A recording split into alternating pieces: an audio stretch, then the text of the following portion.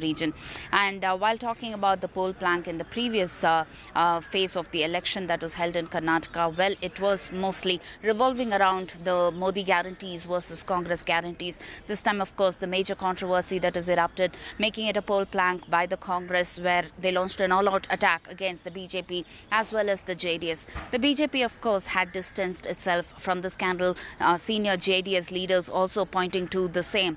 So when you talk of the entire contest between the BJP as well as the Congress there, most of them suggesting that this would definitely not really play a role. But then, well, June 4th will have the answer to that, because this has been one of the subjects that has been dominating every headline, that has been dominating every conversation on the streets of Karnataka as well. While talking about the investigation on one side where the SIT is doing its job, of course, this has definitely become a political flashpoint of sorts. And talking about the voter turnout as well, talking of northern Karnataka region, the voter turnout is definitely much better when compared to the average voter turnout that you see in the urban areas there. So this definitely suggests that people have been coming out to cast their vote, mainly to participate in this entire festival of democracy. And the BJP trying to see if they could repeat what they did in 2019, where they bagged 25 of the 28 seats there. And the Congress, in the meantime, trying to repeat what they did in the assembly election with respect to the Lok Sabha election. Well, definitely a make or break election for both the parties there. Of course, with respect to the JDS there, we'll have to wait and see how this particular controversy would affect the alliance partnership between the BJP as well as the JDS. Right. Pratibha, stay with us. From Karnataka, let me go across to Ratnadeep in the northeast in Assam. Ratnadeep, at the moment, we are seeing 63%. That's the last data that I have in terms of the voter turnout in Assam. We were talking about how delimitation could have some sort of an impact on this particular elections, but is that something that you sense on the ground today? Well, delimitation is definitely an issue for the this phase, the third phase. However, the voter turnout would be much more than what we have the data for 3 p.m. because now, although the voting is officially closed, but here at Amingaon, where from we are reporting, you can see hundreds of people still in the queue.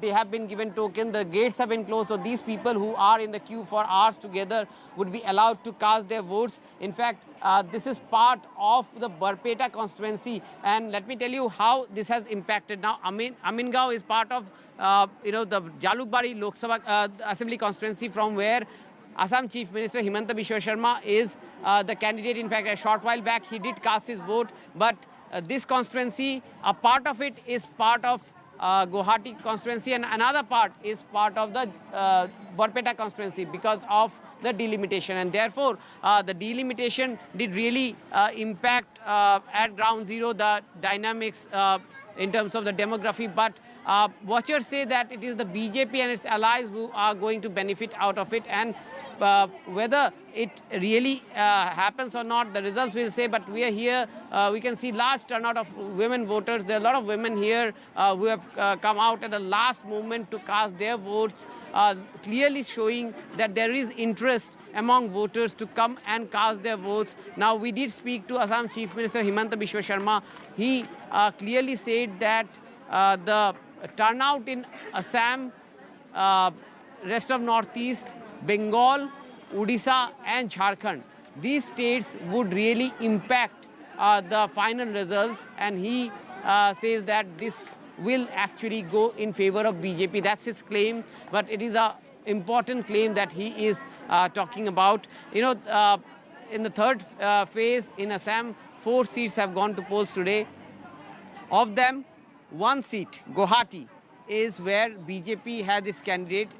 Guwahati is a seat where since 2009, the city and its suburban areas have been electing a woman as its representative. This time also the close fight is between 2 women. But in the other 3 seats, you have BJP allies who are being tested by Congress and India Alliance candidates, and also the Dhubri seat, where Muslims are over 85% voters, and there the fate of AIUDF chief Maulana Badruddin Ajmal is being decided. So therefore, this phase is very important in terms of the final verdict from Northeast and Assam.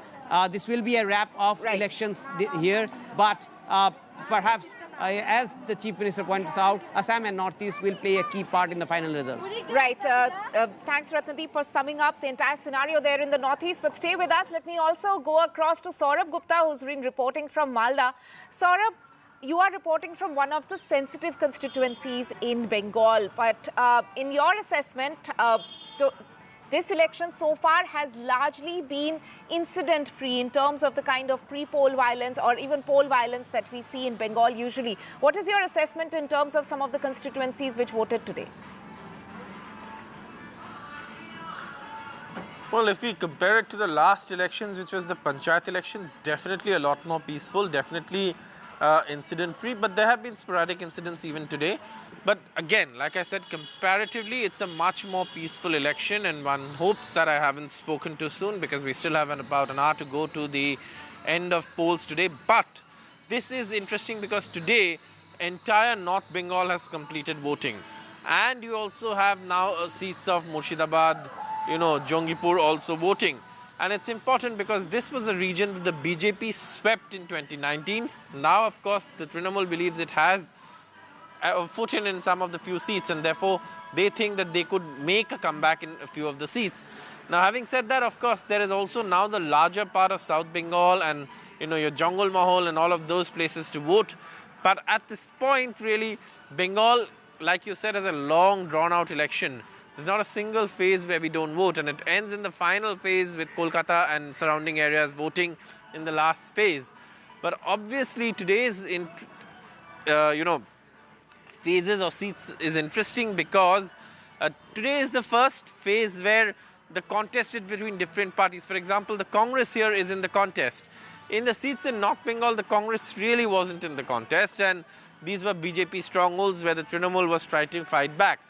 Now you have a Trinamool versus Congress fight in some seats. But again, that is worrying also for both the Congress and the Trinamool, because in some cases, like Mamata Banerjee also has been saying, is that in the cutting of votes of each other, the BJP might actually sail through. So that is, of course, what the BJP is also banking on in several constituencies, because there are constituencies now that are primarily a Trinamool versus Congress fight, at least today's seats like Malda South, where I am. Right. Saurabh, thank you so much for that assessment there from Bengal. But stay with us. I'm also joined by my colleagues Radhika and Jitendra. Radhika in Gandhinagar and Jitendra in Baramati. But before I come to you, Radhika, let me go across to Jitendra first, because Baramati is, of course, being seen as one of the key contests in Maharashtra. Supriya Sule versus Sunetra Pawar in what is being called the Pari War, this time around, the Lok Sabha edition of it, for that matter. Jitendra, if you can tell us, it has been an intense contest in Baramati. Speaking to the voters over, which side do you think has the upper hand, in a sense? Exactly. So the ground reality is that voters too are a bit confused, and since both the candidates are from the Pawar clan, they are confused to which side to vote. And if you'll talk to people around here across Baramati city and rural areas of the constituency, you will get varied replies from them, whom they support or whom they see to be their next member of parliament. But the thing is, here the contest is not just between Sunetra Pawar and Supriya Sule, not just between a daughter and daughter-in-law, but between Sharad Pawar and Ajit Pawar. After split in NCP, this is the first big election where the two parties are contesting, and it will be interesting to see that who is going to hold the sway, because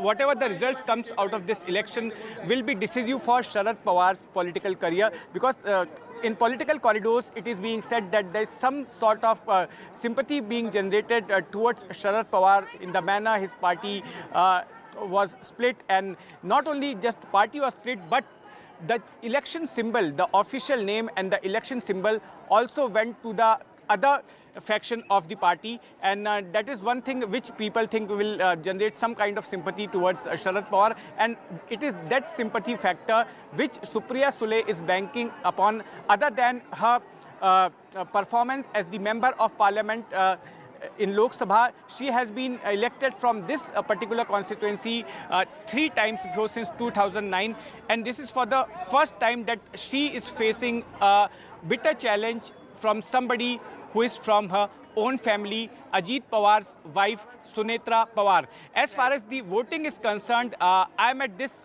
polling booth since morning. It is the same polling booth where Sharad Pawar voted this morning. And in the morning, there was great enthusiasm among voters. Even before the polling started, I had seen that voters had gathered. They had queued up to vote here. But during the afternoon, the voting slowed down and very few number of people were here to vote. But after 4 p.m., again, there has been surge in the number of voters, and possibly Maharashtra is witnessing a heat wave. Today's maximum temperature was 39 degrees Celsius, and this might be one reason that in the afternoon there was very slow voting and very few voters had turned up. But now, as the voting is coming to an end, I can see that numbers of voters are surging up. Right. The last dash for voting there at Varamati in Maharashtra. Jitendra, thanks so much for joining us with that. But stay with us. Let me go across to my colleague Radhika. Radhika, what about you? What do you see around you? And if you can show us as well whether there's a dash for polling booths last minute in Gandhinagar as well. And also, talking about Gujarat, the voter turnout so far till 3 p.m. is around 47%. Now, Gujarat is, of course, a BJP bastion. But any worries for the BJP there in terms of the voter turnout not being so high so far? Yes, the voter turnout is not as high as one would have predicted, 47% till 3 p.m. Let me show you, it is quite empty here. In fact, in the morning we saw people queuing up to vote, but not as much at this point. It's past 5 o'clock. We were expecting more people to turn out, especially in the last 1 hour. But it looks like the voter turnout may not be as much as was expected, predicted. Remember, Prime Minister Modi, Amit Shah cast their vote this morning, along with making an appeal to the voters to come out in large numbers. As far as BJP is concerned, yes, Gujarat is going to poll as far as the 25 seats are concerned. 1 seat already in the kitty of BJP. This is, of course, BJP bastion. Amit Shah, winning from this constituency in the past, in 2019, with a huge margin. He is expecting a bigger margin of win this time. He's talking about a 10 lakh margin and also 5 lakh margin as far as the other 25 seats are concerned. So BJP is sitting comfortably and also confident of a big win. But as far as Congress, the opposition, is concerned, they have, of course, allied with the Aam Aadmi Party. 24 seats being fought by Congress, 2 by the Aam Aadmi Party. So the India bloc factor may sort of weigh in, may benefit. Also, an anti-incumbency sentiment is something that the Congress is hoping for, because in the last 2 elections, 2014, 2019, it had been a clean sweep as far as BJP is concerned in the state of Gujarat. Something similar is what the BJP expecting. Congress trying to want to make a dent. Let me go across to a voter here. You just, came out of the polling booth. You've cast your vote, but not too many people here. So tell me about the issues that you voted for. Actually first of all regarding inflammation, ये यहाँ पे जो महंगाई जो है price सबके बहुत ही ज़्यादा है. जैसे आम जनता जो है, अगर मान लो ग्रॉसरी की आइटम ही ले लो आप, ग्रॉसरी में दिन ब दिन जो बढ़ोतरी होती जा रही है प्राइसेस में, जैसे दाल है, आटा है, जो भी है, उसके प्राइस डेली बेस पे इतने बढ़े जा रहे हैं. एक वो है. दूसरा पॉइंट जो है वो पॉल्यूशन का बहुत ही हाई है इधर, तो पॉल्यूशन पे भी वर्क करने की ज़रूरत है. जो भी सरकार है वो पॉल्यूशन पे भी वर्क करे. इसकी वजह से अभी गर्मी इतनी बढ़ी जा रही है. जैसे अहमदाबाद में जैसे सेकंड नंबर पे आ रहा है, जैसे दिल्ली है पॉल्यूटेड सिटी, ऐसे अहमदाबाद भी ऐसे सेकंड नंबर पे आ रहा है. तो उस पर भी वर्क करने की ज़रूरत है. थर्ड वन जो है एजुकेशन फील्ड में, तो अभी एजुकेशन में भी बहुत, अगर जो अमित शाह आते हैं तो विल ट्राई कि भी एजुकेशन पे कुछ न कुछ वर्क करें. All right. Thank you, ma'am. Thank you. Okay, so interesting, reactions, comments coming in as far as the issues are concerned. She's speaking about education, she's speaking about pollution and inflation. Of course, these are some of the issues that the voters are talking about, but not so much As far as the turnout is concerned, not as much as we expected. But yes, Gujarat going, 25 seats going to polls as far as Gujarat is concerned. BJP confident of a victory. Congress are trying hard to sort of make a comeback. Right. I thank all my colleagues there, Radhika, Saurabh, Ratnadeep, Pratibha, Jitendra, for joining me on this broadcast as the voting, it's the last dash for voting, actually. Few booths, people are still voting there. And we'll, of course, keep getting all updates on the elections. That will continue on the show. But for now, we'll slip into a short break. Stay with us.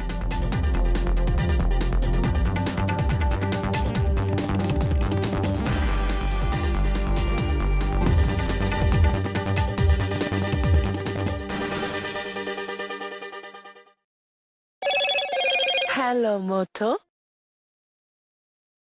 Motorola, India's best 5G smartphone brand.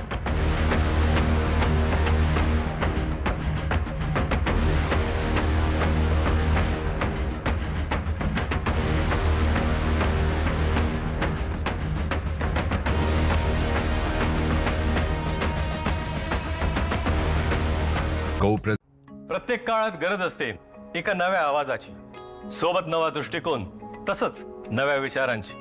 असा आवाज जो मोठमोठ्या मुद्द्यांमध्ये हरवणार नाही आणि मातीतले मुद्दे मांडायला कधी विसरणार नाही. पत्रकारितेतील हाच नवीन आवाज घेऊन येत आहोत तुमच्यासाठी आम्ही NDTV मराठी. आमचा हा आवाज आरडाओरड करणारा नसेल, तर तिखट प्रश्नांनी कशाला कोरड पाडणारा असेल. हा आवाज तेच सांगेल जे प्रत्यक्षात घडलंय आणि महाराष्ट्राच्या मनात नक्की काय काय दडलंय. या आवाजात निडरपणा आहे, सह्याद्रीचा कडा आहे, मराठी बाणा आहे. पूर्ण पडताळल्यानंतरच सत्य सांगेल हा आवाज. आणि केवळ आजचाच नाही तर भविष्याचाही वेध घेईल हा आवाज. नव्या महाराष्ट्राचा नवा आवाज NDTV Marathi.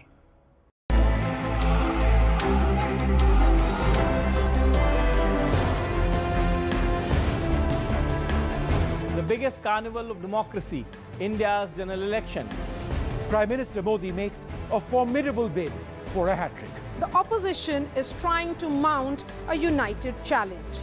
And the southern parties are standing their ground. As battle lines are drawn, Join us on an exciting journey on the road to 2024. Indian elections, a festival like no other. And NDTV covers elections like no other. When India votes, you can count on us.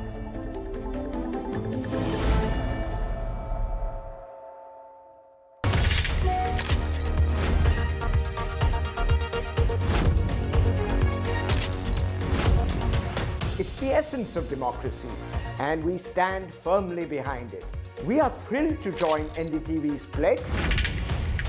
It's the world's biggest festival of the power of a vote and the power of a citizen. It is a day we must answer our call to duty as citizens of India.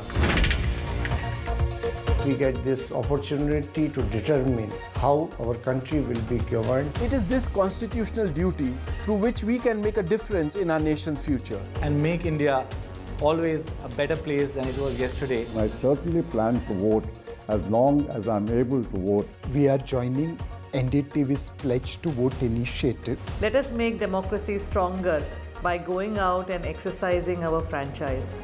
Jai Hind.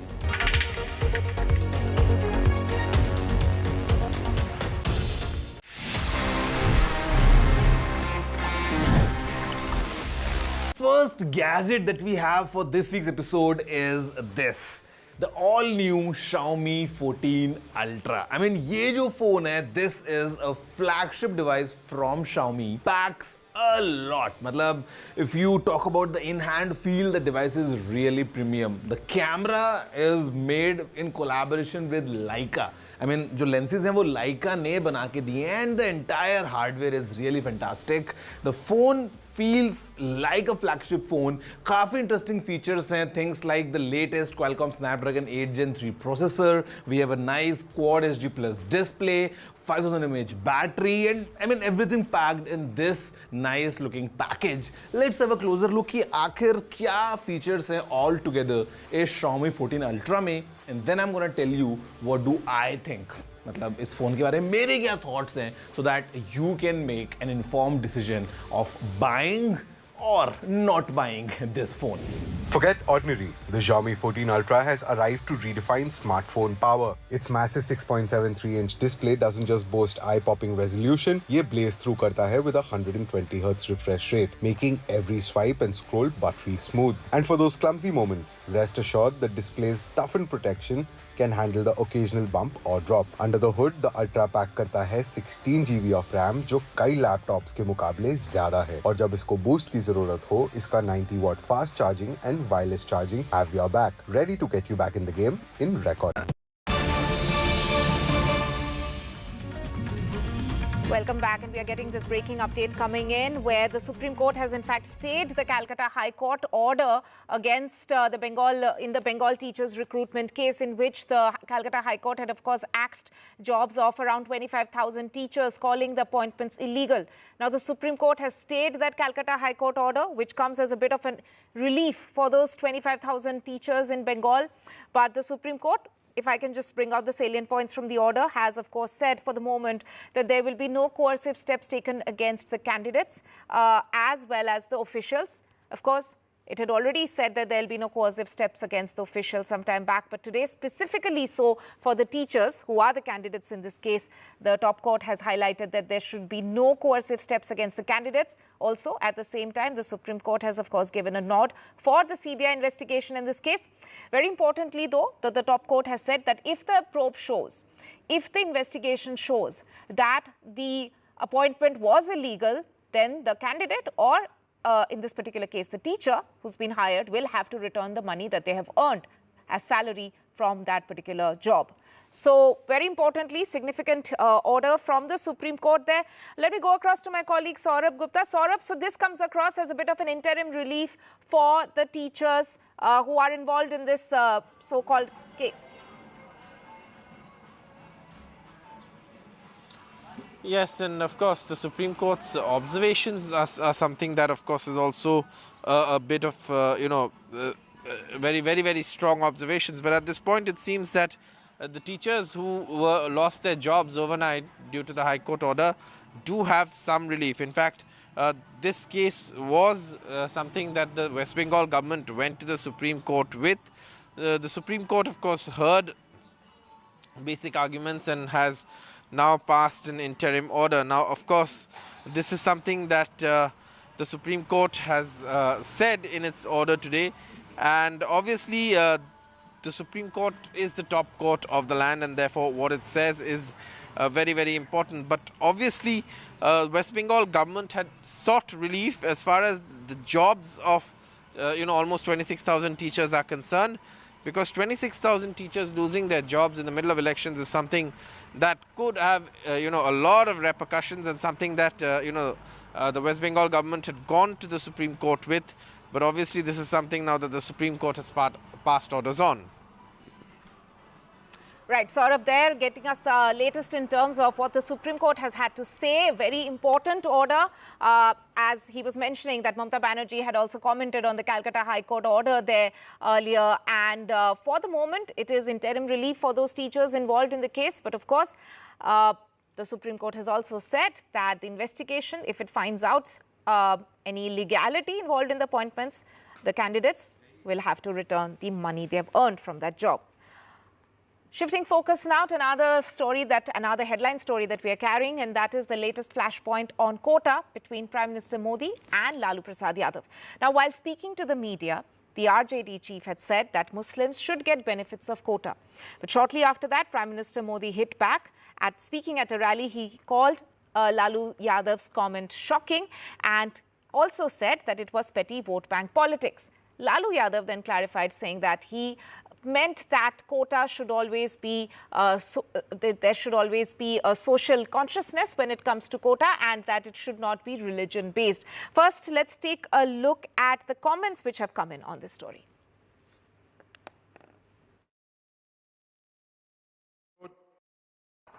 इंडी गठबंधन के एक बहुत बड़े चेहरे ने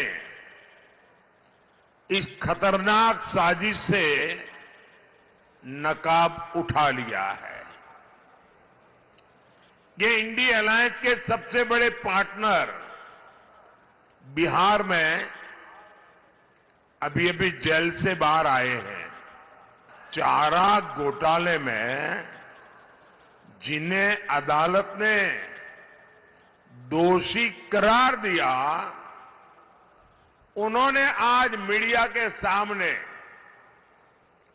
साफ साफ कहा है कि इंडी गठबंधन की सरकार आई तो देश में मुसलमानों को आरक्षण देंगे, और सिर्फ आरक्षण देंगे इतना ही नहीं, बल्कि पूरा का पूरा आरक्षण देंगे। प्रधानमंत्री जब आते हैं ये कहते हैं कि लालू जी कांग्रेस आएंगे साथ में तो वो लोग धर्म के आधार पर आरक्षण देंगे और सबका जमीन ले लेंगे, संपत्ति ले लेंगे। आरक्षण के पक्षधर है ना, वो तो संविधान को ख़त्म करना चाहते हैं, लोकतंत्र को ख़त्म करना चाहते हैं। ये इस बात को जनता के जहन में सारी बात आ गई है कि इस तरह की बात बदल कह रहे हैं कि मुसलमानों को आप लोग आरक्षण दे रहे हैं, ओबीसी का लेकर मुसलमानों को दे रहे हैं। रिजर्वेशन तो मिलना चाहिए मुसलमानों को पूरा। मंडल कमीशन मैंने लागू किया था। अब आरक्षण सामाजिक आधार होता है, धर्म आधार नहीं होता है। अटल बिहारी वाजपेयी जी ने संविधान समीक्षा आयोग बना दिया था, और ये लोग यही चाहते हैं ये लोग कि ये जो थर्ड फेज का जो चुनाव हो रहा है पूरा खुजली इनको खुजला रहा दे इनका, और हम थर्ड फेज में हम काफ़ी हमारे पक्ष में रिपोर्ट आ रहा है हमारे गठबंधन का, हम जीतेंगे। 400 पार वाला बात है लोग का हमेशा। 400 पार का बात मतलब ये साइकोलॉजिकल एक असर देने के लिए लोगों के दिमाग में कि अरे यही जीतेगा। कहाँ से जीतेगा ये? 200 भी पार नहीं हो रहे हैं। I'm joined by my colleague Prabhakar for more on this. Prabhakar, we haven't really seen Lalu Yadav commenting so much in this election, but this particular comment and the clarification which comes soon after that, would you call it a strategy or a slip-up? No, it's not a slip off. It's completely a strategy. Lalu Prasad Yadav gave this statement sitting in the comfort of his house at Patna, and he made a statement of this. He called up the agencies and made a statement of this. So this is a well thought of strategy. From what I gather and from how I see, this actually is to consolidate his already targeted vote bank, the Muslims or minorities, I would say. But the way it has been lapped up by BJP, and none other than the Prime Minister himself has started taking Lalu's name from the public dais. What we see in Maharashtra today, saw in the Maharashtra today, the way from Ahmednagar dais, the Prime Minister was taking Lalu Prasad Yadav's name, the way he was attacking him, and way they are actually sending out a message that here is a leader from the India Alliance who is saying that the OBCs, the SCs, the STs, they will be deprived of their reservation, and that entire reservation quota would be given to the minorities, the Muslims. So this is a messaging game basically. We are in the middle of the election campaign. So Lalu Prasad Yadav played his card, and that has been lapped up by BJP, by the Prime Minister Narendra Modi, and the way he's playing it out, you'll see from tomorrow onwards how BJP actually blows up this issue, because I believe that for the coming 4 phases, this would be the issue where the BJP would fight the elections on. They would be hitting India Alliance, they would be hitting Lalu Prasad Yadav, and they will be hitting this entire alliance on this issue. They will be sending out a message to people that the India Alliance is here to actually snatch away the reservation from the OBCs, from SC/ST, and give that to minorities. How it will play among people, that will be very interesting to watch. Right, and clearly a strategy there. As for Prabhakar, on this particular comment by Lalu Prasad Yadav, thank you so much for joining us on this developing story. For the moment, we'll slip into a short break at this point. More news and updates on the other side. Stay tuned.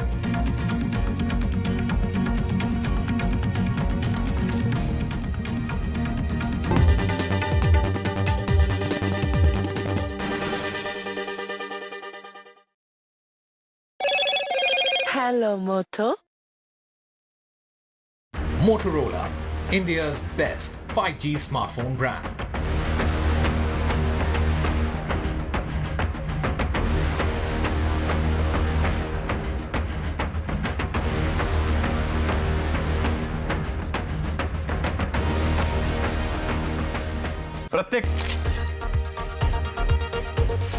Hello everyone. I urge each one of you to exercise your right to vote. Your voice matters and all our votes shape our collective future. Let us make democracy stronger by going out and exercising our franchise. Jai Hind.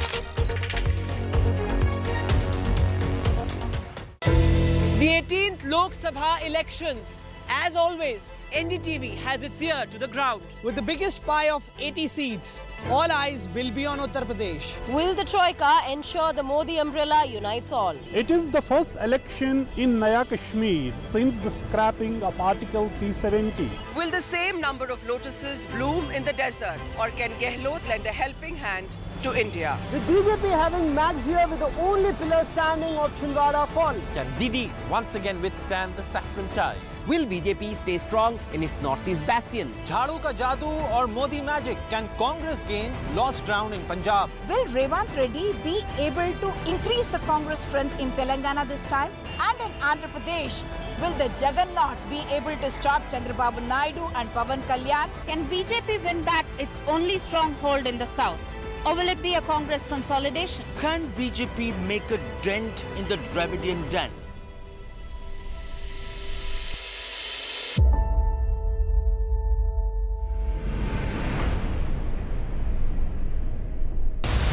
The 2024 Lok Sabha polls are crucial for the future of this country. Having covered elections for 35 years, I hope to cut through the cacophony of a long, hot summer campaign and help to understand and decode the issues, the challenges, and finally, the outcome.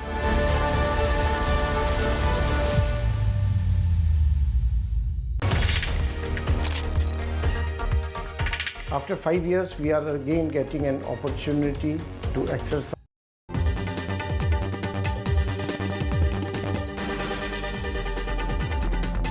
Welcome back. Now we continue to get you big faces who are in the fray in the elections, in the phase 3 of elections today. And one of them, of course, is Jyotiraditya Scindia, who's seeking re-election from Guna.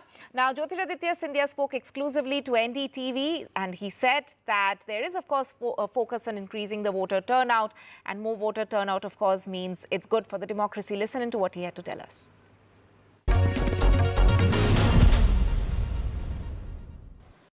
केंद्रीय मंत्री ज्योतिरादित्य सिंधिया लगातार सुबह से booth booth का निरीक्षण कर रहे हैं। फिलहाल जो उनकी कॉन्स्टिट्यूएंसी है गुना लोकसभा, यहाँ पर जो है वो पहुंचे हुए हैं और यहाँ पर बूथ बूथ का वो निरीक्षण कर रहे हैं। हमारे साथ मंत्री जी खुद मौजूद हैं। बिल्कुल सर, लगातार मैं देख रही हूँ आप सुबह से निकले हुए हैं सर, अलग अलग जगहों पर पहुँच रहे हैं, निरीक्षण आप कर रहे हैं। किस तरह का मतदान प्रतिशत इस बार देख रहे हैं? हमारी यही कोशिश है कि जो दोनों चुनाव आयोग का संकल्प है और प्रधानमंत्री जी का भी निर्देश है कि देश में मतदान का प्रतिशत बढ़ना चाहिए। भारत विश्व का सबसे बड़ा प्रजातंत्र है। जितना मतदान बढ़ेगा उतनी ज़्यादा मजबूत हमारी प्रजातंत्र बनेगी। और जो रुझान निकल रहे हैं, अभी जल्दी है कहने के लिए क्योंकि अभी केवल 1:45 बजे हैं, पर मुझे लगता है कि शायद अगर भगवान का आशीर्वाद रहे तो इस फेज़ में पिछले 2 फेज़ों से मतदान ज़्यादा अच्छा होगा। गुना में भी काफ़ी अच्छा मतदान हुआ है सर, आप खुद बूथ बूथ पहुंचकर निरीक्षण कर रहे हैं, आपको लगता है कि जनता में उत्साह है इस बार? मैं मानता हूं कि जनता में बहुत उत्साह है। जनता प्रजातंत्र के चुनाव को अपना एक पर्व मानती है और उस पर्व में पूर्ण रूप से शामिल होती है। और मैं नतमस्तक हूँ जनता के समक्ष कि अच्छे तादाद में मतदाता बाहर आ रहे हैं। बस एक सवाल सर, इस इलेक्शंस में हमने कई रंग आपके देखे, आप थिरकते हुए नजर आए, गाते हुए नजर आए और जनता के बीच में हर तरीके से आप गए हैं। जनता का प्यार इस बार क्या मिल रहा है आपको? पूर्ण रूप से मैं मानता हूं कि जनता का आशीर्वाद रहे, यही मनोकामना है। मेरे लिए सभी का आशीर्वाद भगवान के आशीर्वाद जैसा ही है और जीवन की सबसे बड़ी पूंजी है। कांग्रेस और इंडिया अलायंस कहीं नहीं टिक रही है। मुझे नहीं लगता कि कांग्रेस और इंडिया अलायंस कहीं देश में टिक रही है। ठीक है, देखिए हमारे साथ केंद्रीय मंत्री ज्योतिरादित्य सिंधिया मौजूद थे और उन्होंने कहा है कि देश में कांग्रेस कहीं भी नहीं टिक रही है और यहाँ पर उन्होंने जो है करारा हमला बोला है कांग्रेस पर। हालांकि ज्योतिरादित्य सिंधिया जो है वो लगातार बूथ बूथ पर निरीक्षण कर रहे हैं, वहाँ की व्यवस्थाओं को देख रहे हैं और ये सुनिश्चित कर रहे हैं कि मतदान प्रतिशत अच्छा हो और कहीं ना कहीं यही अपना दायित्व निभाते हुए बतौर प्रत्याशी भी वो खुद ही नजर आ रहे हैं। गुना से कैमरा पर्सन राजू बाथम के साथ Amritanshi Joshi, NDTV।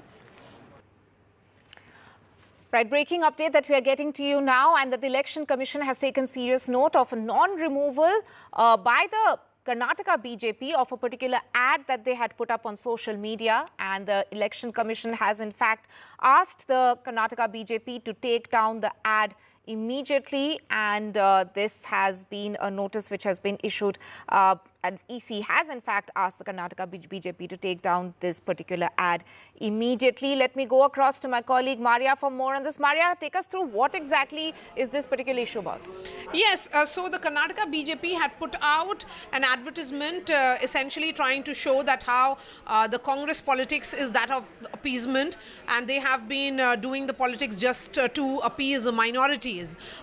It was certainly in bad taste and would be seen as bordering, or many would say having the tone and tonality of divisiveness as well. So now the Election Commission has asked X and has written to the nodal officer of X to take down that advertisement, saying that it's a violation of a model code of conduct and that it's violative of the existing legal framework as well. To be specific, in fact, it goes on to say that an FIR has been filed already in this, and an FIR of that nature has been enclosed in this order of the Election Commission, and they say that it is objectionable as per multiple sections of the Information Technology Act and the Digital Media Ethics Act, and hence an action should be taken, and that ad must be brought down by X immediately.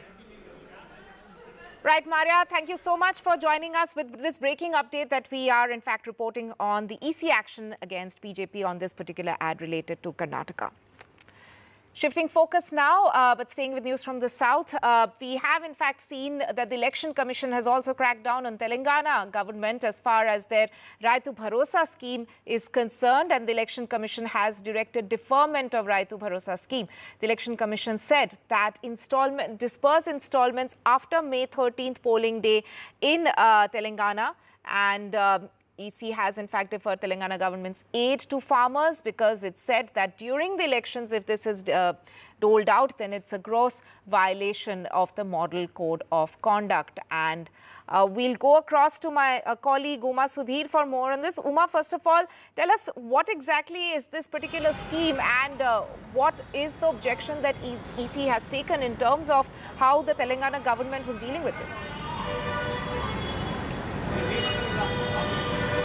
So Raitu Bharosa is a direct benefit transfer scheme, and it is a Congress version of what was called the Raitu Bandhu in the BRS government times, and this is something that the government pays out as 10,000 rupees per acre per year to every farmer, and the Congress, when it came to power, enhanced that to 15,000 rupees, not just for the landed farmers but also for those who are tenant farmers, meaning they take land on rent and do it.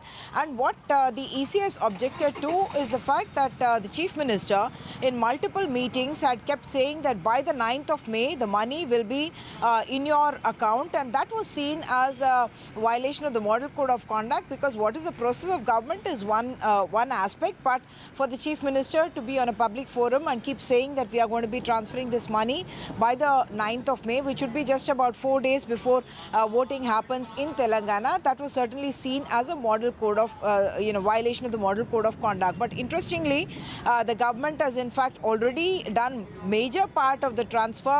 There are about almost 69 lakh farmers in Telangana who would receive the transfer, and I have figures with me which show that the transfers have started happening from the 6th of May onwards, and and today is of course the 7th. He had said by the 9th, and therefore the disbursement has already happened. Money comes into the accounts, and therefore the positive sentiment, I guess, in the farmers' families regarding the government or the Congress party. That's what the ruling party would be hoping. Thank you so much for joining us with that. Now, taking a firm stand on the issue of misleading advertisements, the Supreme Court has said that celebrities and social media influencers are equally liable if the commercial or for the product or service featuring them is found to be deceptive. During its hearing in the Patanjali Ayurveda misleading advertisements case, in which it also pulled up the IMA earlier in the day, the court said that broadcasters will have to file a self-declaration form before carrying any advertisements, stating that the commercials have to comply with the relevant rules. Supreme Court bench referred to the guidelines for prevention of misleading advertisements and endorsements for misleading of 2022 and pointed out that Guideline 13 requires a person to have enough information or experience about the product or service he or she is endorsing. For more on this, let me go across to my colleague Ishika. Ishika, this is very important in terms of how, several times if there is an issue, celebrities distance themselves from a particular product. But this observation from the Supreme Court during the Patanjali hearing has clearly laid out that even the celebs are to be held responsible if they are promoting a product which is found to be deceptive, or an ad which is found to be deceptive rather. Well, yes, certainly, very important observation by the Supreme Court during the Patanjali hearing matter. Now, where in fact the Supreme Court has said that the celebrities and the social media influencers who in fact endorse this deceptive products, they are equally liable. Now, in fact, Supreme Court said that, there should be in fact a self-declaration form that should be in fact filled and signed by the broadcasters before in fact airing any advertisement, and this would this would assure that their advertisement is following all the rules and the regulations. Now, in fact, certainly, Supreme Court has said that, whenever there is any misleading advertisement, and as you rightly pointed out, we did see how in many instances the celebrities have distanced themselves, but now Supreme Court saying that they are equally liable. So certainly, very important observation that has now come, and we'll have to wait and watch as to regarding the self-declaration form, how it will be, how it will be made to happen in the coming few days. Over to you. Thank you so much for getting us the updates from Supreme Court on this matter. Now, the ED, in fact, continued their searches at 5 locations as far as in continuation of the raids that they did in Jharkhand yesterday. Now, today, around 1.5 crore was recovered from Rajiv Kumar Singh, a contractor.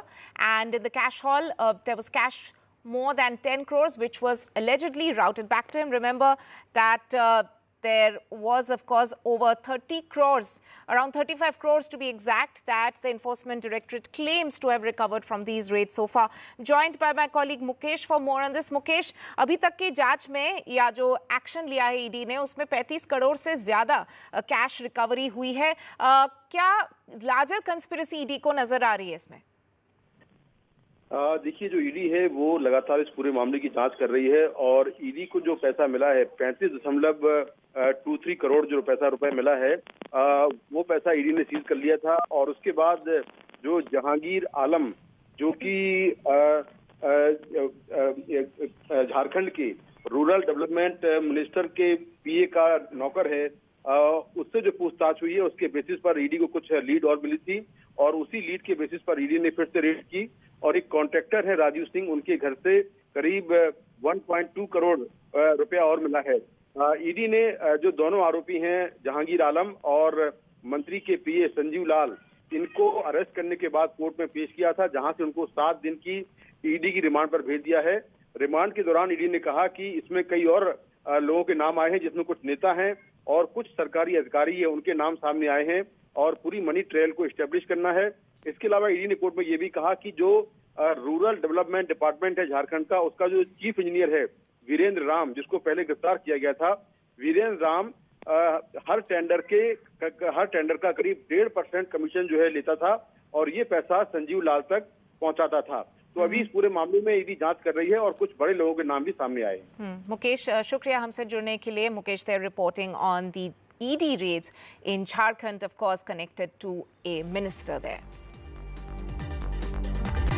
Right, and that's a wrap from my side for now, but news and updates will continue right here on NDTV.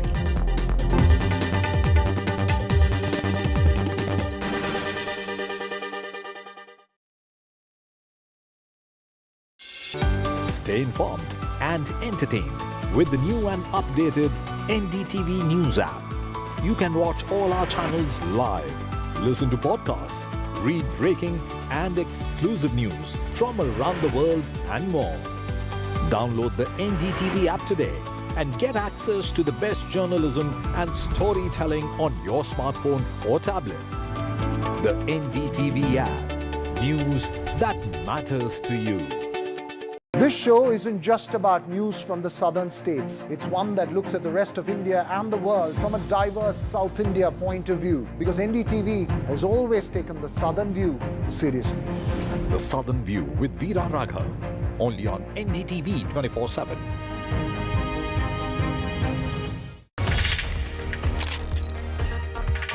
I do hope all of you are going to go out and cast your vote, and especially the youth of the country. And the youth and the corporate citizens, people who work in our urban centers and companies. You know, we are the, in many ways, we actually are the generation which is going to build the country. So I do hope all of you get out and vote. It is not just our responsibility, but it's also our core participation in building the future country of our dreams. And I am today pledging to vote. My vote is in Punjab on 1st June. So I'm pledging here to vote, and I do hope all of you do the same. So I'm going to just sign this pledge to vote.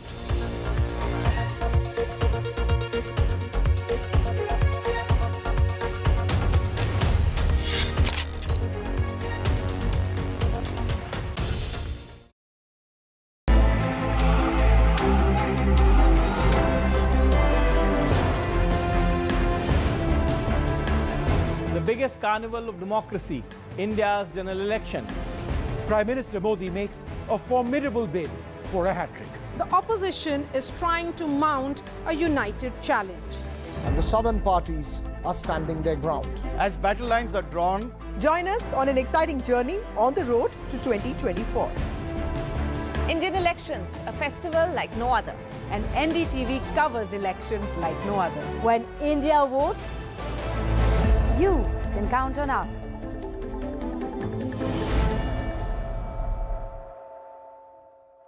प्रत्येक काळात गरज असते एका नव्या आवाजाची, सोबत नवा दृष्टिकोन, तसंच नव्या विचारांची. असा आवाज जो मोठमोठ्या मुद्द्यांमध्ये हरवणार नाही आणि मातीतले मुद्दे मांडायला कधी विसरणार नाही. पत्रकारितेतील हाच नवीन आवाज घेऊन येत आहोत तुमच्यासाठी आम्ही एनडीटीव्ही मराठी.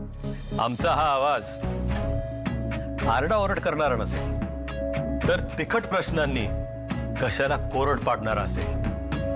हा आवाज तेच सांगेल जे प्रत्यक्षात घडलंय आणि महाराष्ट्राच्या मनात नक्की काय काय दडलंय. या आवाजात निडरपणा आहे, सह्याद्रीचा कडा आहे, मराठी बाणा आहे. पूर्ण पडताळल्यानंतरच सत्य सांगेल हा आवाज, आणि केवळ आजचाच नाही तर भविष्याचाही वेध घेईल हा आवाज. नव्या महाराष्ट्राचा नवा आवाज एनडीटीवी मराठी. दुनिया के सबसे बड़े लोकतंत्र का वो चुनाव जो देश और दुनिया को बदलने की ताकत रखता है. सरकार बनाएंगे करीब 100 करोड़ लोग, जिससे तय होंगे PM policy.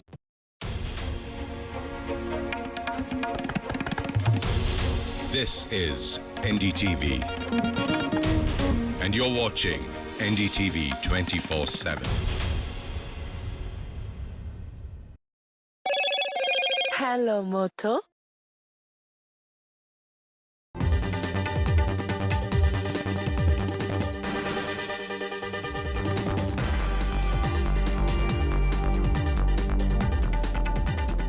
Very good evening and welcome to NDTV. I am Ankit Tyagi.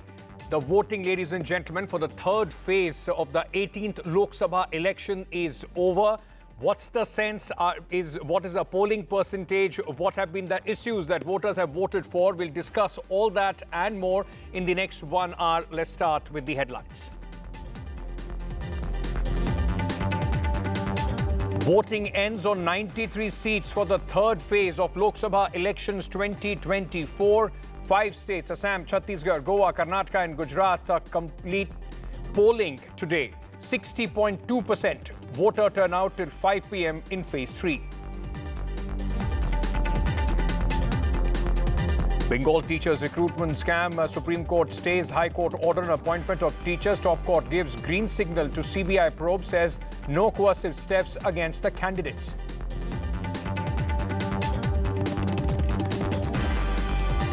Blue corner notice against Prajwal Revanna. Interpol notice against former Prime Minister H.D. Deve Gowda's grandson and sitting MP from Hassan. A week since the case, JDS MP is still on the run.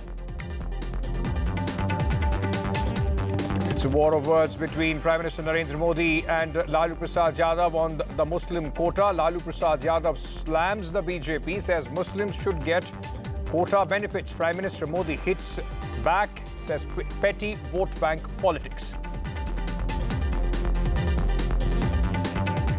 Election Commission says gross model code of conduct violation by Telangana Chief Minister by announcing disbursement under Raitu Bharosa scheme, orders deferment till elections. In Salman Khan firing case, 5th accused has been arrested and produced in the court. Mumbai police has sought custody.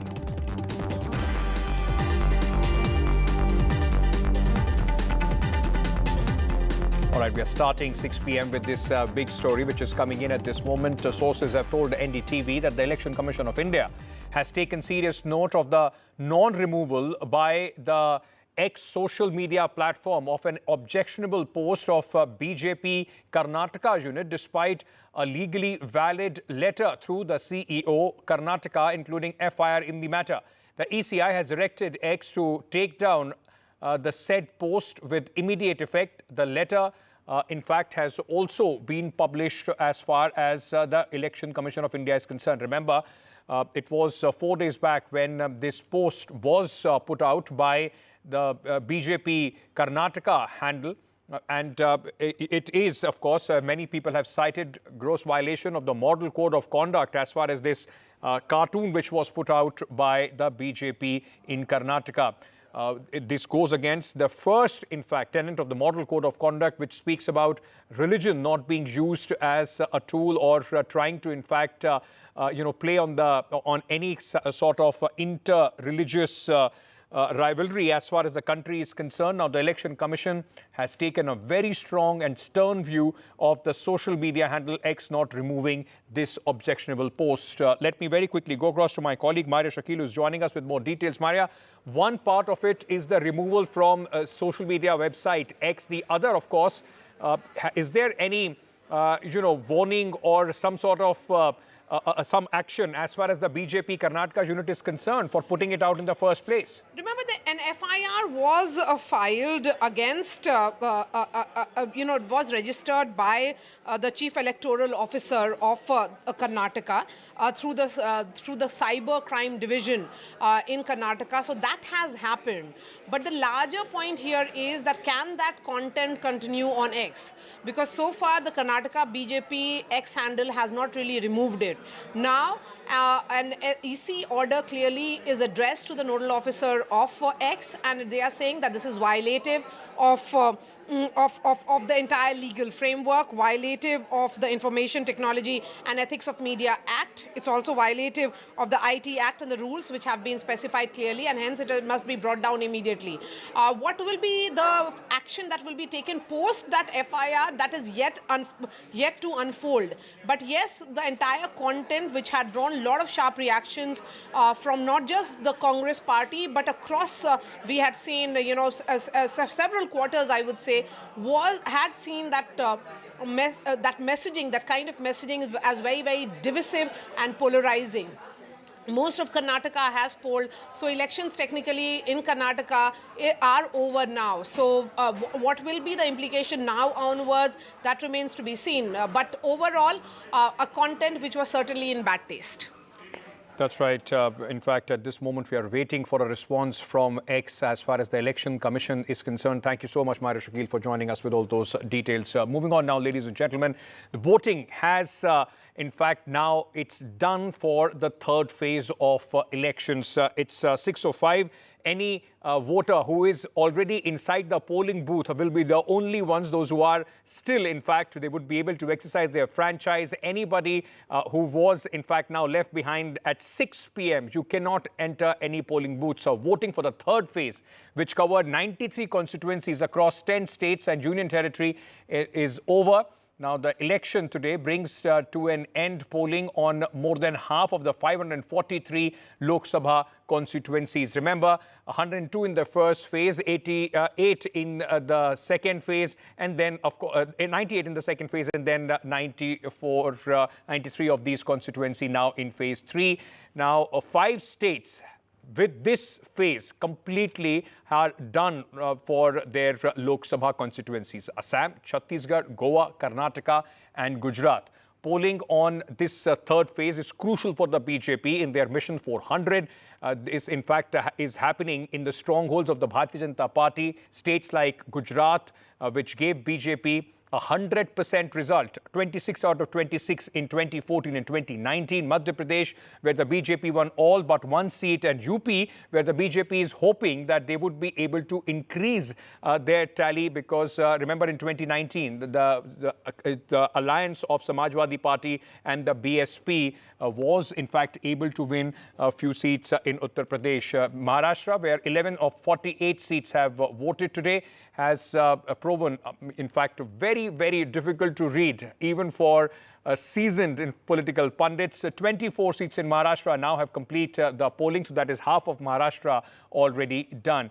Gujarat so far has registered 47% polling percentage voting. Maharashtra 42.6, MP 54.1, Assam 63.1, Karnataka 54.2, Uttar Pradesh 46.8 and Bengal 63.1. This is till 3 p.m. in various states. Till 5 p.m. what we know at this moment that the voting percentage across the country is about 60%. Overall, ladies and gentlemen, remember 60.2% till 5 p.m. In 2019, in fact, the polling percentage was about just over 66%. Let me now, we have the latest numbers of 5 p.m. for various states. Assam has, in fact, gone to 74.9%. Bihar, 56% voting. So less voting so far in Bihar compared to Chhattisgarh, which is 66.9%. High voting percentage and turnout in Goa, good to see there, 72.5%. Again, low voting in Gujarat, 55.2%. Karnataka, 66.1%. Maharashtra, 53.4%. Madhya Pradesh, 62.3%. Uttar Pradesh, 55.1%. And West Bengal, high voting percentage, 73.9%, almost 74% voting there in West Bengal as well. This is at least, it seems that the trend is encouraging if you compare it to phase 1 and phase 2, which saw a decline in the polling percentage. There were some big faces also, ladies and gentlemen, those who are in the fray in this phase. Amit Shah from Gandhinagar, the Home Minister. Mansukh Mandavia, another minister from Porbandar in Gujarat. Jyotiraditya Scindia fighting his first election on the Bharatiya Janata Party ticket from Guna. Digvijay Singh, former Chief Minister, Congress veteran, and from Rajgarh, it's joining Guna. Shivraj Singh Chauhan from Vidisha. He is, in fact, back after almost 20 years in the Lok Sabha fray. Dimple Yadav, her battle to try and save the family bastion of Mainpuri. Anand Gite from Raigarh, Supriya Sule. This is the most watched, in fact, constituency in Maharashtra. Baramati, Supriya Sule against Ajit Pawar's wife and Sunitra Pawar. Also, and Badruddin Najmal from AIUDF in Assam, Prahlad Joshi, the minister in Karnataka. So a lot of big faces, their fate has also been sealed as far as this voting is concerned. Let me bring in my colleagues, Tanishq Punjabi, who is joining us from Mainpuri in Uttar Pradesh. Saurabh Gupta is joining us from Malda in West Bengal. We'll also, in fact, go across to Pratibha in Karnataka. And we also has Aishwarya, who is joining us from Gwalior to tell us about the hot seat of Guna. Tanishq, coming to you first. Uttar Pradesh, in comparison to the other states, has seen less voting. The voting has ended. There will be few voters inside the polling booths. What has been the trend, and what are you picking up from various quarters, specifically talking about the Mainpuri seat?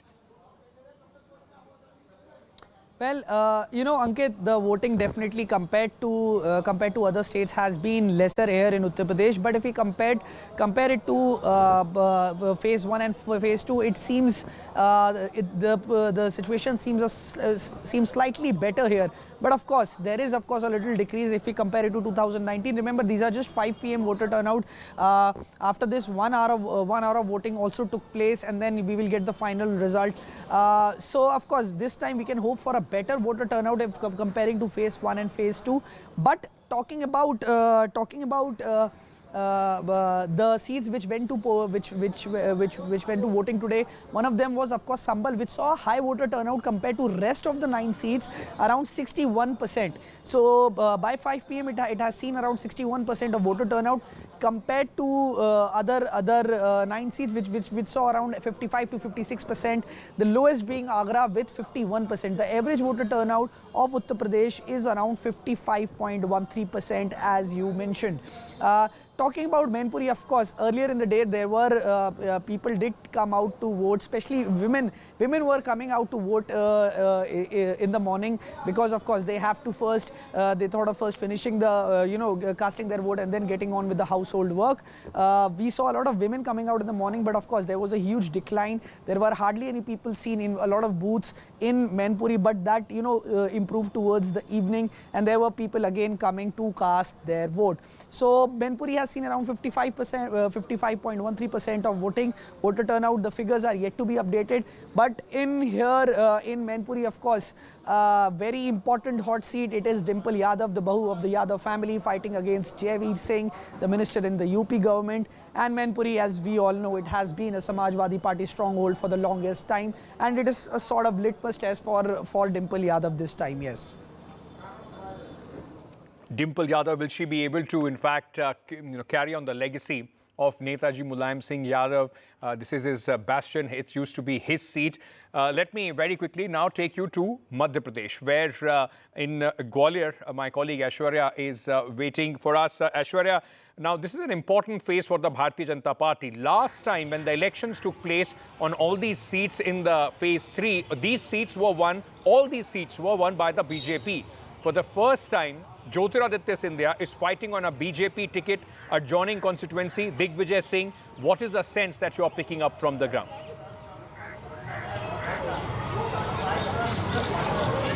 Well, Ankit, all day it was super heat.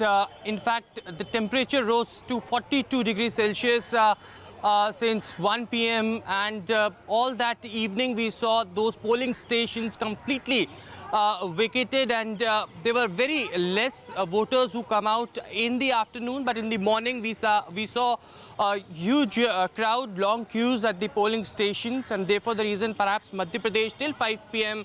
had casted almost 62% of the voting turnout. Interestingly, in Rajgarh, where Digvijay Singh was one of the contender this time against Rodmal Nagar, who was a two-time MP, it was 72% till 5 p.m. Very high turnout there, and the lowest went in Bhind till 5 p.m. We got to know that only 50% of voting turnout was done. Interestingly, if we talk about Guna constituency, Jyotiraditya Scindia usually votes early in the morning. He goes to his constituency later in a day, but today, this time when he was contesting from Bharatiya Janata Party for the very first time, As I mentioned, interestingly, he went to his constituency for the whole day. He travelled almost 250 kilometers in and out, Guna, Shivpuri, Ashoknagar constituency, oversee the entire polling preparedness, and later in the evening at around 5:30, just half an hour back at the polling station where I am, casted his vote and stated that this time in phase 3, we are witnessing a higher percentage as compared to phase 1 and phase 2. So, he was happy with people coming out to vote, but this high percentage, where will it swing? It's something that remains to be seen. But as we mentioned, for Madhya Pradesh, it is just not Jyotiraj Scindia high-profile face or Digvijay Singh, but Shivraj Singh Chauhan, again, former Chief Minister of Madhya Pradesh, contesting in the Lok Sabha constituency, and there as well a high percentage of voter turnout was seen. Of course, there were local issues as well, but when we spoke to, by and large, the voters out here in Gwalior, Chambal region, they clearly said that development is something that they are looking forward. National agenda is something that is on their minds, and local, for the local agendas, they will vote in assembly. So that's what somewhere was in the mind of the voters. But in Gwalior, of course, both the candidates who were contesting from Bharatiya Janata Party or the Congress are the losing, losing candidates from the assembly polls which recently held in Gwalior. So it would be very interesting to see which way the Gwalior Chambal region will swing this time as well. Absolutely. Completely on the side of the Bharatiya Janata Party, or whether Congress will open their account. We'll have to wait and see when the last vote is counted on the day of the results. That is on June 4th, when the EVMs open, and with that we'll only know who in fact has an upper hand. Saurabh is in West Bengal. 4 seats of West Bengal polling today. Saurabh, for the BJP, they would be looking at making some gains, because last time out of these 4 seats, they lost 3. For Mamata Banerjee, the task, and for also the Congress, because there is 1 seat that the Congress party won in 2019, they would be hoping to retain what they at least had in the last election. That's right. Very crucial for the Congress party more so to retain what it had in the last election, because remember, they just won 2 seats, one of which went to polls today. And that, of course, is the seat of Malda South, where I am currently. And now, obviously, this has been a tough contest even in Malda South.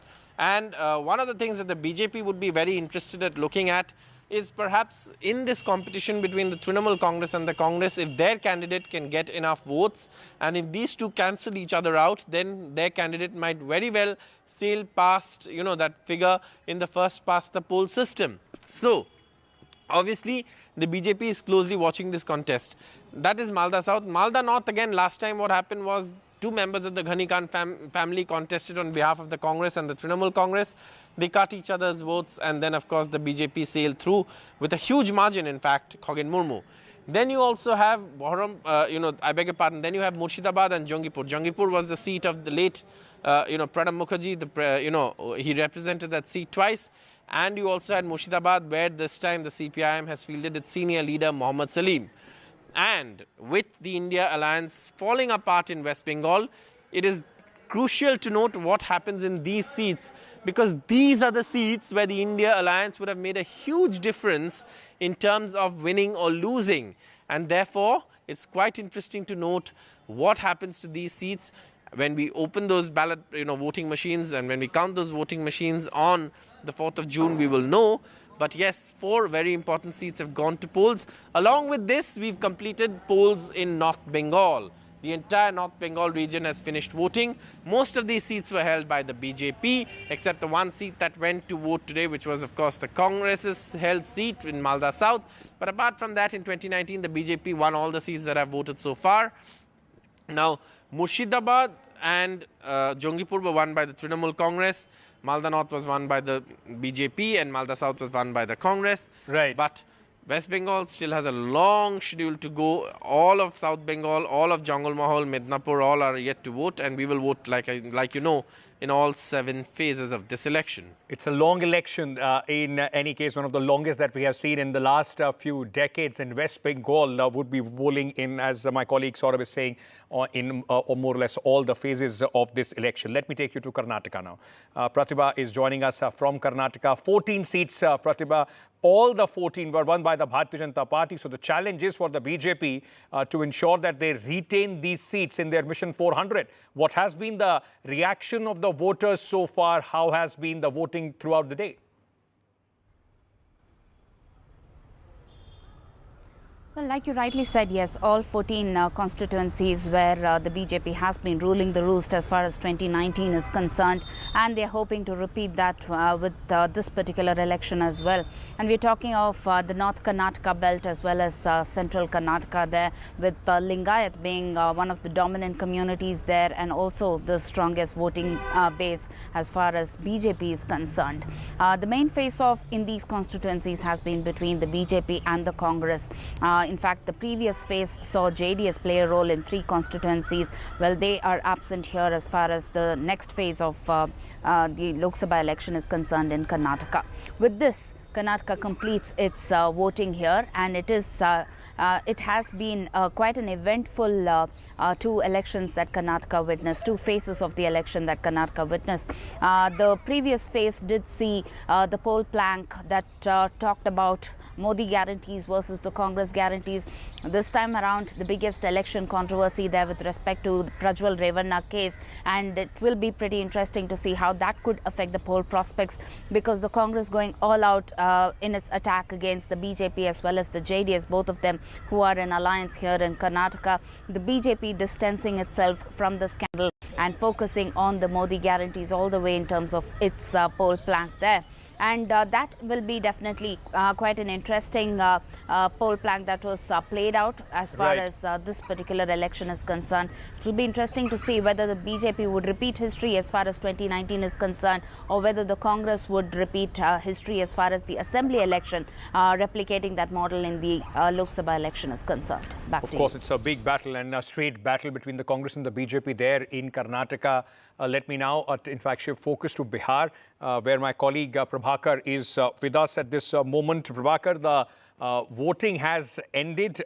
I believe you're standing outside a polling booth. People, those who are inside, those who are able to enter before 6 p.m. are the only ones, those who are allowed to vote at this moment. But in Bihar, an interesting battle. All 5 seats which have gone to polls in this phase were won by the BJP. What's the sense that you're picking up from the ground? See, there's a very interesting dynamics playing out here. The 5 Lok Sabha seats which actually went to polls today, they fall in the Kosi and the Mithilanchal region of Bihar. Right from Supaul, Araria and Madhepura, they're in the Kosi region, while Jhanjharpur and Khagaria happens to be in the Mithilanchal region.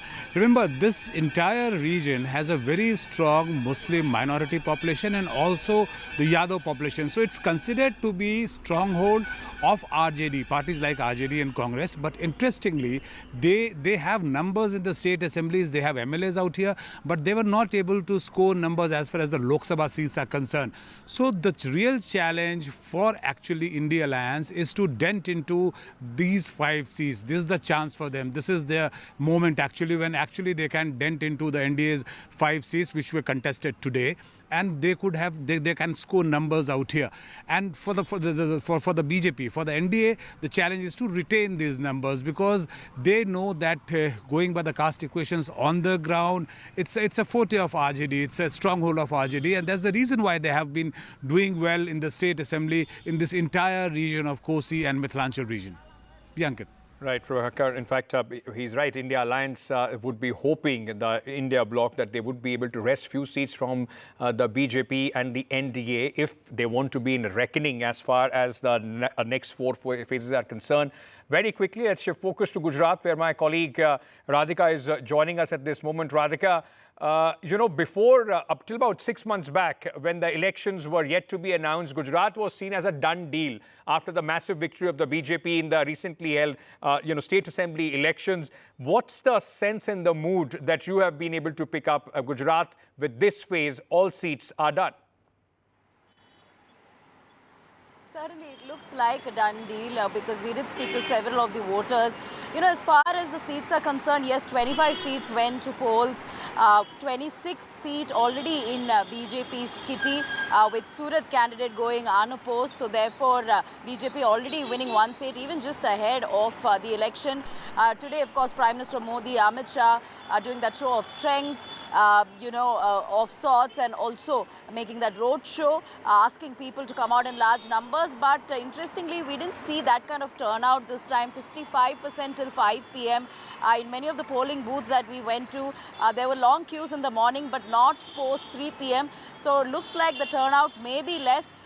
But as far as the seats are concerned, yes, this is BJP dominant. Gujarat is the forte of Prime Minister Modi and Amit Shah. 2014, 2019 clean sweep as far as all 26 seats are concerned. This time Congress trying to make some sort of breakthrough by allying with the Aam Aadmi Party. 2 seats with AAP while Congress has 24 seats. So that's the India bloc arrangement they came up with for Gujarat. So will they, be able to secure a few seats, win a few seats, remains to be seen. Also, they're playing on some sort of anti-incumbency sentiment. They're hoping for that, or voter fatigue, and also Kshatriya community were unhappy with the BJP, with one of the BJP leaders here over a comment made. So therefore, there were protests against the BJP as a result. So now, we'll have to see whether all that could be disadvantage BJP in 1 or 2 seats. But BJP very confident of the victory. They're not talking about winning. They're talking about huge margins by which they will win. Amit Shah, Absolutely. many political observers believe could win by 10 lakh or other constituencies 5 lakh. But yes, Congress, it is a challenge for the Congress. But with allying with the Aam Aadmi Party and taking some of the Kshatriya sentiments into account, Congress feels they could make a breakthrough. Well, we'll have to wait and see whether Congress can, in fact, make any dent as far as Gujarat is concerned, which has gone the BJP way in 2014 and in 2019 elections. Thank you so much to all my colleagues for joining us, giving us the ground sense as the phase 3 of the elections 2024 now wraps up with voting, which has ended today. Let me very quickly, ladies and gentlemen, there are 4 more phases to go. Prime Minister is campaigning for all those phases. He's in Maharashtra. Half of the seats are yet to see action. He is in Bihar, Maharashtra, where he's speaking. Let's listen. देश को इन विकास विरोधी लोगों के हाथ में हम दे सकते हैं क्या? साथियों, कांग्रेस जहां भी आई है, उसने सपनों को कुचला है. महाराष्ट्र और मराठवाड़ा खुद इसके भुक्तभोगी है. इंडी अगाड़ी ने कभी यहां सूखे की समस्या की ओर ध्यान नहीं दिया. इन्होंने बस फीते काटे और भ्रष्टाचार किया. 60 वर्षों से मराठवाड़ा जल ग्रिड परियोजना ठप पड़ी थी. आज एकनाथ शिंदे जी, देवेंद्र फडणवीस और अजित पवार मिलकर सिंचाई परियोजनाओं को मिशन मोड में आगे बढ़ा रहे हैं. साथियों, हमने पीएम कृषि सिंचाई योजना के तहत महाराष्ट्र के 27 प्रोजेक्ट को चुना है. इनमें से 10 प्रोजेक्ट पूरे भी हो चुके हैं.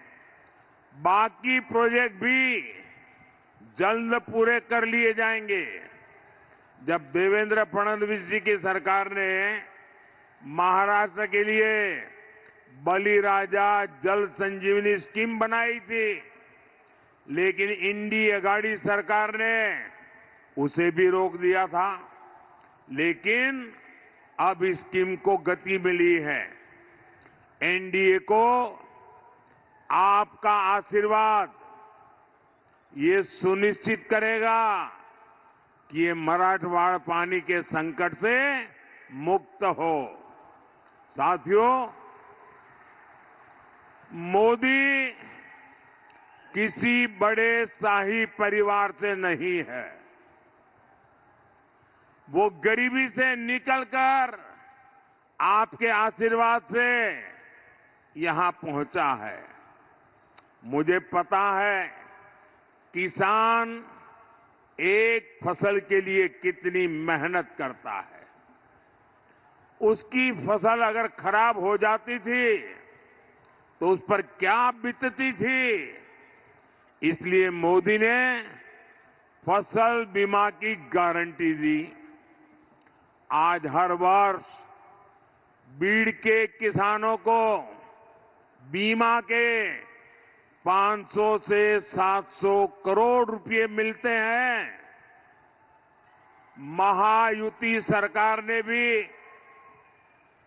1 रुपये में फसल बीमा की स्कीम शुरू की है।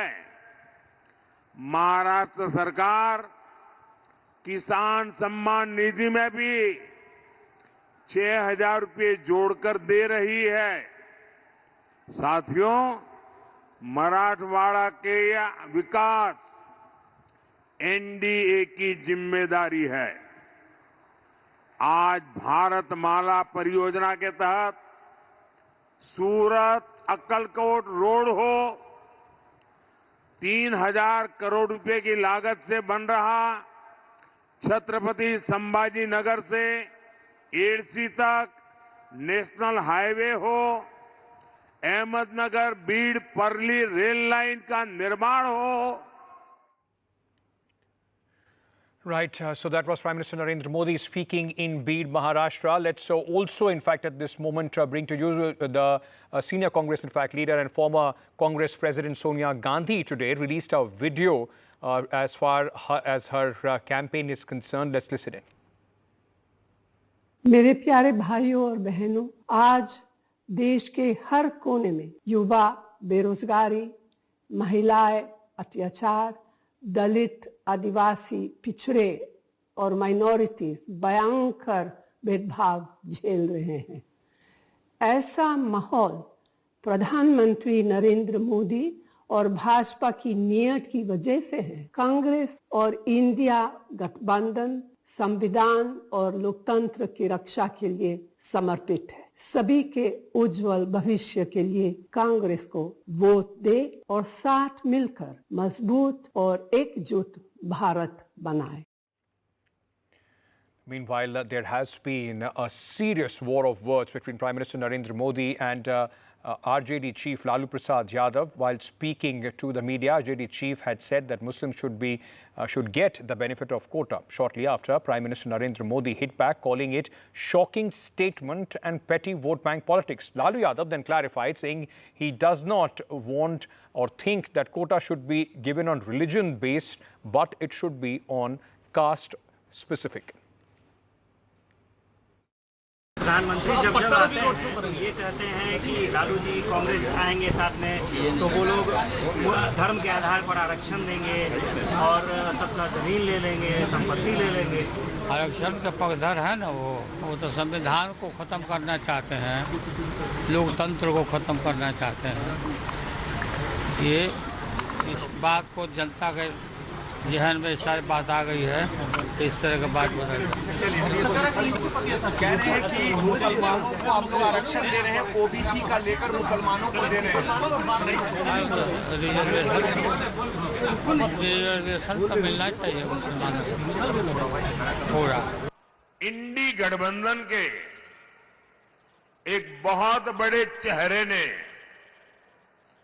इस खतरनाक साजिश से नकाब उठा लिया है।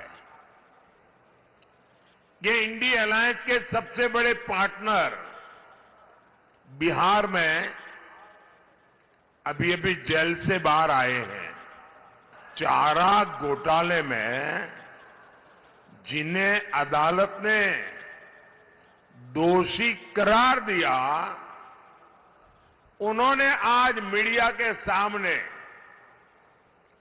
साफ साफ कहा है कि इंडी गठबंधन की सरकार आई तो देश में मुसलमानों को आरक्षण देंगे, और सिर्फ आरक्षण देंगे इतना ही नहीं, बल्कि पूरा का पूरा आरक्षण देंगे।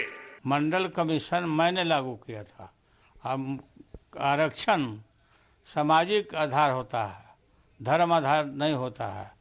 अटल बिहारी वाजपेयी जी ने संविधान समीक्षा आयोग बना दिया था और ये लोग यही चाहते हैं, ये लोग कि ये जो थर्ड फेज का जो चुनाव हो रहा है पूरा खुजली इनको खुजला रहा दे इनका। और हम थर्ड फेज में हम काफ़ी हमारे पक्ष में रिपोर्ट आ रहा है हमारे गठबंधन का, हम जीतेंगे। 400 पार वाला बात है लोग का हमेशा। 400 पार का बात मतलब ये साइकोलॉजिकल एक असर देने के लिए लोगों के दिमाग में कि अरे यही जीतेगा। कहाँ से जीतेगा ये? 200 भी पार नहीं हो रहे हैं। Right, so that in fact the war of words which continues between the BJP and of course the India alliance as we go forward. Let's move on, ladies and gentlemen, and bring you this story which is coming in from the Supreme Court. Important story related to West Bengal, where the Supreme Court has stayed the Calcutta High Court order. The Supreme Court has said that the CBI will probe, they will continue to probe the case. The Supreme Court has also mentioned that no coercive steps should be taken against the candidates or the officials. Remember, the Kolkata High Court had said that the teachers, those who were recruited under this scheme, which is now in question and was quashed by the High Court of Calcutta, they should return their pay also, which they had drawn from the time of recruitment. The Supreme Court has also said that we will have to return the money if appointment is found illegal. The Calcutta High Court had cancelled these appointments of about 25,000 teachers. This has become a big poll issue as well.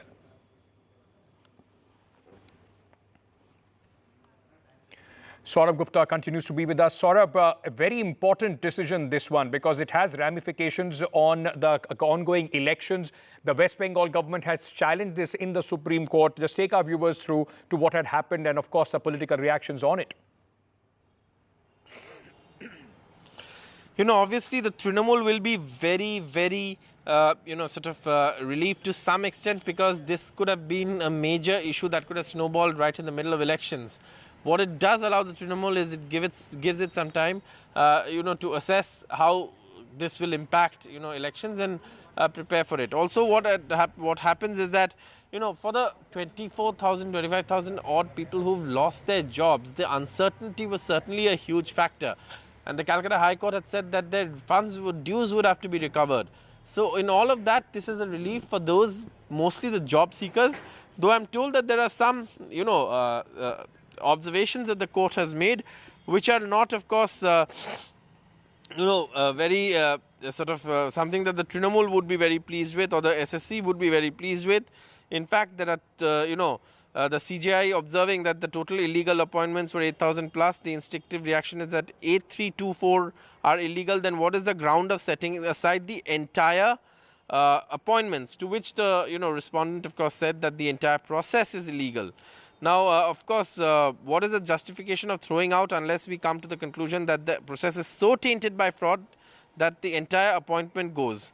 So obviously, this is something that has happened in court, and this is something that, of course, will be heard further. But it is, of course, a huge, huge relief for these job seekers, as the Supreme Court has, of course, granted them some relief as far as the action of the orders of the Calcutta High Court is concerned. Thank you for joining us with all those details. My colleague Saurabh Gupta reporting from West Bengal. Moving on now to Karnataka, where the sex crime case, in fact, now a blue-collar notice has been issued against JDS MP Prajwal Revanna. Remember, Revanna is the current and sitting member of parliament from the Hassan constituency in Karnataka. He is also the joint candidate of the BJP and JDS from this constituency, which voted in the second phase of voting in the elections 2024. Now, this blue corner notice has been issued by the Interpol against the former Prime Minister's grandson. It has been a week since the FIR was lodged. This case came to light, and the JDS MP, his father has been arrested, but he remains on the run. Meanwhile, the JDS workers today protested against the arrest of Mr. Revanna, who is the father of Prajwal Revanna. In fact, JDS has said that the Neta questions their SIT probe into the alleged sex abuse and has demanded action against Karnataka Deputy Chief Minister. They have also demanded a judicial inquiry. The JDS protest was against DK Shiv Kumar. Loyalists, in fact, protested outside JP Bhavan in Bengaluru, the headquarters of the party. The protesters raised their voice against the Congress and blamed DK Shiv Kumar for releasing the videos. We have with us JDS President, Mr. H.D. Kumarasamy. Sir, thank you so much for joining us. I know you're very tired, sir. Just two questions. What is your main demand with respect to the SITs? We are demanding the way in which this government running from last 15 days about the inquiry. All this it is misleading the people. Not only misleading, they wanted to restrict this inquiry for only smaller days to malign some leaders. That is the only, actually their intention is there. They doesn't want any actually proper investigation. They doesn't want. Unnecessarily, they are misusing the office. So do you think that this will affect the poll prospects as well as the alliance with the BJP? Affect the poll. Nothing will happen. All our candidates will going to win. What about the alliance with the BJP? Alliance, let us see. We are for longer term. We have decided. Our alliance issue is not concerned to about this subject. This subject is different. Our alliance is different. You have leveled serious allegations against Mr. Rahul Gandhi as well. Yes, whatever he alleged against the Prajwal Revanna, he had some specific information with him. For that, actually, we are demanding a SIT to give a summon to that Rahul Gandhi and take the information what he had. So are you in touch with Prajwal Revanna? No, I am not touched. So will he be cooperating with the investigation when will he return? I don't know. That is not concerned about me. That he has to actually, whatever is SIT they are inquiring, that is left to them. Finally, will you be meeting the governor, sir? No, we are going to meet. Thank you so much. That was Mr. H.D. Kumarasamy talking about how this will not affect the poll prospects and not the alliance as well. With camera person Kumar Pratibha Raman in Bengaluru for NDTV.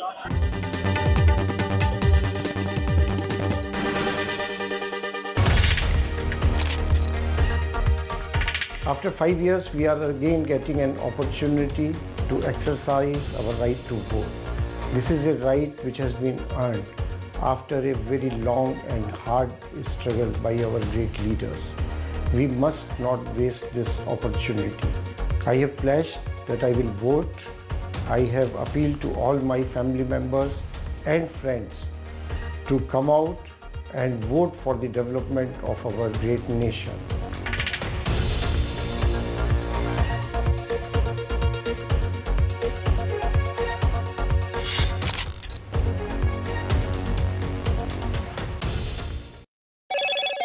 Hello, Moto. Motorola, India's best 5G smartphone brand.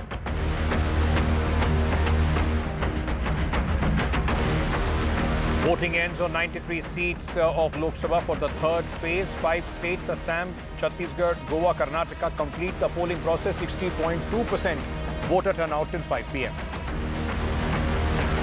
Blue corner notice against Prajwal Revanna. Interpol notice against former Prime Minister's grandson. A week since the case, the JDS MP continues to be on the run.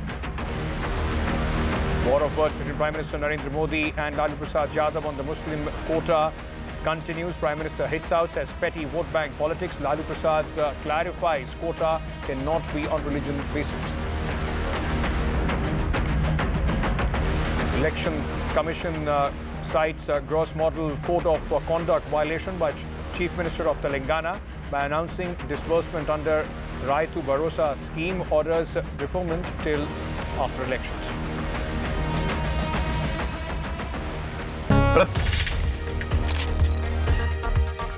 After 5 years, we are again getting an opportunity to exercise our right to vote. This is a right which has been earned after a very long and hard struggle by our great leaders. We must not waste this opportunity. I have pledged that I will vote. I have appealed to all my family members and friends to come out and vote for the development of our great nation.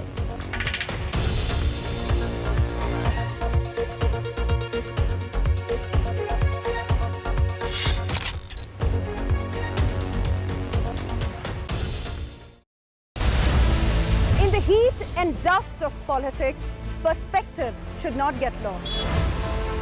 Watch me decipher hard politics through an academic lens, only on NDTV.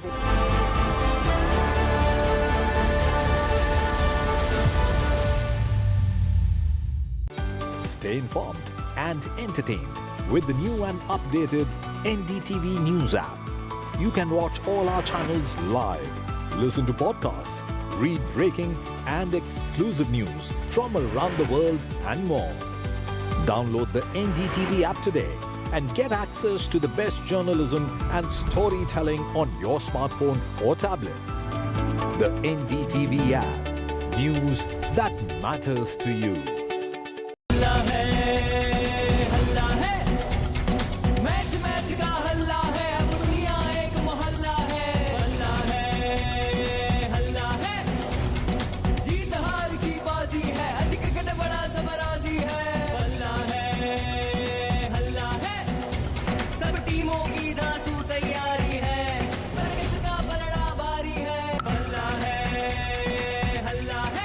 IPL का हल्ला बल्ला और सबसे शानदार coverage सिर्फ NDTV पर।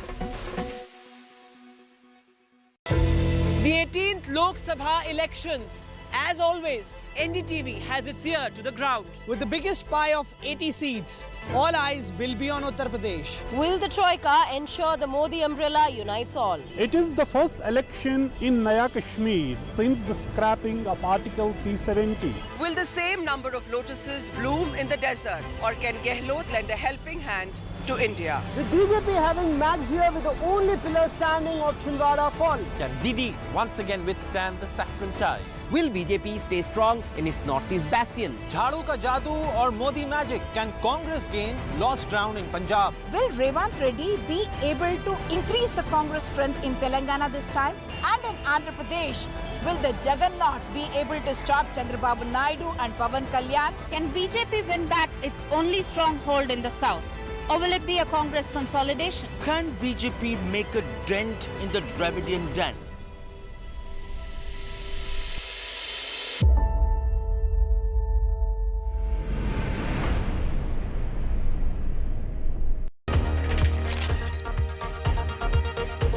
I pledge to vote and encourage all my colleagues at Godrej Industries Limited and associate companies to exercise their voting rights. It's the essence of democracy, and we stand firmly behind it. I would also urge everyone else to vote. We are thrilled to join NDTV's pledge to vote campaign and help spread the word in the corporate world and beyond.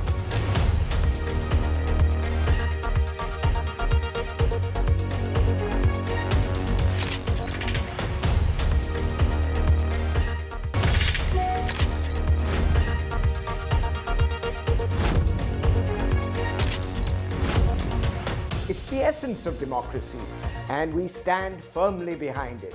We are thrilled to join NDTV's pledge.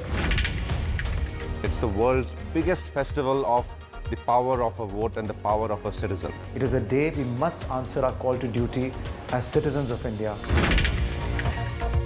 We get this opportunity to determine how our country will be governed. It is this constitutional duty through which we can make a difference in our nation's future and make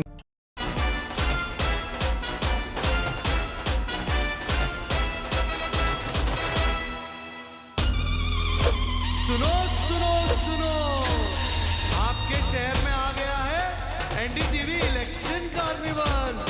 कलाकारों का होगा धमाल, NDTV पूछेगा सवाल।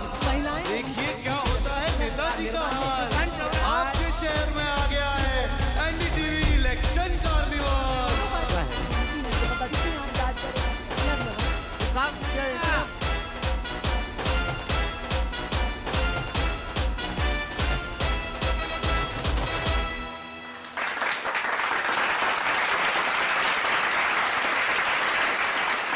नमस्कार, मैं उस धरती पर खड़ी हूँ जहाँ पर राष्ट्रकवि माखनलाल चतुर्वेदी ने आज़ादी के तराने लिखे थे। मुझे तोड़ लेना वनमाली उस पथ पर तुम देना फेंक, मातृभूमि को शीश चढ़ाने जिस पर जाएं वीर अनेक। ये कवि प्रदीप की धरती है जिन्होंने साबरमती के संत कहकर महात्मा गांधी को याद किया था। ये किशोर कुमार की धरती है जिन्होंने अपनी बेहतरीन आवाज़ से पूरी दुनिया में नाम तो कमाया, इमरजेंसी के दौर में कांग्रेस की रैली में गाना गाने से इनकार भी उन्होंने कर दिया था। मैं मध्य प्रदेश के खंडवा में हूँ, जो निमाड़ अंचल का केंद्र कहा जाता है, और आज़ादी यहाँ पर विरासत में मिली है, यहाँ पर खून में मिली हुई है, और महात्मा गांधी भी यहाँ की विरासत में समाये हुए हैं। 13 मई को यहाँ पर मतदान होना है, और यहाँ पर जो मुद्दे हैं वो कई मुद्दे हैं जिन पर हम जनता से बात करेंगे। ओंकारेश्वर जो कि 12 ज्योतिर्लिंगों में से एक है, वो भी खंडवा ज़िले में ही आता है। बहुत खूबसूरत यहाँ की वादियाँ हैं, नर्मदा और ताप्ती नदी की जो घाटियाँ हैं उसके बीच में खंडवा शहर जो है वो बसता है। हमारे साथ बेहद ख़ास मेहमान यहाँ जुड़ने वाले हैं, और इलेक्शन कार्निवल का जो हमारा ये सफ़र है, कई राज्यों को ये तय करके, कई राज्यों को ये छोड़कर मध्य प्रदेश के खंडवा में पहुंचा है। 6,750 किलोमीटर का सफ़र जो है वो अभी तक हम तय कर चुके हैं, और क्योंकि चुनाव जो है वो लोकतंत्र का उत्सव है, तो इसे एक उत्सव की तरह हम मनाएं, और सभी मतदाताओं से हम गुजारिश करेंगे कि चाहे कितनी भी गर्मी पड़े, ज़रूर जिस दिन आपके यहाँ मतदान है उस दिन आगे बढ़ें। और बेहद खास मेहमान हमारे साथ यहाँ पर मौजूद हैं। हमारे साथ मौजूदा सांसद ज्ञानेश्वर पाटिल जी हैं। ज्ञानेश्वर जी, मैं स्वागत करूंगी आपका मंच पर, प्लीज पधारिए आप। हमारे साथ कांग्रेस के प्रत्याशी भी हैं नरेंद्र पटेल जी। नरेंद्र पटेल साहब, आपका स्वागत है, बहुत बहुत पधारिए मंच पर।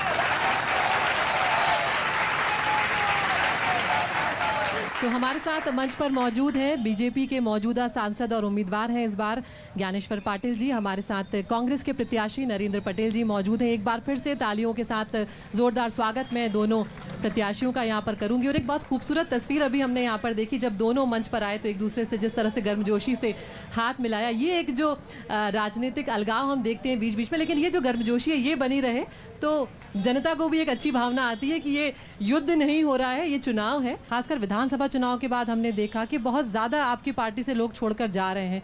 एक नेतृत्वहीनता की बात जो कांग्रेस को लेकर कही जाती है, उससे आप लोग भी दो चार हो रहे हैं, इससे आप इनकार नहीं कर सकते। लेकिन जब आप जनता के बीच जाते हैं तो इस सवाल का क्या जवाब देते हैं? आप वही जवाब आप अभी भी दे दीजिए। कई लोग कांग्रेस छोड़ के गए हैं जी, लेकिन सवाल इस बात का है कि जो भ्रष्टाचार की बात की थी, भ्रष्टाचार आजकल श्रेष्ठाचार में बदल गया है, और भ्रष्टाचार की भी 4 गुनी 400 सीट जैसा है ना, तो 4 गुना भ्रष्टाचार बन गया है। वॉशिंग मशीन की बात कर रहे हैं क्या आप? Washing machine. देखिए, अब सवाल इस बात इस का बात है, पे ज्ञानेश्वर जी के चेहरे पर भी देखिए हंसी आई है। ये अच्छी यही बात मैं है। कहना चाह रहा हूँ जी, कि जो ईडी का डर बताते हैं, और कहीं प्रकार के ईडी का डर हर किसी को देते हैं। नरेंद्र पटेल को खरीद के देख ले, मोदी जी आ जाए, नरेंद्र पटेल को खरीद के देख ले कोई। अच्छा, क्योंकि मैं किसान हूँ, और नरेंद्र पटेल को जिस दिन खरीद लेंगे उस दिन कांग्रेस, अगर नरेंद्र पटेल को भारतीय जनता पार्टी ने खरीद लिया, उस दिन कांग्रेस पूरे भारत में समाप्त हो जाएगी। ज्ञानेश्वर जी, अब आप दोनों से ये सवाल है, हालांकि मैं जनता के बीच तक गई, लेकिन यहाँ पर आप लोगों ने ये बात ही नहीं रखी कि बुरहानपुर वर्सेस खंडवा का जो मुद्दा है वो होता है, क्योंकि ये लोगों के मन में ये सवाल होता है कि बुरहानपुर का जो है उम्मीदवार वो क्यों लाया जाता है, बुरहानपुर से क्यों लाया जाता है, खंडवा से क्यों नहीं उठाते? ये दोनों पार्टियों में ये समस्या क्यों है? ज्ञानेश्वर जी, पहले आप जवाब दीजिए। देखिए, ऐसा है कि बुरहानपुर और खंडवा संयुक्त जिला रहा है जी, और हमने खंडवा को हमेशा बड़ा भाई का दर्जा दिया है, बड़ा भाई माना है ना। और रहा सवाल कि खंडवा और बुरहानपुर के बीच में कहीं से कहीं तक कोई दुर्भावना नहीं है, ना कहीं से कहीं तक कोई गलतफहमी है। लोकल लोगों को क्यों नहीं उम्मीद? आपके बीजेपी में तो बहुत सारे लोग खंडवा से भी बिलोंग करते हैं, जो सालों से आएगा लोकसभा क्षेत्र, उनको क्यों नहीं उम्मीदवार बनाया जाता है? लोकसभा क्षेत्र का विषय है तो लोकसभा क्षेत्र से आएगा, कोई बाहर का, लोकसभा क्षेत्र के बाहर का व्यक्ति नहीं आ रहा है। और मैं वोटर हूँ, मैं खंडवा में जिला पंचायत का अध्यक्ष भी रहा हूँ, खंडवा में मेरा निवास भी रहा है, मैंने खंडवा में निवास भी किया है। तो खंडवा और बुरहानपुर का विषय है, कुछ लोगों की देन है, लेकिन ऐसा कुछ भी कहीं से कहीं तक नहीं है। और खंडवा की जनता ने हमेशा बुरहानपुर के जो भी व्यक्ति रहा हो, चाहे स्वर्गीय नंद कुमार सिंह चौहान जी रहे हो, चाहे स्वर्गीय महेंद्र सिंह जी रहे हो, चाहे स्वर्गीय शिव कुमार सिंह जी रहे हो, सबको भरपूर आशीर्वाद दिया है। और मुझे भी खंडवा की जनता का भरपूर आशीर्वाद है, और इस बार भी भरपूर आशीर्वाद खंडवा की जनता दे रही है। इस बात का जवाब आपको भी देना होगा। बुरहानपुर से आप लोग ज्यादा उम्मीदवार उतारते हैं, खंडवा से नहीं उतारते। पिछले जो अब तक के चुनाव देखे जा रहे हैं, 4 बार के जो 4 बार सिर्फ बुरहानपुर खंडवा से उतारे गए, बुरहानपुर से ज़्यादा बार, क्या वजह रही है इसकी?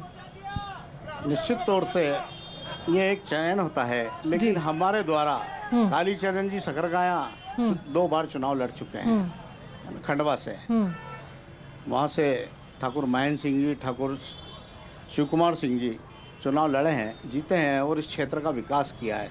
कई प्रकार का उन्होंने शुगर मूल के माध्यम से कृषकों का फायदा किया।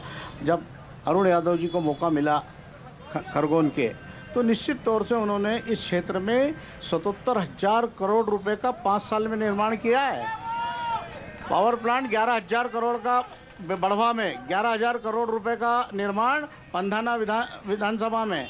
हॉस्पिटल 1200 करोड़ रुपए नेपा मिल को दिए हैं। 230 करोड़ रुपए हॉस्पिटल मेडिकल कॉलेज और 320 करोड़ रुपए ताप्ती सूत मिल को दिए हैं। ये विकास वाला आदमी होना, वो प्रतिनिधित्व कहाँ से करे, ये तात्पर्य नहीं है। तात्पर्य यह है कि विकास की सोच कौन रखता है। बहुत बहुत शुक्रिया यहाँ पर हम करेंगे ज्ञानेश्वर पाटिल जी का, नरेंद्र पटेल जी का। आप दोनों का बहुत बहुत शुक्रिया और बहुत शुभकामनाएं आप दोनों को आने वाले चुनाव के लिए। बहुत बहुत शुभकामनाएं।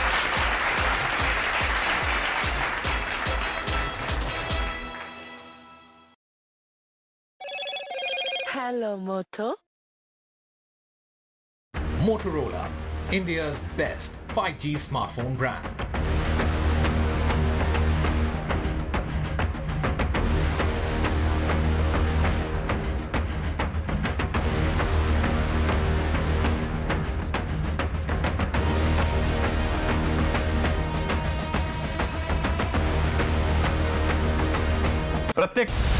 Data drives our understanding of any election. What does a dip in voting percentage mean? What are the big factors to watch out for this poll season? Join me, Amitav Tiwari, in a data deep dive only on NDTV, where we decode and simplify the data for you.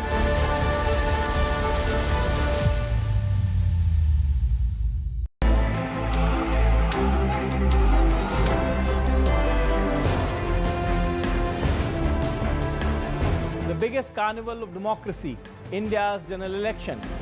Prime Minister Modi makes a formidable bid for a hat-trick. The opposition is trying to mount a united challenge.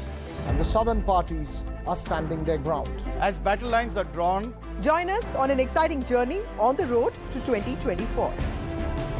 Indian elections, a festival like no other. And NDTV covers elections like no other. When India votes, you can count on us.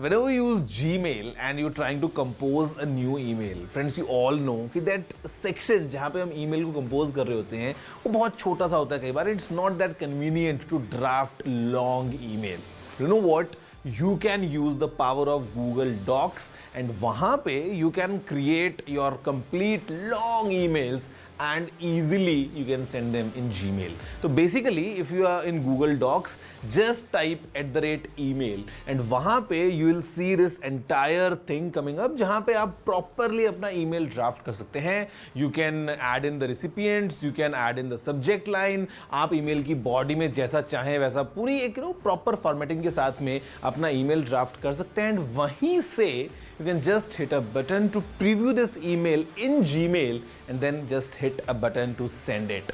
काफी easy and काफी convenient tip है for everyone who's using Gmail on a regular basis. Basically helping you compose longer emails in a better way within Google Docs. कैसा लगा ये tip? मुझे जरूर बताना.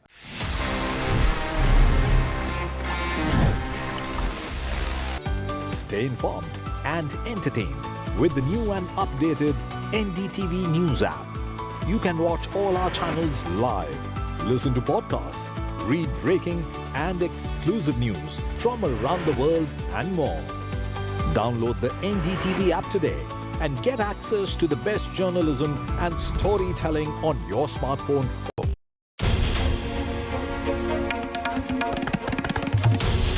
This is NDTV, and you're watching NDTV 24/7.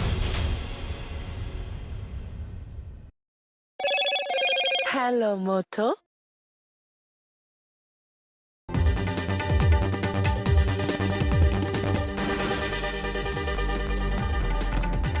Hello and welcome to this Southern View election special this evening. Phase 3 done. 88 of the 130 seats in the 5 southern states have voted. In fact, voting completed in 3 out of 5 states, with Andhra and Telangana up in the next phase. All that and the latest on the Prajwal Revanna sex crimes case up ahead this evening. But first, a quick check of the headlines we're tracking this up.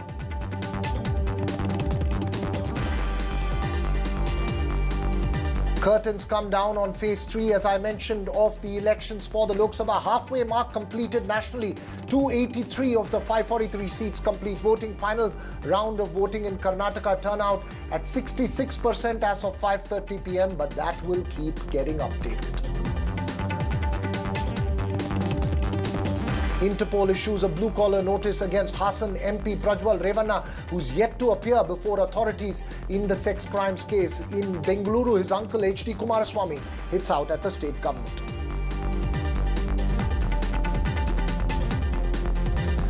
The Election Commission says Telangana Chief Minister Revanth Reddy has blatantly violated Model Code of Conduct by announcing disbursements under the Raitu Bharosa scheme. Orders deferment of disbursement till after elections.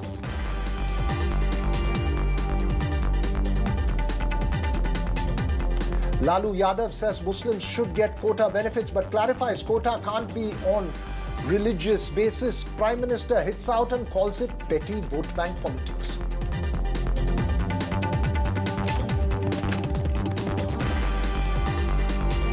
The Supreme Court's tough talk on misleading ads. Top court emphasizes celebrities, social media influencers equally liable for misleading ads if they endorse a deceptive product or service. Observations while the court was hearing the Patanjali case.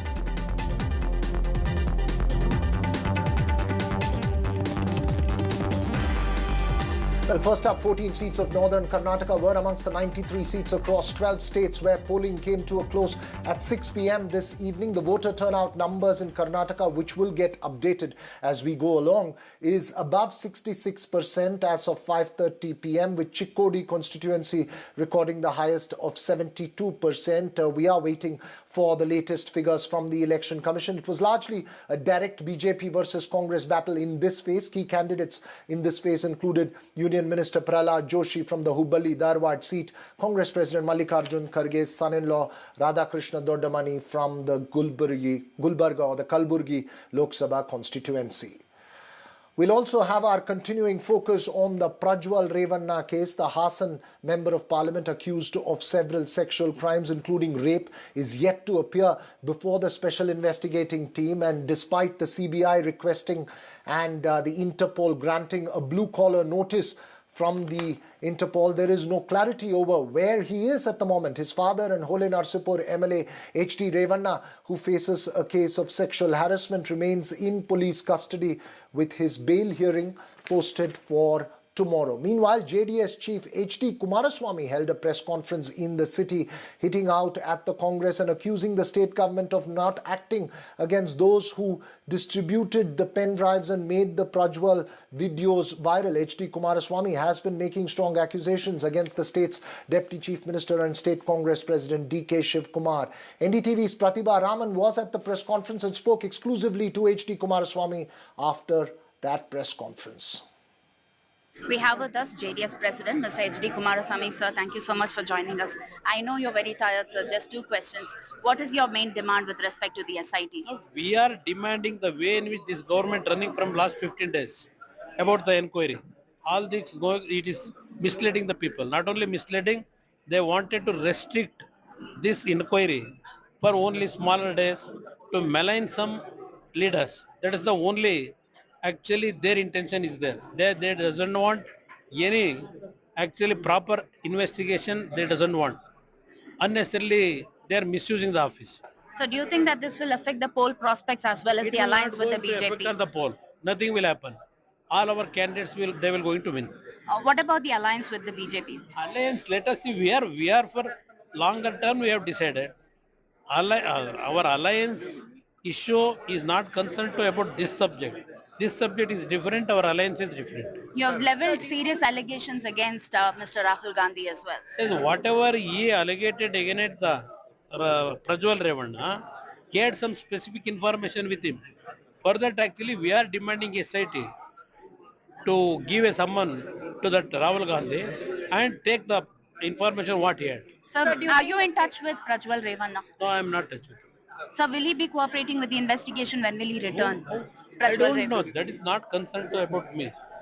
That he has to actually, whatever is SIT they are inquiring, that is left to them. Finally, will you be meeting the governor, sir? No, we are going to meet.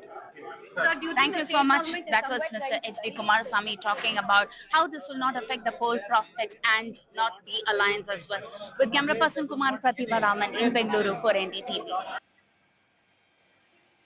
Well, some very important questions there posed by Pratibha Raman to H.D. Kumarasamy. Multiple dimensions here, but the focus is on when Prajwal Revanna will be before the authorities and investigators there.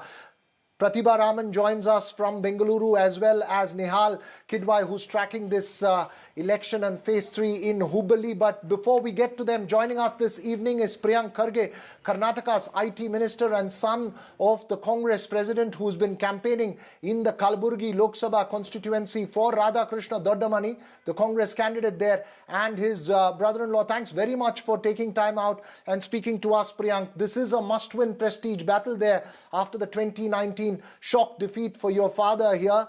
Post-voting, is there a sense of nervousness or optimism? No, I think we are very, very optimistic that we are going to win this seat. We have delivered on our promises, and the people of Kalaburgi are looking for development. They're looking for change that has not happened since the last 5 years. And I'm sure that the people of Kalaburgi are going to bless Congress in a mightily big way.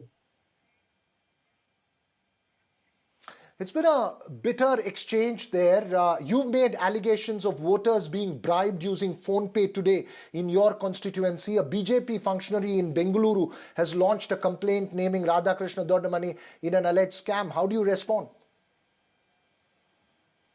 Well, firstly, about the phone pay digital payments that have happened. I mean, we have traced out 250 transactions going in from one phone to possible voters. And I think this is the first time we'll be able to track the digital footprints of such a transactions for voting. And although the BJP will deny it and they might try to do whatever they want, but nobody makes 250 transactions at a time to one Gram Panchayat from one phone. So anyway, whatever it is, we are submitting a complaint with all the proofs that we have. And since it's a digital transactions, you just can't wipe out the forensics so easily. So let's wait and watch what we can do. And on your second point on the allegations of an alleged scam by Mr. Radhakrishna, he's already mentioned it in his affidavit. As usual, the BJP read what they want to. They have no idea what an affidavit is. They don't know what goes into it. In the affidavit, there's also a B report that has been filed by the institution, and the case is not against him. The case is against the management of an institution. So there is no personal allegation against him. There's no personal case of fraud on him. And it is just that whatever is there on the institutions as a trustee, even he's a part of that, for which already the courts have given him a B report for, the investigation, have filed a B report. He wants to reopen the case. The BJP functionary wants to reopen the case, and that's left up to him. But I would urge them to first read and then put up these facts. But the problem is that they have this entire WhatsApp university with them. And that echoes down into the mainstream like how it is playing out now. Going beyond just Karnataka and this confrontation here and the local constituency there, from a national point of view, what's the sense after phase 3 as we move from phase 3 to phase 4? What's perhaps a key learning for the Congress? Oh, well, I think strong local leadership needs to be encouraged. Local issues have to be played up. And more importantly, 10 years of the Modi regime has been an utter disaster for any state, when you so to speak, locally. And the non-delivery of governance, the rhetoric that government speaks so much about Viksit Bharat does not resonate at the grassroots level. People are worried about 4 or 5 important things. That's the economic inequality, the price rise, the subversion of the constitution, the immense unemployment problem that is going on. I think we need to stick to these basics and then go to people. Roti Kabda or Makan is still an issue, even though the 10 years of Achhe Din have come in. But the people are not ready to swallow the bait of Viksit Bharat. So moving from phase 2 to phase 3, I think we need to be more aggressive on the 10 years of the failure of the Modi government. Now to an issue that's dominated headlines, something deeply disturbing, the Prajwal Revanna case. While Prajwal Revanna himself is yet to appear before authorities, which is perhaps saying something, the JDS's Kumaraswamy is on an offensive, accusing Congress leaders, and an important accusation there, of spreading the videos and using pen drives, and also some questions about who leaked it and how, accusing DK Shivkumar repeatedly. How do you respond to this? Well, I mean, I would really love to debate this with JDS or with the BJP. See, nobody, they're talking about how it got viral. The concept of viral is what? It's not in anybody's hands. Once it moves from one phone to, from an individual's phone to a group, nobody knows where it goes. Now, why aren't it, see, the entire, this heinous act was done by his nephew. It was recorded by his nephew. It was stored in his phone by his nephew. It passed on to the nephew's driver. The driver passed it on to the official BJP candidate of Holenarsipura, who in turn, God knows, did what with it, and it's gone viral. So where is Congress in it? I can understand that if it was a honey trap by Congress, or it was a hidden camera episode that was orchestrated by Congress, then you blame Congress. Where is Congress in all this? You commit the horrific crime, you record it, you store it, you give it to your driver gives it to somebody else, and where does Congress fit in all these things? Why are they missing the core issue of getting justice to these thousands of women? You know, are you saying no one was aware of this earlier? The concern, sir, is that many people seem to have been aware of these videos. It's something that seemed to have happened over a long period of time, and it was released at the appropriate time and for electoral reasons, and that's deeply concerning. I completely agree with you. See, there's a lot of hearsay that goes on when there is an election, right? But when a seat of a former prime minister's parliamentary constituency is discussed, it is going to be discussed threadbare by the JDS and the BJP. In fact, they did not. Prajwal Revanna's seat was one of the last seats to be announced.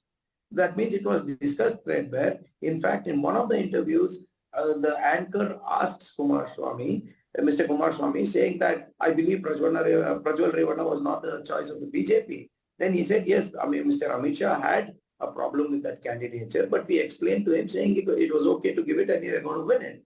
And the Holenarsipura candidate, the BJP candidate, officially wrote to Mr. Vijayendra, officially wrote to Mr. Amit Shah, had a press conference telling them, please don't give this ticket to Prajwal Revanna because he has these allegations against him. So why didn't the JDS leadership take it seriously? And why did the BJP leadership take it seriously? Or despite knowing the facts, these facts, they chose to turn a blind eye and gave him a ticket.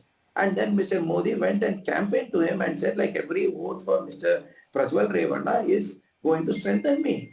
So it's very, very clear that they were aware of the facts, they were aware of his antecedents, and still they went ahead and did it.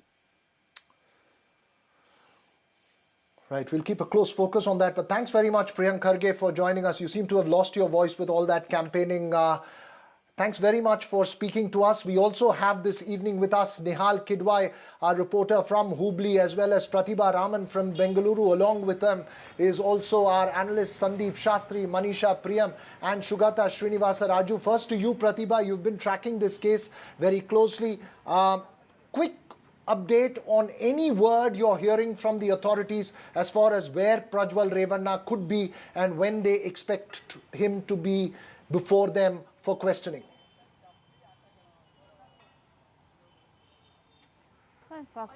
The SIT has been quite tight-lipped about that, and what we hear from sources is that they have absolutely no information about Prajwal Revanna's whereabouts despite the custodial interrogation that is being done of his father, H.D. Revanna. What we hear is that the main reason for the blue corner notice that has been issued is only because there's been absolutely no clue about Prajwal Revanna's whereabouts. In the meantime, the only information that they've received so far from Prajwal Revanna is in the form of the post that was put up on social media platform by Prajwal Revanna himself, or so we believe, where he did mention that he is in Germany and that truth will prevail, and he has sought time from the SIT in the form of a letter that was presented to them through his advocate. And that was the only information which was anyway denied by the SIT. They wanted to expedite the investigation, and that is precisely why they are covering all angles to explore where Prajwal Revanna is. In order to answer your question, when will Prajwal Revanna return to India, that question is still in the air. Veera. That's question still in the air, you say, Pratibha. Nihal Kidwai joins us from Hubli. Nihal, what's the sense you're picking up? Give us an overview, obviously, of the voting in the 14 Lok Sabha constituencies, but also what's the sense you're picking up from the BJP? How do they plan to go forward on this, this extremely sensitive, important issue that is expected to play out over the next few days, which I mean the Prajwal Revanna case?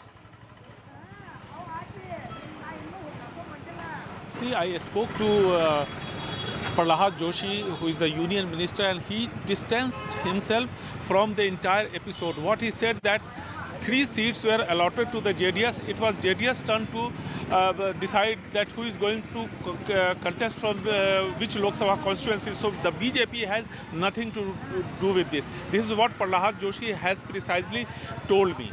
And he is expecting that the performance of the BJP that was there in 2019 will be repeated again. But here, the situation is different. What was there in 2019 and where we are standing now.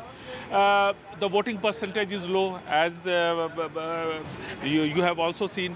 And though the BJP is mostly banking on Modi's guarantee, here the Congress is also banking on its guarantees. So there is a conflict, and both are hopeful, both are optimistic that their approach would definitely work. So, but we should not forget that all the 14 seats where the voting had taken place today were won by the BJP in 2019. The question is, will the BJP be able to repeat its performance? This is a pakora shop, as you can see. After the voting, most of the people, all the voters have come here. Most of the people are, voters are here. When I was there in the morning, I saw all of them. आपको क्या लगता है कि BJP का जो performance था 2019 में क्या इस बार रिपीट होगा? रिपीट होगा sir.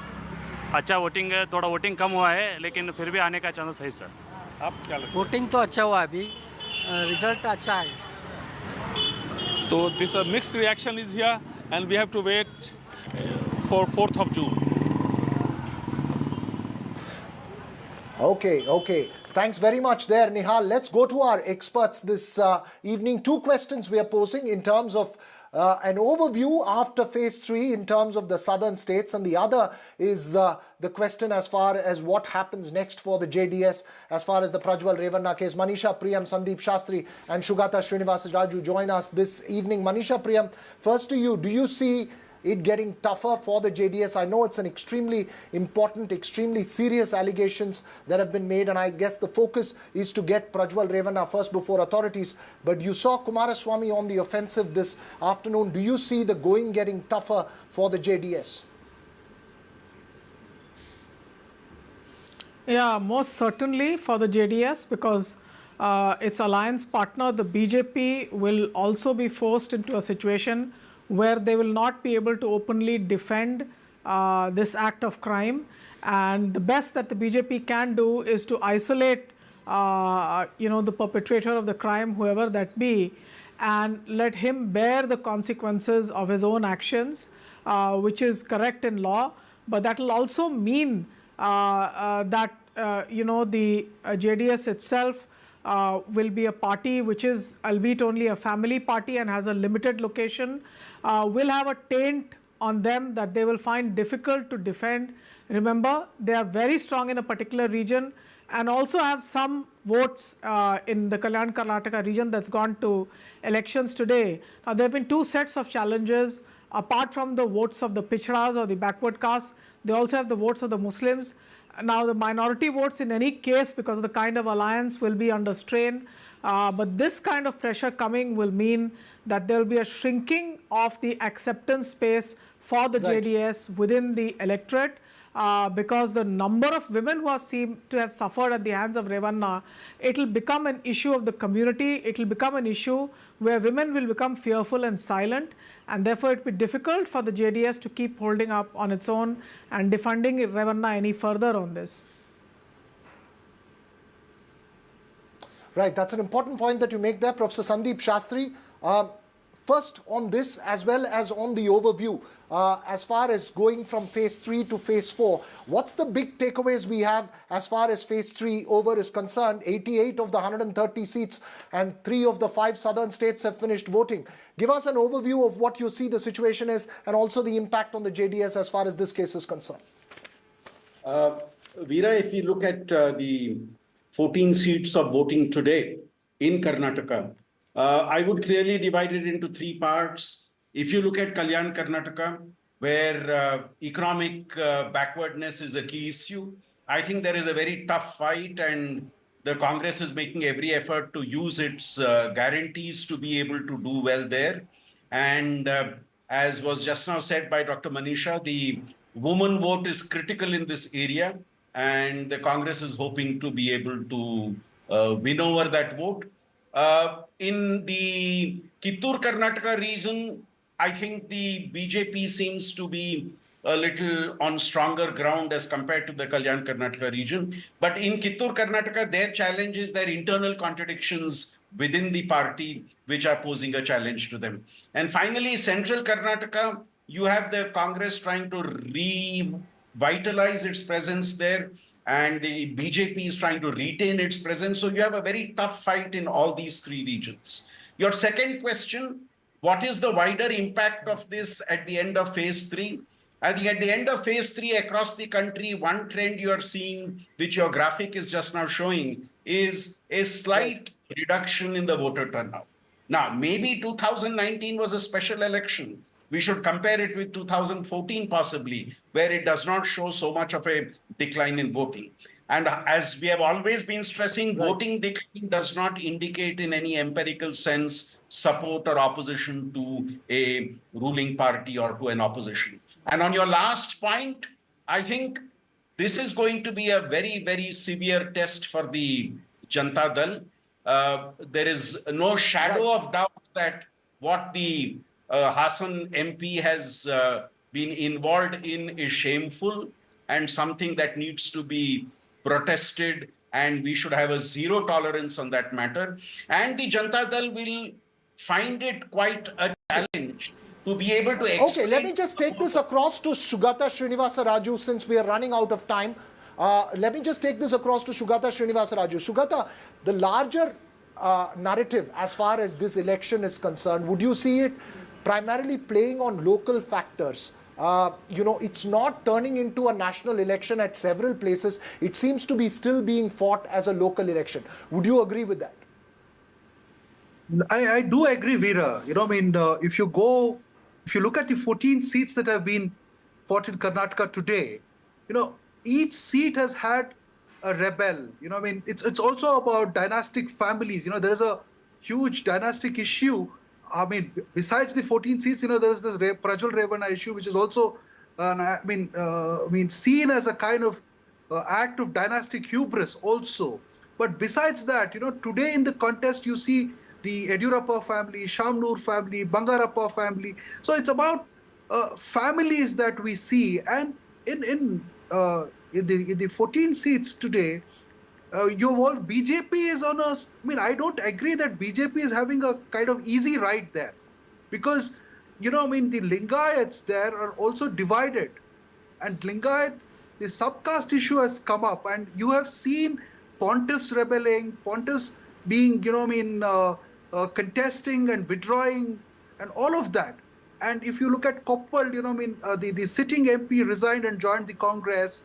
So there are a lot of issues for the BJP. It is not like what it was in 2019.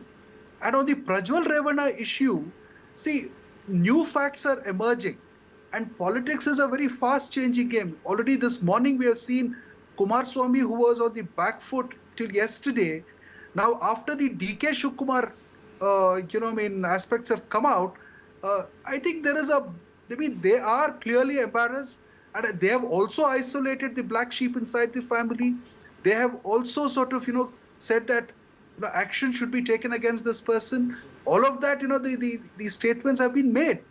But the Congress, which was on the upbeat till yesterday, I suddenly notice a certain kind of nervousness in the Congress leadership, because DK Shivakumar has been named by the whistleblower as the kingpin. And there may be a lot of implications. And you've also seen a very interesting meeting taking place between Amit Shah and Kumaraswamy. I don't think this alliance is ending. This alliance will sort of see, will go through. Yeah, it's a tough journey, but then I think they will go through it. And they will sort of see it's advantage Kumaraswamy in a way, because gets hold of the party completely now. The other branches of the family get out. Okay, there are multiple points of view. There are multiple points of view on that. Unfortunately, we've run out of time. But as Manisha pointed out, the investigations are an important aspect of it. Getting Prajwal Revana before investigators is a crucial issue, given the nature and the gravity of the allegations, the seriousness of the allegations. But thanks very much, Shugata, Sandeep Shastri, as well as Manisha Priyam, for joining us this evening. That's all we have time for on the Southern View this evening. News and updates continue right here on NDTV.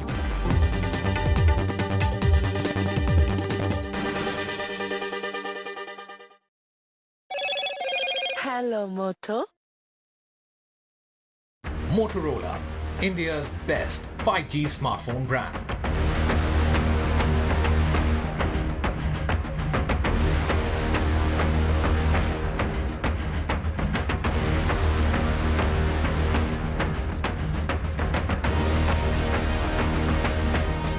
Elections क्या है? Election is basically a reality TV show जिससे big boss चुना जाता है. The biggest festival of democracy. मेला है मेला. हमारी आवाज. Youth की आवाज. They make hashtags become a voting trend. They communicate their political views with memes. They turn their real ideas into reels. Youth makes elections a lot more fun, and we have just the right election shows for them. As India goes for its 18th general elections, join me, Arun Singh, for 18 Ka Vote only on NDTV. First-time voters, share your hopes and expectations from the leaders in the form of a video message. We'll feature select videos on NDTV. I pledge to vote. This is the only relationship between those who govern and those who are governed. It is the only way to hold or reward people or penalize them on the governance they have given. It is a centerpiece of our democratic architecture. We have a right which we must exercise.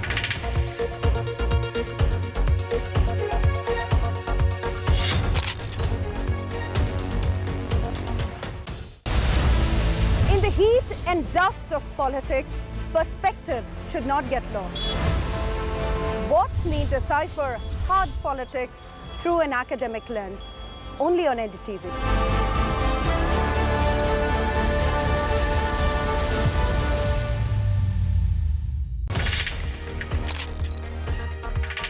I pledge to vote.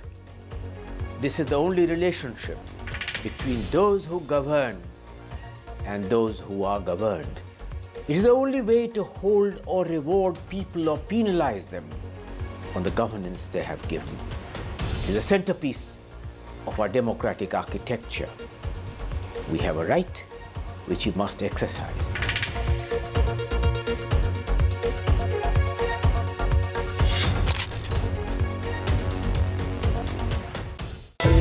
The 18th Lok Sabha elections. As always, NDTV has its ear to the ground. With the biggest pie of 80 seats, all eyes will be on Uttar Pradesh. Will the Troika ensure the Modi umbrella unites all? It is the first election in Naya Kashmir since the scrapping of Article 370. Will the same number of lotuses bloom in the desert, or can Gehlot lend a helping hand to India? With BJP having Max here with the only pillar standing of Chhindwara fall. Can Didi once again withstand the saffron tide? Will BJP stay strong in its northeast bastion? Jhadu ka jadoo or Modi magic? Can Congress gain lost ground in Punjab? Will Revant Reddy be able to increase the Congress strength in Telangana this time? And in Andhra Pradesh, will the Jagannath be able to stop Chandrababu Naidu and Pavan Kalyan? Can BJP win back its only stronghold in the south?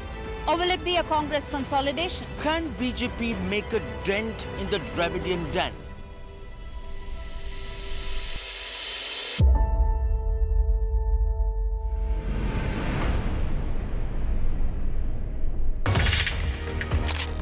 I have a right to decide who will run my country for the next 5 years.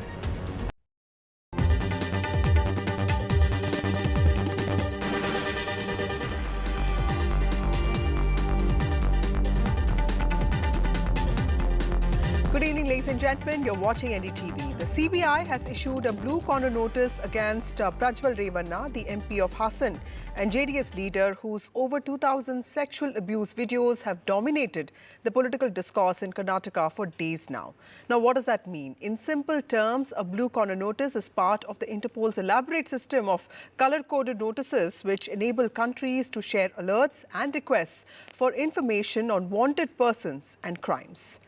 Now, this was not the only development of this case today. In fact, JDS Karnataka Chief H.D. Kumarasamy has demanded that Congress leader and Karnataka Deputy Chief Minister D.K. Shivakumar be sacked, blaming him for the release of the tapes that he says has defamed several women. Now, Kumarasamy also accused officials of the Special Investigation Team, the SIT, that is probing the sexual abuse cases against Prajwal Revanna, of working like agents of Chief Minister Siddaramaiah and also Shivakumar. The JDS leader demanded that the case should be handed over to the CBI to probe all aspects such as monetary transactions that allegedly took place over the release of these videos. Now, is an issue concerning crimes related to abuse and harassment of women fast turning into a political slugfest that may or may not have justice at the center of it. Ever since the case came to light, political people and also experts have called for these allegations, very serious in nature, to be probed with uncompromising rigor. But will the victims here get the attention they deserve? That's the question we are asking tonight. We'll have a panel of guests joining us. But first, let's listen to what H.D. Kumarasamy said to my colleague Pratibha Raman. We have with us JDS President, Mr. H.D. Kumarasamy. Sir, thank you so much for joining us. I know you're very tired, sir. Just two questions. What is your main demand with respect to the SITs? We are demanding the way in which this government running from last 15 days about the inquiry. All this going, it is misleading the people. Not only misleading, they wanted to restrict this inquiry for only smaller days to malign some leaders. That is the only, actually their intention is there. They doesn't want any actually proper investigation. They doesn't want. Unnecessarily, they are misusing the office. So do you think that this will affect the poll prospects as well as the alliance with the BJP? Affect the poll. Nothing will happen. All our candidates will going to win. What about the alliance with the BJP? Alliance, let us see. We are for longer term. We have decided. Our alliance issue is not concerned to about this subject.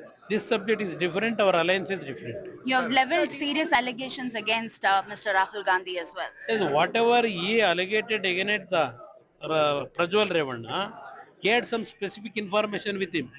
For that, actually, we are demanding SIT to give a summon to that Rahul Gandhi and take the information what he had. Sir, are you in touch with Prajwal Revanna? No, I am not touched.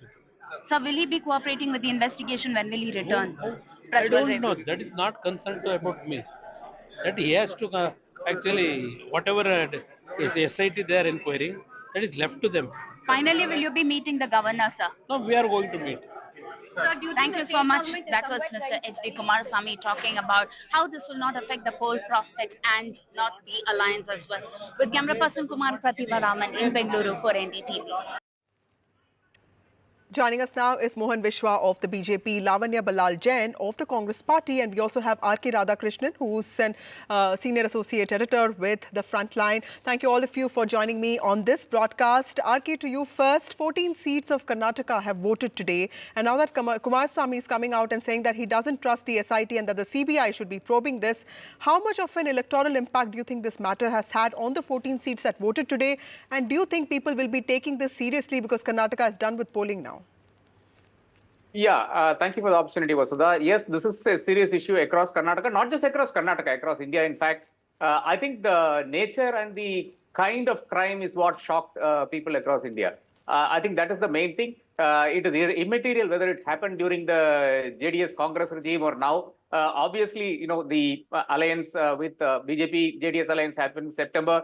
The letter was written by a BJP functionary in December 2023. So everybody was aware of it. The Congress was aware of it. The BJP was aware of it. Everybody was aware of it. But I fail to understand how both these political parties, having been aware of the nature and the extent of this violence against women, how did they keep quiet for so long? And why did they not do anything when the Vokalinga bill was going to vote in the first place? Anyway, that's water under the bridge. Maybe we can discuss about it in an academic setting. But yes, this shock, I was in Hyderabad recently, and people there have been talking about this. Of course, it's major news across India. And unfortunately, the videos also have come out. I think that is the most, I would say, disheartening thing, because women who have moved on, women who have gotten married, women who have found other jobs to run away from this, sexual predator, suddenly their videos are up. And,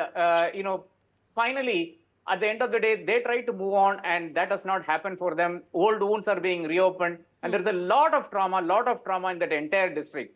Finally, what we come to know from this entire episode is that the entire political class stood together, especially in that Mysore region and largely in Karnataka, and ensured that somebody of this nature did not get treatment, but carried on with whatever he wanted to for such a long time. Right. So the political class stood together. That is something that all of us have also been suspecting. Mohan Vishwa, Congress, Kumarasamy says, is not interested in providing justice, but working for the publicity of bringing down Prime Minister Narendra Modi.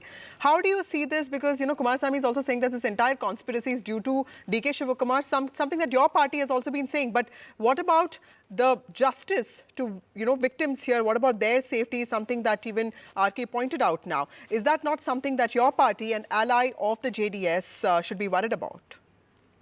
See, Vasudha, we are very clear, including the Prime Minister and Mr. Home Minister Amit Shah. He was also categorical, said the kind of heinous crime committed by Prajwal Revana, whoever he may be our allied, or he somebody, in future, if somebody from our party, Congress party, or whatever, whichever is the party here, they should be punished to the core. That is what the PM has, he has categorically told. Even Amit Shah has also told. That's the stand of BJP even now. Now, the second part, the one more heinous crime is this DK Shivakumar, who is a KPCC president and also DCM of Karnataka. He is an habitual offender. He has done this in the past also. In the case of Mr. Ramesh Jarkioli, if you remember, who was in our party. So he was the one who made CD, and he was the one who distributed across the state or across India, for that matter, in social media or WhatsApp groups. It's not my statement. The parents of the lady, who was the victim in that particular CD, they themselves have told that Mr. DK Shivakumar shifted the girl and their friends to Goa, and they were hiding over there. And from there, they were releasing the CD. So he has this history in the past. Same thing he has repeated here. See, this is what we call it as a heinous politics. The crime is two here. One is, the Prajwal Revana, and the one more crime committed by the Congress party, Mr. DK Shivakumar. And also one more thing here, at the 21st April, one person from Congress called Mr. Naveen Gowda. He posted in the Facebook stating that the video of Prajwal Revana will be releasing soon. He is the aide of Congress. He is a Karyakarta of Congress. He is a very close aide of Mr. Zamir Ahmad Khan, who is a minister in the state of Congress. He puts that post. Next day, he deletes. After 2 days, the video got released on 24th. So on the 21st day itself, the Congress knows that they are in possession with all these pen drives, and Mr. D.K. Shivakumar is behind that. Even after knowing that, they allowed But Prajwal sir, if so Revana many to people go. knew about this, then Prajwal Revana also got ticket from, your party was a dominant party, right? And JDS has been on a state of decline. It's the BJP that calls the shots here. If so many people knew about this, then why was even Prajwal Revana given a ticket? Now the fact that the allies do not listen to the dominant party, that is not something that a lot of us would buy, because the BJP, of course, has a lot of say in these matters. Let me take this question to Lavanya Balal Jain. Lavanya, there are a couple of interesting points that Kumarasamy made today. He has sought to understand why BJP leader Devaraja Gowda was called twice by SIT unofficially, and why an official had asked Devaraja Gowda to strike off a certain paragraph that he says highlighted Shivakumar's alleged role in these videos. Now, Devaraja Gowda, like we all know, was the first, among the first to get a copy of these videos. Now, there are so many twists and turns in this story, making it murkier, politicized, but your government, your party is in the government in the state. Do you think there's any scope for justice for women here? Good evening, Vasudha. At the core of this issue, the Congress party is committed towards the safety of the women and justice for these women. Having said that, let me remind everybody here, Kumarana had taken an injunction yesterday in the court against 80 media houses that he and his family should not be discussed in connection with these cases. But he goes hammer and tongs with lies every day. He comes up with new issues and he says, oh, D.K. Shivakumar is at the helm of all of this, which is an allegation, and it is treated as the gospel truth by the BJP. And I also heard Dr. P.K. Radhakrishna making a reference to that. There is no proof that D.K. Shivakumar is at the helm of these issues. The issue here is, why is Prajwal Revana not back home yet? If Kumarana or his JDS party is so involved in this and they want justice for the women, why didn't they take action in the month of December, as they should have, as humans, as elected representatives? At this point of time, why is Prajwal Revana not coming back home? Does he not talk to his family members, or does the JDS party have no say in his actions? Okay. Those are the two things that we need to check. And when Devaraja Gowda says, oh, I spoke to D.K. Shivakumar, let me remind everybody, D.K. Shivakumar is the deputy CM of the state, and irrespective of which party you belong to, if an elected representative or anybody calls him, he will answer the call. Right. If there was some kind of duplicity involved, or if he was intent on mischief, then D.K. Shivakumar would not have spoken to him over the phone call. Okay, let me take this question to Mohan Vishwa. Before I come to RK for the last word, sir, would you like to respond to that? And let me ask you a direct question. Are you satisfied with the alacrity, with which the investigation is going on? Because there are a couple of points here. The State Women Commission has sought an investigation into this, exploitation, harassment against those who distributed the pen drive. But, the latter part of it, something that you also pointed out, has been ignored. So would you tell me that you are okay with the way SIT is proceeding with this investigation? You're asking me, Dipti? Yes, Mohan? yes, Mohan Vishwa, yes. See, here also there is a president of the Congress. I will like to remind between 2013 and 2018, when there was a Congress government in the state where Siddaramaiah was the chief minister. Before becoming a chief minister, there was a Lokayukta in the state. The moment Siddaramaiah came to power, he took out Lokayukta's power. He started something called as ACB, and he gave clean chit to himself. I'm sorry, it has no relevance to this case, Vasudha. Okay. I think we should stick to the debate. I'll just come to you. Madam, yes. Madam, hold on. Finish. He's digressing. I'll come to you. Hold on. No, hold on. See, this is how they operate. The moment they come to the power, they make their own investigation team, and they can keep, they will control the team, and they'll give clean chit to themselves, and they'll make the verdict. Same thing. The same thing happened in the past. That's why we don't trust SIT here also. They made a team. And also, I want to remind Lavanya Balal, I think she would have not heard the audio tape yesterday released by Devaraja Gowda. In the audio tape, there is one more guy called Mr. Shivaramaya Gowda who calls Devaraja Gowda and gives it to D.K. Shivakumar. When they discuss about the same thing, D.K. Shivakumar listens. Okay, Lavanya, would you like to respond to that quickly? I also need to go to RK. Yes, would you like to respond to that? Yes. See, the allegations by the BJP would like the world to believe that it is the truth and always the truth. There is no, the BJP believes whatever it sprouts, whatever it comes and says, that is the truth. If Shivarame Gowda has spoken to DK Shiv Kumar saying, hey, there is some issue going on like this, I've heard the videotapes. And like I told you, DK Shiv Kumar is a deputy CM of the state, and no matter who calls him, he will speak. If Shivarame Gowda clearly says that Okay, let her finish. Let her finish. Let her finish. if he had any Congress has duplicity in his sent out. Okay, sir, mind, let her finish. he would have asked for a secure line to be speaking about it. He would not have spoken to Shivarame Gowda over a normal phone Okay, let me go to RK. RK, how do you see this? How do you see Kumaraswamy's own claims of being ignorant about the whereabouts of the MP? Because it seems like everybody else knew about this, and Prajwal Revanna is now believed to be in Germany. How do you see Kumaraswamy saying that he didn't even know what was happening and that he wouldn't have given, a ticket to Prajwal Revanna if this pen drive had come to his notice earlier? How much do we trust that? Everybody knows. Everybody knows where he has gone. He's not in Germany, obviously. He's in Dubai. That also everybody knows. The point is that it is very required that his diplomatic passport be revoked. And that is with the central government, number one. Number two, it is very easy if the Prime Minister, of course, Prime Minister has made it very clear that if such a thing has happened, President Revanna has to be taken to task. Let him put his words into action. Let him revoke the diplomatic passport. Let this man be stranded in a foreign country without a passport. Then it is extremely easy to actually, find him and bring him back, number one. Number two, the women involved, I think let us not, in all the politics, the women involved, maybe 400, maybe even more, they're too scared because the hold of the HD Devagowda family in the entire Mysore region is something that is scary. I have seen it. Everybody knows it by now. And that is scary. And nobody believes when you say that, another Okaliga, I am very, very sorry to use the caste word,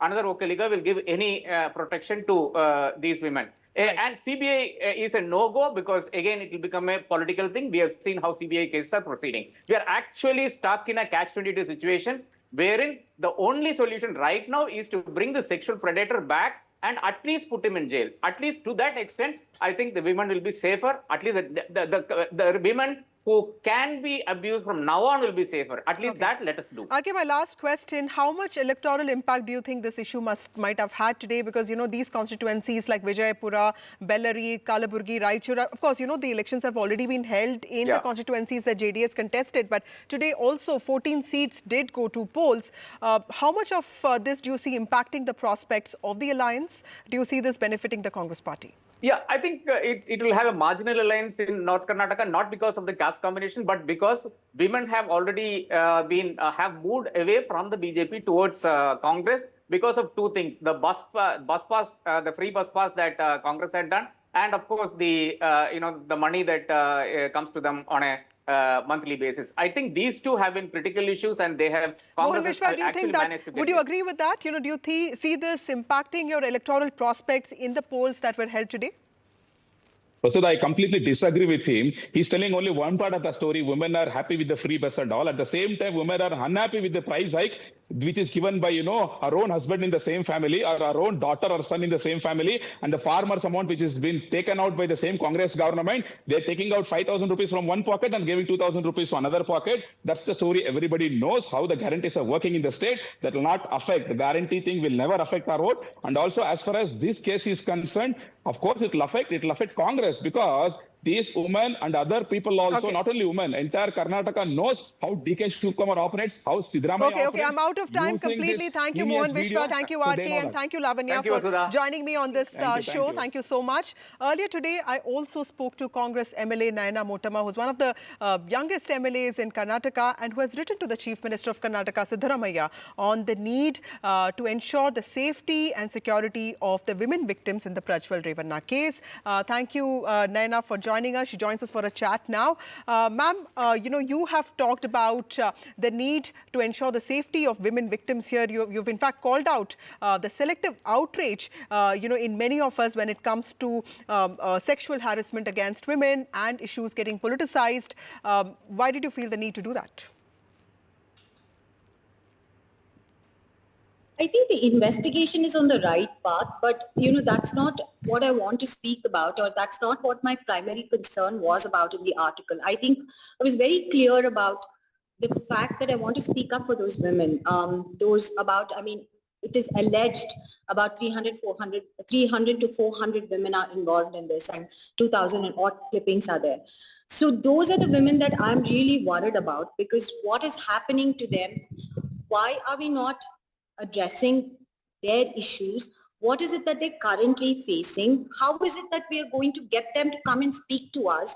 How is it that, what are we going to do to make their lives better? I mean, I'm really worried about them, because most of them come from a rural setup, and it's not easy in an Indian society, to live with these sort of, videos or clippings of you going all around the place, and they're pretty much local. And for me, in fact, I share a border with them, with the district. I mean, 30 kilometers from my constituency is where Hassan starts. And so it's really worrying for me, because, we share the same cultural space. Probably some relatives are, from here, they could be there. So, the familiarity is a little too much, and I think that's making me worried. In fact, I wrote a letter to our chief minister yesterday. I had basic questions. It's like, will these women be able to attend social gatherings? Will they be able to attend marriage functions? Naming ceremonies? Will they be able to go to their children's school to pick them up? Will they be able to interact with their family, friends, relatives like the way they used to? So what is it that we're doing for them? I think that's where my concern is. I think in terms of investigation, I'm sort of no one to comment about it, because I think the law will take its own course, and I hope that there is speedy justice for the sake of these women. That's what I'm looking at. I mean, from the investigation point of view. If you want me to comment anything about it at all, that's my right. That's my purpose, or that's where I would find my purpose in. Right. Ma'am, despite many of us wishing against this, the case, of course, has become a political slugfest amongst all the three parties, and you are amongst the youngest MLAs in the state. How does this impact the esteem and confidence of women like you aspiring to make it big in politics, and how do you see that? I don't know. I think everybody is shaken up, right? I don't think it is just the women who are shaken up. I think the entire society as such is shaken up. I think it's difficult to just speak about the political class. I think because women from various backgrounds are involved here, right? It is not just people who are from the political background. I mean, from what I understand, people from normal families are involved. People who are working for him are involved. People who are in various government departments are involved. Unfortunate, but that's the truth of it. So it is not, I can't look at it just from a political, how does it impact the morale of women getting into politics? I think that'll be a very tunnel view to view this. But first of all, I want to tell the women, I mean, whoever was subjected to in this or are in the videos, they haven't made any mistakes. So please stop blaming yourself. What has happened has happened. Now let's go past it. We need you all to come back and try and lead a normal life in the society. So what is it that I as a legislator can do for you all to make your life better or normal, to bring back on track? I am there to stand up for you all. So do not think, so in terms of boosting morale of any woman, be it political class or be it somebody from the government or be it anybody who has a normal life, living with their family, or anybody who worked for him. I don't think they need to blame themselves for this, first of all. I think that's where I want to start off.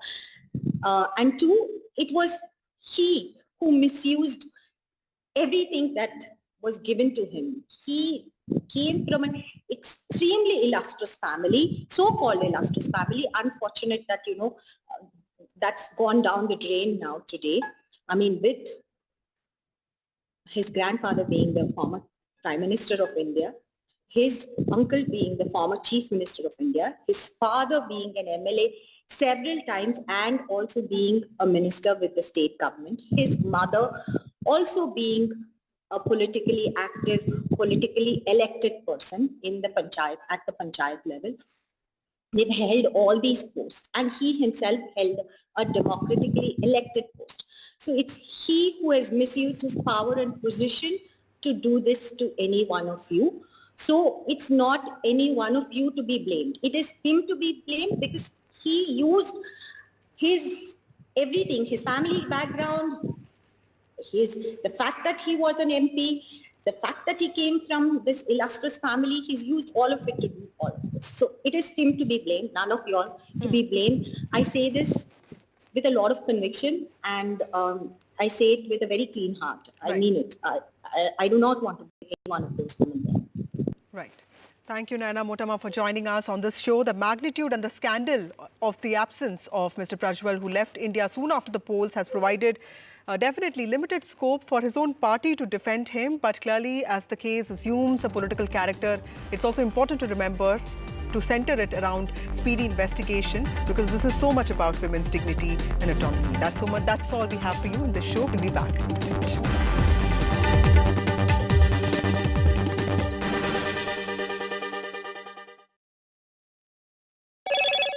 Hello, Moto. Motorola, India's best 5G smartphone brand.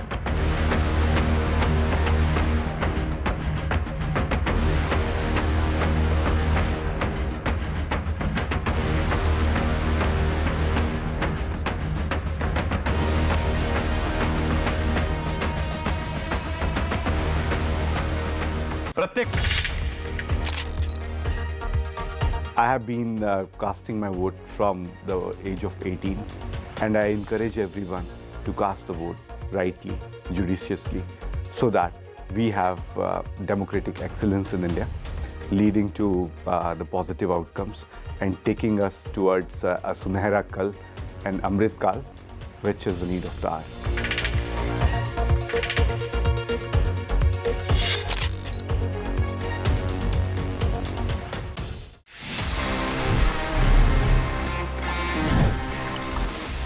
Let me give you a very interesting piece of information. See, information ho ya data, we store it in our storage drives. And usually we have multiple different options. I mean, external drives bhi hoti hain, we got SSDs, memory cards and whatnot. Now, usually you might have a drive capacity of, let's say, 1 terabyte, 2 terabyte, 4 terabyte, etc. But आपको पता है what's the maximum possible capacity right now? I mean, what's the highest capacity hard drive available globally? The answer is it's from Seagate, and the storage capacity is 30 terabytes. Is just imagine एक drive है, a single piece can hold data worth 30 terabytes. अब अगर आपको लग रहा है what about SSDs, so let me give you another shocker, because it's from Nimbus and the Exa drive has a maximum capacity of 100 terabytes. Just imagine 100 TB की storage हमारे पास में एक SSD में है. एक टाइम था जब मेमोरी कार्ड्स होते थे of 32 MB, 64 MB. Today we have memory cards going up to 1.5 terabytes. इतने से साइज में. And these kind of drives, वैसे अगर आपके पास में हो तो आप क्या स्टोर कर सकते हो? बेसिकली आई थिंक योर मतलब बचपन से लेके एंड तक जितना डेटा हम जनरेट करें, आई थिंक 100 टेराबाइट से ज़्यादा नहीं होने वाला है. So we can store everything in one place with these kind of drives. Did you know this? If yes, then amazing. If no, then please let me know by dropping in your emails to tg@ndtv.com.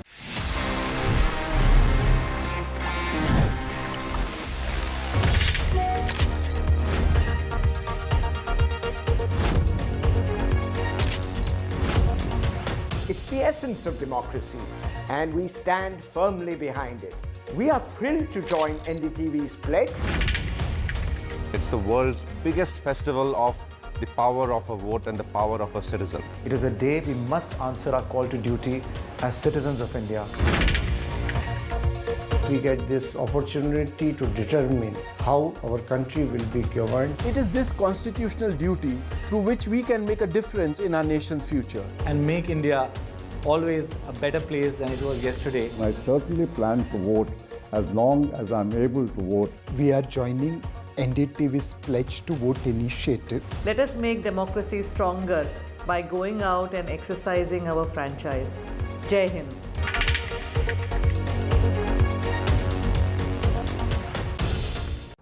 प्रत्येक काळात गरज असते एका नव्या आवाजाची, सोबत नवा दृष्टिकोन, तसंच नव्या विचारांची.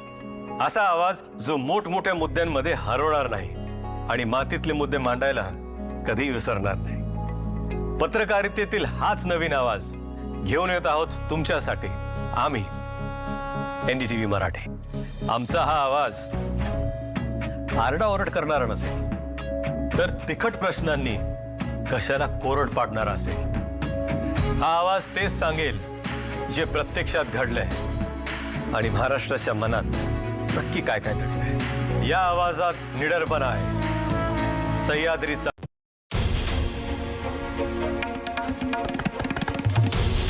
This is NDTV, and you're watching NDTV 24/7. Hello, Moto.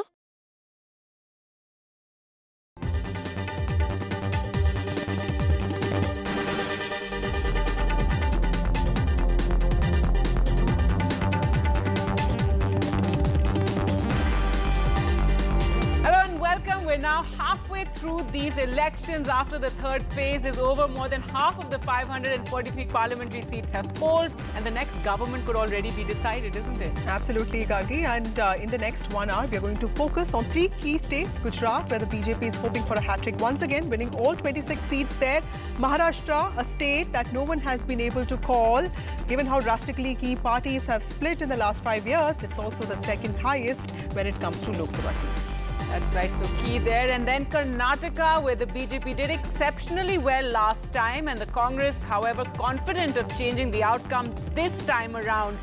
Coming up ahead, we'll also have some key voices from these states. But first, let's take a look at the headlines this evening. The third phase of polling complete. More than half Lok Sabha seats have polled. 93 seats polled today, and overall phase 3 voter turnout has been 60.6%. PM targets Lalu Prasad Yadav's Pura Muslim Quota remark. PM Modi has in fact hit out at the RJD. Petty vote bank politics, he says. Lalu Prasad has clarified, saying that quota cannot be religion-based. The Election Commission has ordered microblogging, a website X, to remove an objectionable ad by the Karnataka BJP targeting the Congress over alleged Muslim appeasement. Interpol has issued a blue corner notice against Hassan MP Prajwal Revanna, who is yet to appear before authorities in the sex crimes case. In Bengaluru, his uncle HD Kumarasamy has hit out at the state government.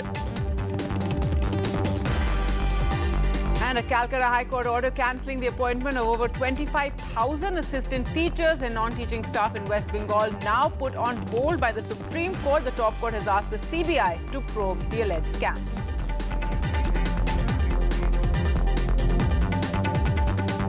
All right, so let's get started. As we said, 3 phases now done, 4 more to go. 93 constituencies across 10 states and a union territory poll today. And we'll be going across to our reporters ahead on the show. Pratibha Raman will join us from Bengaluru, Radhika Ramaswamy from Ahmedabad, Jitendra Dikshit from Baramati, that key seat that's seeing the Pawar versus Pawar fight. Absolutely, Gargi. But first, some look at data and figures. So data shows that the seats that went to polls today have had a history of not just low voter turnout, but also of electing the same party repeatedly. At least 44 of the 93 seats that polled today voted for the BJP at least twice. So up ahead on this show in the next hour, we're going to discuss the 3 important states of Karnataka, Maharashtra and Gujarat that account for 102 seats in all. In Gujarat, the home turf of Prime Minister and also the Home Minister. The fight is over increasing the scale of victory for the BJP. At least that's what they say. Of course, and it is, however, not that simple in Karnataka, where 14 seats across northern Karnataka voted. But in the shadow of the Prajwal Revanna sex tapes controversy, there are also seats. These are also seats that voted overwhelmingly for the BJP in 2019, Gargi, but in 2023 23 they voted for the Congress party.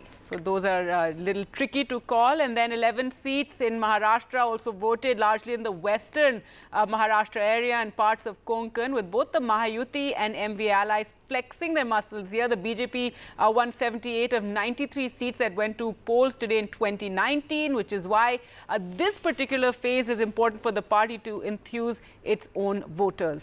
Absolutely. Let's go across to our reporters now. Pratibha Raman joins us from Bengaluru. Pratibha, how do you think the 14 seats that voted today, do you think that they had this impact of Prajwal Revanna case? And also these are seats in northern Karnataka. Mallikarjun Kharge has an impact there. He is the biggest Dalit leader. This is also the most backward region of the state. How do you see this whole Modi welfare versus state government's guarantees, that narrative playing out in northern Karnataka? Well, in fact, that was a narrative that really played out in Karnataka as far as the previous phase of the Lok Sabha election was concerned. But like you mentioned, yes, this phase has been dominated by a new narrative, and that is the controversial videos that have been doing the rounds with respect to Prajwal Revanna case, and that has been used as a poll plank by the Congress to launch an all-out attack against the BJP as well as the JDS. Now, interestingly, the previous phase of the election had 3 seats that were contested by the JDS, but this time around, the 14 seats in the northern Karnataka belt as well as central Karnataka belong to the BJP versus Congress. So that was the major face-off that was witnessed there. And also considering the fact that the Lingayats, the dominant community in Karnataka, playing a key role there because they form the major voting base of the BJP. Remember, the last time in 2019, BJP pocketed 25 of the 28 seats, and this time around, that is the belt that BJP wanted to really try and dominate there this time as well. And the major face-off between the BJP and the Congress also saw Modi guarantees versus the Congress guarantees play out in the previous election. That also continued, yes, but then also dominated by this new political narrative there. But the BJP safely distanced itself from the scandal, also reiterated by the senior leaders of the JDS as well. All of them maintaining the fact that this has nothing to do with the poll prospects of the BJP as well as the JDS as well. June 4th will have the answer. Interesting seats there as far as these 14 constituencies are concerned is definitely the Hubli-Dharwad region, like you pointed out, Kalburgi, as well as Shimoga, not to forget B.S. Yediyurappa's son, B.Y. Raghavendra, contesting from there. Back to you. All right, well, let's go across to Jitendra next, who joins us from Baramati. And Jitendra, 11 seats polling in this phase in Maharashtra. Out of that, 7 located in West Maharashtra, 2 in Marathwada and Konkan. But Baramati is the one that everybody's been focusing on. This Pawar versus Pawar fight there. Last time around, Supriya Sule had her cousin, Ajit Pawar, actually, handling her entire campaign. This time, she's facing a challenge from her own sister-in-law. Yeah, exactly. One of the key seats in Maharashtra is Baramati Lok Sabha constituency, and here the contest is between 2 members of the Pawar clan, Supriya Sule, who is daughter of Sharad Pawar, and Sunetra Pawar, who is wife of Deputy Chief Minister Ajit Pawar. So this contest is not just between 2 Pawar relatives, but also between Sharad Pawar and Ajit Pawar. After the defection, after the split in NCP, this is the first major election where both the parties are contesting, and the results will be decisive in if we consider in the prism of what will be the future of Sharad Pawar's relevance in the politics. In that manner, this will be a very decisive election. And secondly, this election is also a contest between 2 alliances, Mahavikas Aghadi and Mahayuti. So Mahayuti has set a target of 45 seats in Maharashtra. In last elections, the NDA alliance, the BJP Shiv Sena alliance, had bagged 41 seats, and this time the target is of 45 seats. But at the same time, MVA is banking upon the so-called sympathy wave, which is being generated after split of 2 parties, Shiv Sena and NCP, and and it is relying on the undercurrents which somehow give a hint that in some areas, especially in the rural parts of Maharashtra, there is some sort of sympathy towards Uddhav Thackeray as well as Sharad Pawar. Yeah. All right, so Jitendra is picking that up on the ground. Thanks so much for joining us. With that, and it's been quite tough to call Maharashtra. I think all analysts are also very confused because of all the changes that have the parties have undergone there, isn't it? Absolutely, Gargi, and also because since 2019, the Shiv Sena has split and also NCP has split, but there hasn't been a single major election since 2019. So we really don't know which way the wind is blowing. But Jitendra is detecting a sympathy there, like on the ground, at least he's saying in those areas. Over to you, Radhika. Radhika, today you covered the Prime Minister also voting in his home turf. He voted in Ahmedabad and so did the Home Minister. Gujarat is where the Gujarat model comes from. This is the place the foundational policies and politics of the Home Minister and Prime Minister were formed. Tell us, what is the mood in Gujarat like? And also there have been protests by the Kshatriya Darbar community in Gujarat, and also the Surat episode also brought in mixed reviews, mixed reactions, because many people also felt that this is against the spirit of democracy. But clearly BJP is in a very spirited role there, at least in BJP, because C.R. Patil is talking about increasing the margin of every seat to at least 5 lakhs. That's right. BJP, of course, in a spirited mood, no doubt. We did see that when Prime Minister Modi cast his vote along with the Home Minister Amit Shah. We saw a mini roadshow of sorts. It was a show of strength this morning when both the stalwarts cast their vote.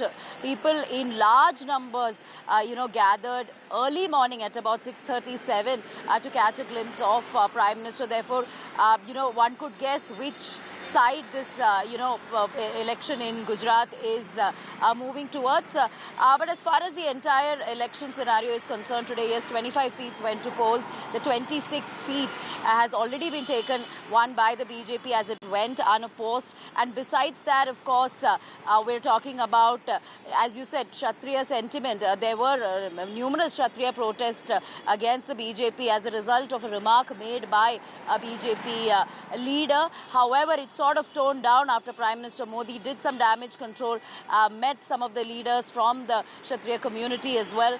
So therefore, at this point, what the Congress is really banking on is a hope that there could be some anti-incumbency sentiment that could set in, and also this entire Kshatriya sentiment is something that the Congress is banking on.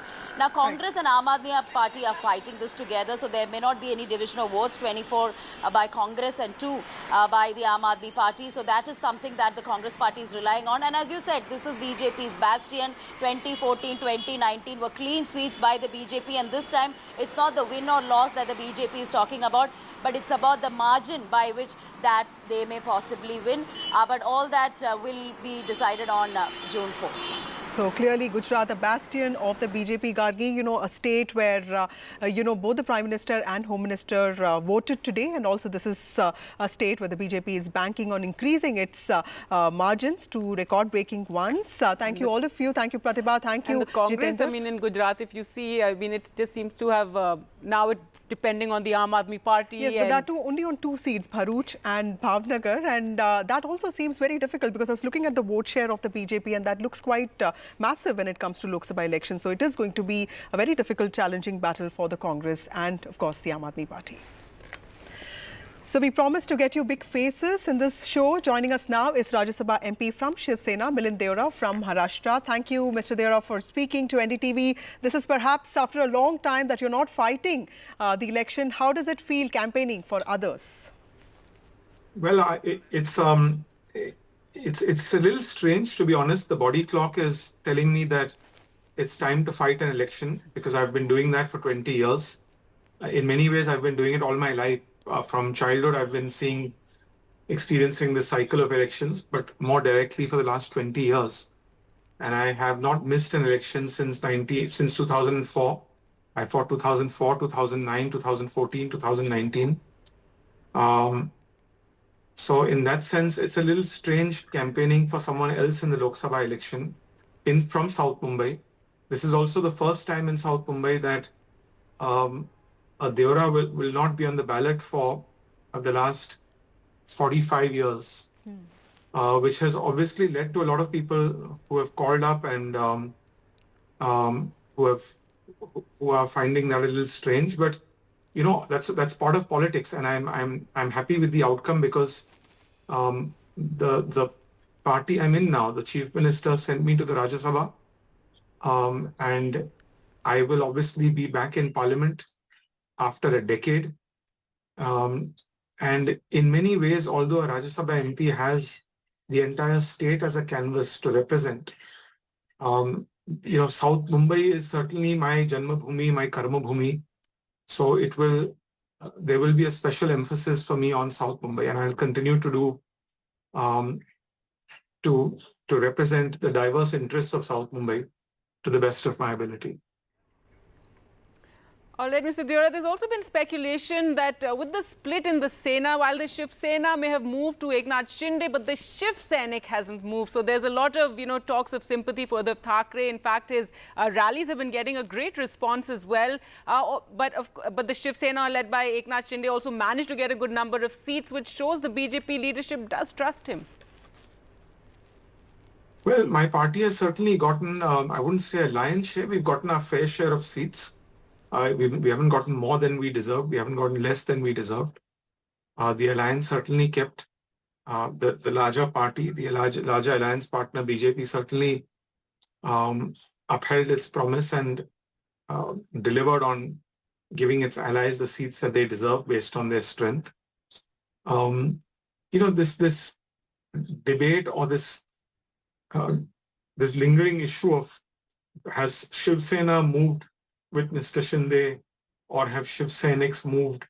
These are things, frankly, which will be settled on the 20th of May in Mumbai, in Maharashtra, and the result will be out by the 4th of June. Firstly, you have to remember that you have to go through Maharashtra's history and remember that a big disruption in Maharashtra's political history happened in 1999 when Sharad Pawar left the Congress party, citing Sonia Gandhiji's foreign origin, and started the NCP just prior to the Lok Sabha and Vidhan Sabha elections, which happened together.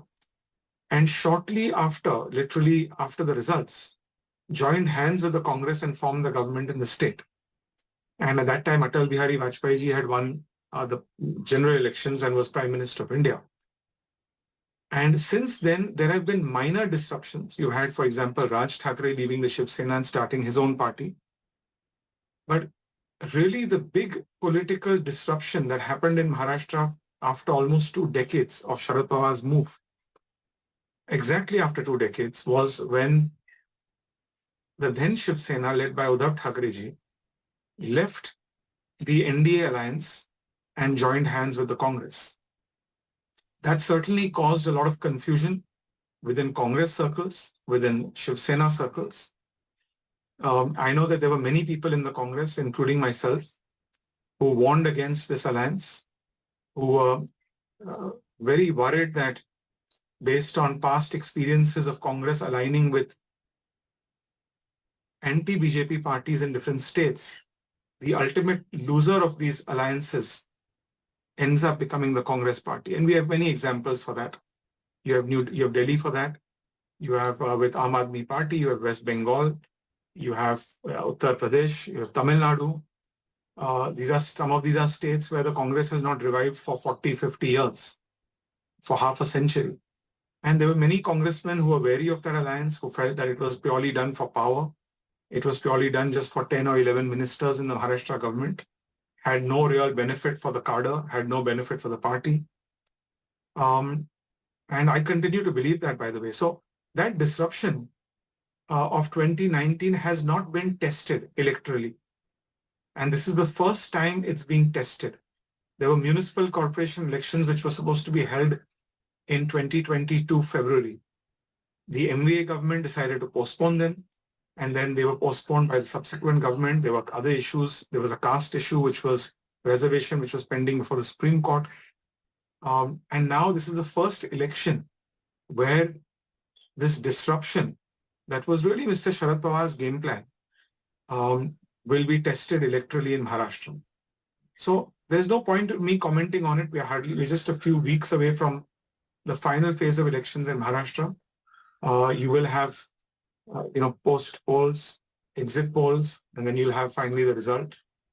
After which the people of Maharashtra will know where the Shiv Sena, as you mentioned, where do Shiv Sainik stand, and where do the voters stand ultimately. Right. Mr. Deora, there are concerns about the low voter turnout in Maharashtra across phases. What do you think are the reasons for this? And this is a concern across the country. Do you also think that the PM speaking about Congress manifesto, Rahul Gandhi's promise of economic X-ray or wealth redistribution, or even the controversy around Hemant Karkare are actually finding resonance with voters of the state? I think voters, my assessment is voters in Mumbai. I was in Kolhapur, in Hatkanangle, in near Kolhapur recently. Voters in rural Maharashtra, certainly urban Maharashtra, tier 2 cities, tier 4 cities, certainly have a good idea about India's standing globally. They are aware of what's happening with regards to our neighbors, how our neighbors are behaving with India. And they have an aspiration for India to succeed, for India to do well. And those aspirations will have to be addressed in the course of an election, both by the government and by the opposition. Yes.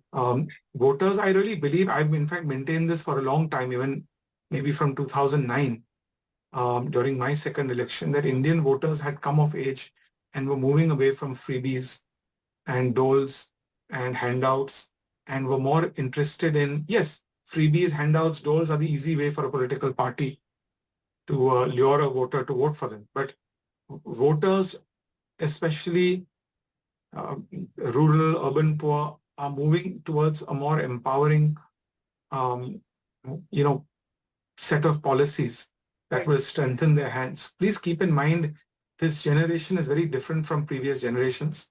This generation has access to smartphones, has access to affordable smartphones, to high-speed data connections, Wi-Fi, is able to access the internet, has the world at their fingertips, knows what influencers who are tribal influencers are posting about, what are political people posting about, what's happening in music and culture in India and in California, for instance. And you cannot assume that those people, whether they live in rural areas or in cities, do not aspire for more. All right, and finally, how important is the Modi factor in these elections in Maharashtra, also considering that the state is heading for assembly elections later? Also, we're asking this because, many are saying this elections are becoming very localized. There's no wave per se, so a lot of the local issues are being thought of when people are going to vote. See, people will obviously, in a Lok Sabha election, people are obviously keeping a prime minister and a prime ministerial candidate in mind. People have seen the Prime Minister's track record over the 10 years. There may be areas where people disagree with the Prime Minister. They may not like some of his policies, but I believe that there's more for people to gain from the Prime Minister's policies than otherwise. And so in some ways, it is a referendum on the Prime Minister, on his leadership, on the next 5 years. It is a referendum on the local candidates as well. It is a referendum on local and regional factors. How will it affect us in the next phase of elections, which is 6 to 9 months down the road? You have to also keep in mind that Mr. Shinde, who started out as somebody who essentially left the party and started out to retain the true flavor of the Shiv Sena, his image has also undergone a massive transformation in the last 2 years. He was criticized in the early days, but today he's seen as someone who's accessible, as someone who's extremely hardworking, as someone who has a good vision for the city, for the state, who works hard, who wants to attract investments, as a serious political player, who can attract good talent. So I think that, with the tailwinds of Prime Minister's popularity, where I do believe that the Mahayuti and the NDA will do well in Maharashtra, that will certainly provide tailwinds to the alliance going forward in the assembly elections as well. All right, thank you so much, Milind Deora, for joining us on the program here. Thank you. We also have Vijay Rupani, former Chief Minister of Gujarat and BJP leader, joining us. Thank you, Mr. Rupani, हमसे बात करने के लिए. आज गुजरात में चुनाव थे और ऑल 26 सीट्स ने वोट किया है. अब ये बताइए कि आप कितने कॉन्फिडेंट हैं? आपकी पार्टी बहुत ज़्यादा कॉन्फिडेंट है और कह रही है कि स्केल ऑफ मार्जिन्स जो है इस बार 5 लाख से ऊपर जाएंगे. आपको क्या लग रहा है सर कि 26 सीट्स हैं, कितनी जीतेगी पार्टी? मेरा स्पष्ट मानना है कि पोलिंग अभी खत्म हो गया है और सभी सीट हम जीतेंगे, उसमें कोई दो राय नहीं है. दूसरा क्या है कि पूरे गुजरात में इस बार मोदी जी की पूरी लहर है और गुजरात वैसे भी मोदी जी के साथ उनका नाता रहा है, मोदी जी पर भरोसा है और 10 साल में मोदी जी ने जिस तरीके से सरकार चलाई तो अगले 5 साल भी मोदी प्रधानमंत्री रहे. यही मुद्दा पर गुजरात की जनता ने भारतीय जनता पार्टी को वोट दिया है, ऐसा मेरा स्पष्ट मानना है. रूपानी जी, कांग्रेस और आपका टाई अप है 2 सीटों पे, क्या इससे कुछ फर्क पड़ेगा? नहीं, इस बार 2 सीट जो आम आदमी पार्टी लड़ रही है वहां उन्होंने गठबंधन किया है. तो वैसे असेंबली इलेक्शन में अलग अलग लड़े थे तो डिवीजन ऑफ वोट हुआ था. इस बार डिवीजन ऑफ वोट नहीं होगा, लेकिन दोनों सीट हमारे लिए अच्छी सीट है. भरूच भी लगातार हम जीतते आए हैं, भावनगर भी लगातार हम जीतते आए हैं, तो उसमें कोई फर्क नहीं पड़ेगा. विजय जी, कुछ दिन पहले हमने देखा कि गुजरात में जो क्षत्रिय दरबार कम्युनिटी है उनकी तरफ से भी काफ़ी विरोध हुआ. पुरुषोत्तम रूपाला के जो रिमार्क्स, कमेंट्स थे, आपकी पार्टी ने भी पूरी तरह से कोशिश की जो है क्षत्रिय लीडर्स से मिलने की. आपको लगता है कि इससे कोई फर्क पड़ेगा कुछ सीटों पर? वैसे क्षत्रिय कम्युनिटी को उनकी जो संवेदना, मुझे लगता है कि उनको दुख हुआ है और उससे थोड़ा असर रहेगा. लेकिन ज्यादातर क्षत्रिय समाज राष्ट्रवादी भावना से लोग भरपूर है और देश के लिए बलिदान भी उन्होंने दिया है.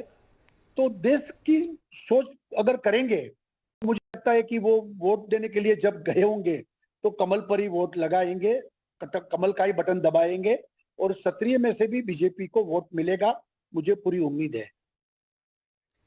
रूपानी जी, जो एक सीट है उसका तो आउटकम पता ही है, सूरत, जो जहां पर आपके कैंडिडेट इलेक्ट हुए हैं अनअपोज, लेकिन ऑपोजिशन का कहना है कि ये अवॉइड हो सकता था, ये डेमोक्रेसी के लिए एक सेटबैक है. नहीं, देखिए, लोकतंत्र के लिए अच्छा नहीं है, मैं मानता भी, लेकिन हमारी क्या जिम्मेवारी है इसमें? कांग्रेस का इंटरनल ये प्रॉब्लम है. जो प्रत्याशी था उन्होंने स्टेटमेंट दिया है कि कांग्रेस ने मुझे ऐसा मदद नहीं किया, वो मदद नहीं किया, इसलिए मैंने वापस लिया है. और कांग्रेस वाले बोलते हैं कि तुमने पैसा ले लिया और तू भाग गया है. तो ये इंटरनल कांग्रेस का ही प्रॉब्लम है और कांग्रेस पार्टी उसके लिए जिम्मेवार है. हम मानते हैं कि लोकतंत्र में फाइट होनी चाहिए, स्पर्धा होनी चाहिए और चुनाव भी होना चाहिए, लेकिन ये कांग्रेस का आंतरिक मामला है. कांग्रेस इतनी उनके लीडर के पास कोई कंट्रोल नहीं है और पूरी गुजरात में कांग्रेस की लीडरशिप नाकामयाब है.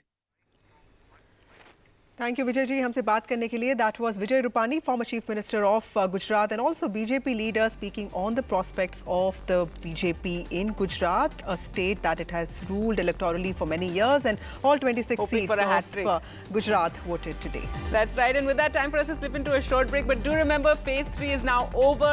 We're halfway through the elections in the sense of the Lok Sabha seats, and after the break, we're going to open it up. In studio with us, we have Mr. Sanjay Kumar and Nirja Chaudhary once again to talk about all the various issues involved. All that and more coming up on the other side. Stay with us.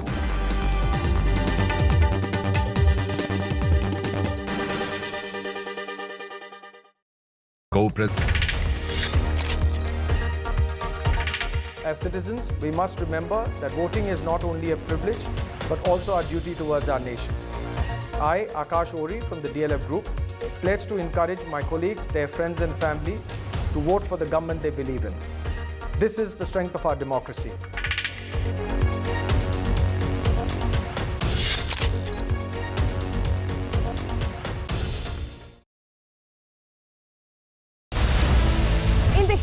and dust of politics, perspective should not get lost. Watch me decipher hard politics through an academic lens, only on NDTV.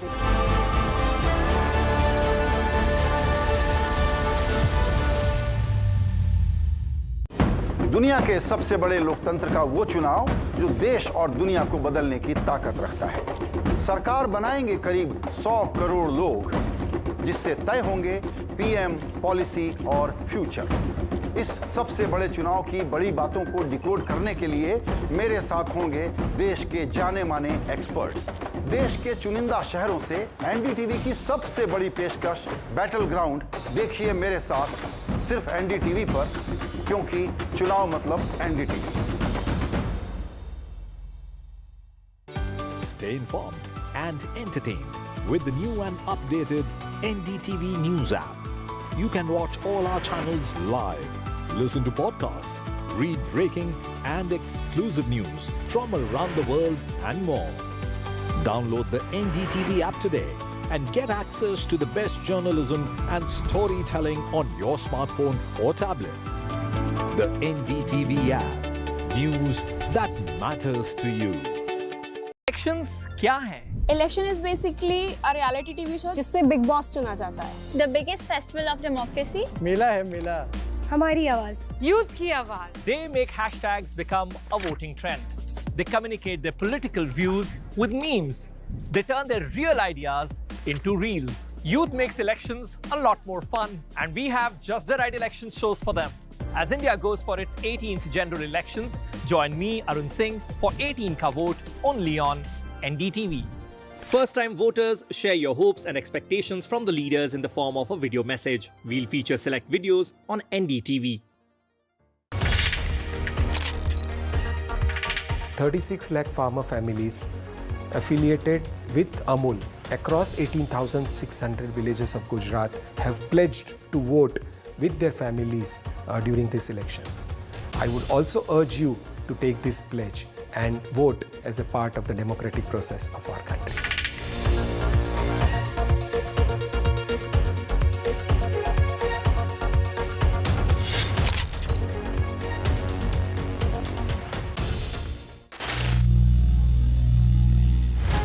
Some people say the metaverse will only be virtual. One day this lecture hall will be made of code, and driverless cars would be trapped in intersections. But even in this maze of the future, you can't wish away health. It's time to become more resilient.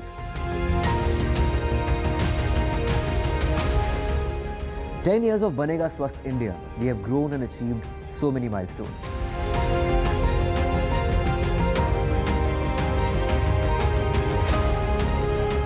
And now I have a plan to beat the urgency, to stop breathing with difficulty, to relieve getting choked with inactivity.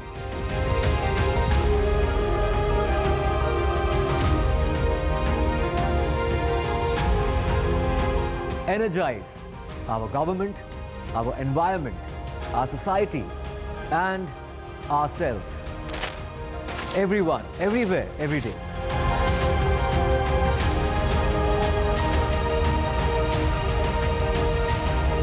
Banega Swasth India. One world hygiene. A debate has many facets. Perhaps no one right answer. Left, right, and center. Conversations that get to the core of the debate.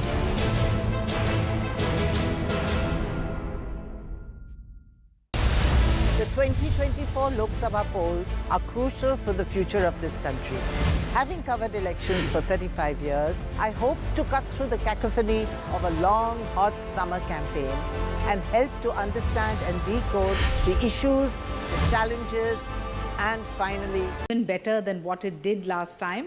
Let's not forget, there are lots of people who talk about anti-incumbency. This is the first time in the history of India that you have a pro-incumbency. And that is purely because of the magical work that our Honorable Prime Minister has done. I think that if you look at it objectively, 283 of the 543 seats have polled so far. And this is not about big faces or constituencies which are pro-BJP. This is about the larger work that we have done under the Prime Minister's leadership for the Labhartis. If you take, for example, 55 crore people who have got 5 lakh in Ayushman Bharat, or 11 crore Ujjwala gas cylinders, or 13 crore toilets which have been built, the 25 crore people from below poverty line who have increased and come out of that zone, and the focus of the Prime Minister on infrastructure at large. Infrastructure which has percolated down to every single state. Now, you talked about Maharashtra. Look at the kind of development here, whether it's our highways, our railways, our airports, or basic roads and facilities. Metros, the list is endless. Look at the kind of development that you have seen across the length and breadth of our country. So I am very, very clear that some people are on a mission like Prime Minister Modi, some people are on destruction mode. And as our Prime Minister has said repeatedly, he doesn't believe in deadlines. He believes in deadlines that actually make a headline, and the others only believe in headlines which are their deadline. So I think there is a reverse in the philosophy of a party that believes in nation first and gives stability and wants to continue to work towards a Viksit Bharat for 2047. And my last sentence being that when an economy that we took over from 11 to number 5 and heading towards number 3, and the kind of work and accolade world over for Bharat as a desh is only a jhalak of the Viksit Bharat 2047. Right, Shaina, and it's interesting that you spoke so much about the achievements and developments of the country, but you know, on the campaign front, in the rallies, we don't see the Prime Minister or BJP leaders talking so much about this, and that's what the opposition is saying, that there's nervousness, and that's why, you know, the pivot has been towards issues like Muslim quota, wealth distribution, inheritance tax. The Prime Minister even talking about, you know, vote for Ram Raja or vote jihad. So these are the kind of issues being raised which the opposition is pointing out. Gargi, I think you've made a tactical error there, because Ram Rajya or the belief in Lord Ram is a very spiritual connect of crores of Indians. So there is no question of politicizing this issue. For those who have tried to politicize even the constitution, for example, saying that, you know, Modi ji will come and the constitution will be changed, they don't even understand that of the 108 amendments which were done, 106, 80 were those of the Congress party. We only amended where it was a triple talaq or an abrogation of 370 or Nari Shakti Vandan. So all this is the reality versus perception, which is known to the public, and that public is going to vote for the Bharatiya Janata Party, and you will see it on June 4th. Right. Mahima Singh, let me ask you, you know, how your party leaders actually raised very complex issues like X-ray, you know, wealth redistribution. The manifesto became a point of discussion for many days. It was, I think, released on the 5th of April, but for over 30 days, more than that, you know, that was the central point of political discourse here. Do you think that the party leaders and the party could have actually used simple issues rather than making it about complex issues? Because the Prime Minister, when he talks about Mangal Sutra and says that every person's wealth is going to get redistributed, it could be scaremongering, but at the same time, these are elections, and this might amount to you losing some of your voters. Jai Hind. Masuda, as much as the BJP tried very hard to instill fear amongst the society, it is actually the BJP today that's trembling with fear, because the winds of change have ushered in, and they have been ushered in today, especially by Haryana, by the state of Haryana, even before going for polls. You see, it was third phase, many states were going to poll, but Haryana has actually toppled the BJP government, and the rest of the states which went for polls today voted against the BJP, and I'll tell you why. You pointed out issues. You said that we complicated, we did not talk about issues. I'd rather say that our 5 Nyay 25 guarantee is as simple as it gets. And the BJP, when it talks about, you see, NEET paper has been leaked. It just came out today. Before I come to the 3-point agenda that I want to talk about, busting the BJP's lies, I am prompted to say here that the BJP spokesperson just said that we are spreading lies that the BJP or Mr. Narendra Modi want to change the constitution. It is rather their leaders. And the latest one is Diya Kumari, Deputy CM of Rajasthan, who have said that we want at most a majority 400, 400 par, so that we can change the constitution. Now coming to my 3-point agenda, you said wealth redistribution, inheritance tax, and Muslim reservation. Now let me, one by one, let me just tell you. Wealth redistribution, the BJP has talked about it and not the Congress, never the Congress. BJP has talked about it and guaranteed it to the country in their manifestos of 1996 and 1999. Coming to the Muslim reservation, it is the BJP that stands with parties like that has arisen like TDP in, Andhra Pradesh, where TDP's poll promise is that they will preserve 4% Muslim reservation. Congress has never even used the word Muslim in their manifesto. It is rather the BJP in their manifesto. You will find the mention of the word once. And last point. Yes. Inheritance tax. Again, inheritance tax has been endorsed by their former ministers like Mr. Arun Jaitley and Jayant Sinha. Congress's manifesto is very clear and palatable for a common man, and that is why India is clearly winning. 4th of June, we are going to stand victorious and India is going to win. All right, well, all that we'll find out on the 4th of June. But bringing back, the subject of Karnataka, Maharashtra and Gujarat, I'd like to go across now to Sanjay Kumar ji. And this particular phase of elections, as Vasudha had said, 78 of the 93 seats went to the BJP last time around. Your assessment this time around, given how the situation has changed, in Karnataka, will this sex tape horror have any impact, given how no one can call what's happening in Maharashtra? Gujarat, of course, does seem something that one can, predict about. But yes. If you look at all the 7 phases of poll, this was the phase which is the strongest phase for the BJP. If you go by the past performance of BJP and the allies in the 2019 elections, in this phase, BJP's vote share average, BJP's vote share is roughly about 47-46%. And if you compare it with the overall vote share of BJP in 2019, it was 37%. So it's a 10% higher support base for BJP in this phase of election. BJP has a lot to defend. The entire state of Gujarat has gone to poll today, and half of Karnataka has gone to poll. And the entire Gujarat was with BJP in 2019, and half of the Karnataka which went to poll today was with BJP. So BJP has a lot to defend. Gujarat, I'm pretty sure that BJP is not facing much challenge. It might return the same kind of electoral dividends to BJP as it did in 2019. But yes, given the events which has unfolded in Karnataka, and also remember Karnataka now it has a Congress government in the state. So BJP is definitely facing some challenge in Karnataka. To what extent, how much BJP could lose? Certainly they cannot increase the tally because they had won 25 seats in the last Lok Sabha election, and this time they are contesting only 25 along with their allies JDS, which is contesting three seats. So Karnataka, it's a challenge. I think we should wait till 4th June to figure out how big was the challenge to BJP in Karnataka. Right. Neeraj ji, it looks like the turnout might be subdued this time too. And it's very easy to conclude that this could be a waveless elections, but this happens every time. As a political reporter, I tell you, every time people say that it's a localized election, but then the results come and we realize that there was a wave. So what does it take to recognize a wave? And how can we say that there is a wave or there isn't one? I think one indicator of a wave would be large voter turnout, people being enthusiastic to come out and vote. And in the 3 phases that we are seeing, there is a slump of 4 to 5% compared to the 2019 figures. So that is an indication that people are a little more apathetic. Maybe they are not coming out because there's been such a buzz that the BJP is coming back to power for a 3rd term.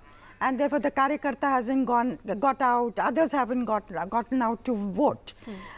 But it could also be that some people are confused. Some people say there's much more dissatisfaction being expressed this time in different states. There is a little more of takkar also this time. Again, when you look at 2019 and compare it with it. Right. So Maharashtra, for instance, which is a very critical state because we are all trying to decode Maharashtra because 2 parties of the ruling alliance. Right, that's right. The 2 parties have split, NCP and Shiv Sena. One side is gone and taken large chunks of the MLAs with them. And yet the sympathy factor Absolutely. seems to remain Talking with about Uddhav Maharashtra, let Thackeray me and just Sharad get in Pawar. Clyde here. Right, who've Clyde, been waiting very patiently. yes, thank you for waiting. And so you belong to the Shiv Sena, that NCP that's led by Sharad Chandra Pawar. How important is this phase of polls for you? Because Baramati is where this nation's attention was, but at the same time for the NCP and for Sharad Chandra Pawar and for Ajit Pawar, this is going to be so foundational to their journeys. How is the Karyakarta of an NCP looking at this battle? Thank you, Vasudha and Gargi. I thought you just forgot me in this. I've been sitting here since 8 o'clock. It's okay. So your question is very valid. I mean, if you look at what has been happening since yesterday, see, this has been pitted as power versus power fight. Okay, but I don't look at it that way. I look at it in a way that there is Supriya Sule, okay, who's serving this constituency for years. She's been a Sansad Ratna and worked hard for the people of Baramati. And there's another side, another lady who has just been brought into this whole foray to fight against somebody of their own. So this is a doing of the Bharatiya Janata Party. They broke parties, they broke families, and this is what is going on. Two things I'd like to quickly tell you, and I hope you give me time. There is one thing which was, I was listening to Milind Devra earlier, and I wish I was on air. I would have given him a point-to-point rebuttal in everything that he was saying, because he was trying to, be nice to the party that gave him a Rajya Sabha seat for free. Secondly, I kept listening to what the BJP spokesperson was saying, and we've done this, we've done that. But, Shaina seems to be the only BJP leader and spokesperson who's been talking about what they've done, but including the Prime Minister. The Prime Minister around the Maharashtra that he's been going around across the country does not talk about the kind of work they've done. They're only talking about Machli, Muslim, Mangalsutra and all those things. Shaina, why do you always butt in when I start talking? Shaina, why do you always butt in when I start talking? What's the problem? Why do you butt in when I'm talking? Because you're not talking the truth. No, you are not talking the truth. Shaina, let him complete what he's saying. Yes, go ahead, Mr. No, let me tell you the truth. Yes, Mr. Clyde Craster, just go ahead. You spoke, the BJP spokesperson spoke about, politicizing the Lord Ram. I was born and I grew up in the same vicinity as Shaina. And we are in a vicinity where Lord Ram, there's legend that Lord Ram visited that place, and we grew up there. For us, Lord Ram is an Astha. The Bharatiya Janata Party has politicized Lord Ram. Since childhood, we say Jai Shri Ram with pride, but they politicize it. So the point here is politicization of Lord Ram is done by the Bharatiya Janata Party. Don't bring it out into the mainstream, because people have begun to understand what is going on. The Bharatiya Janata Party has no agenda. Therefore, they are trying to digress the whole topic and taking it away from us. But the people have begun to realize. I'm telling you what's happening in Baramati.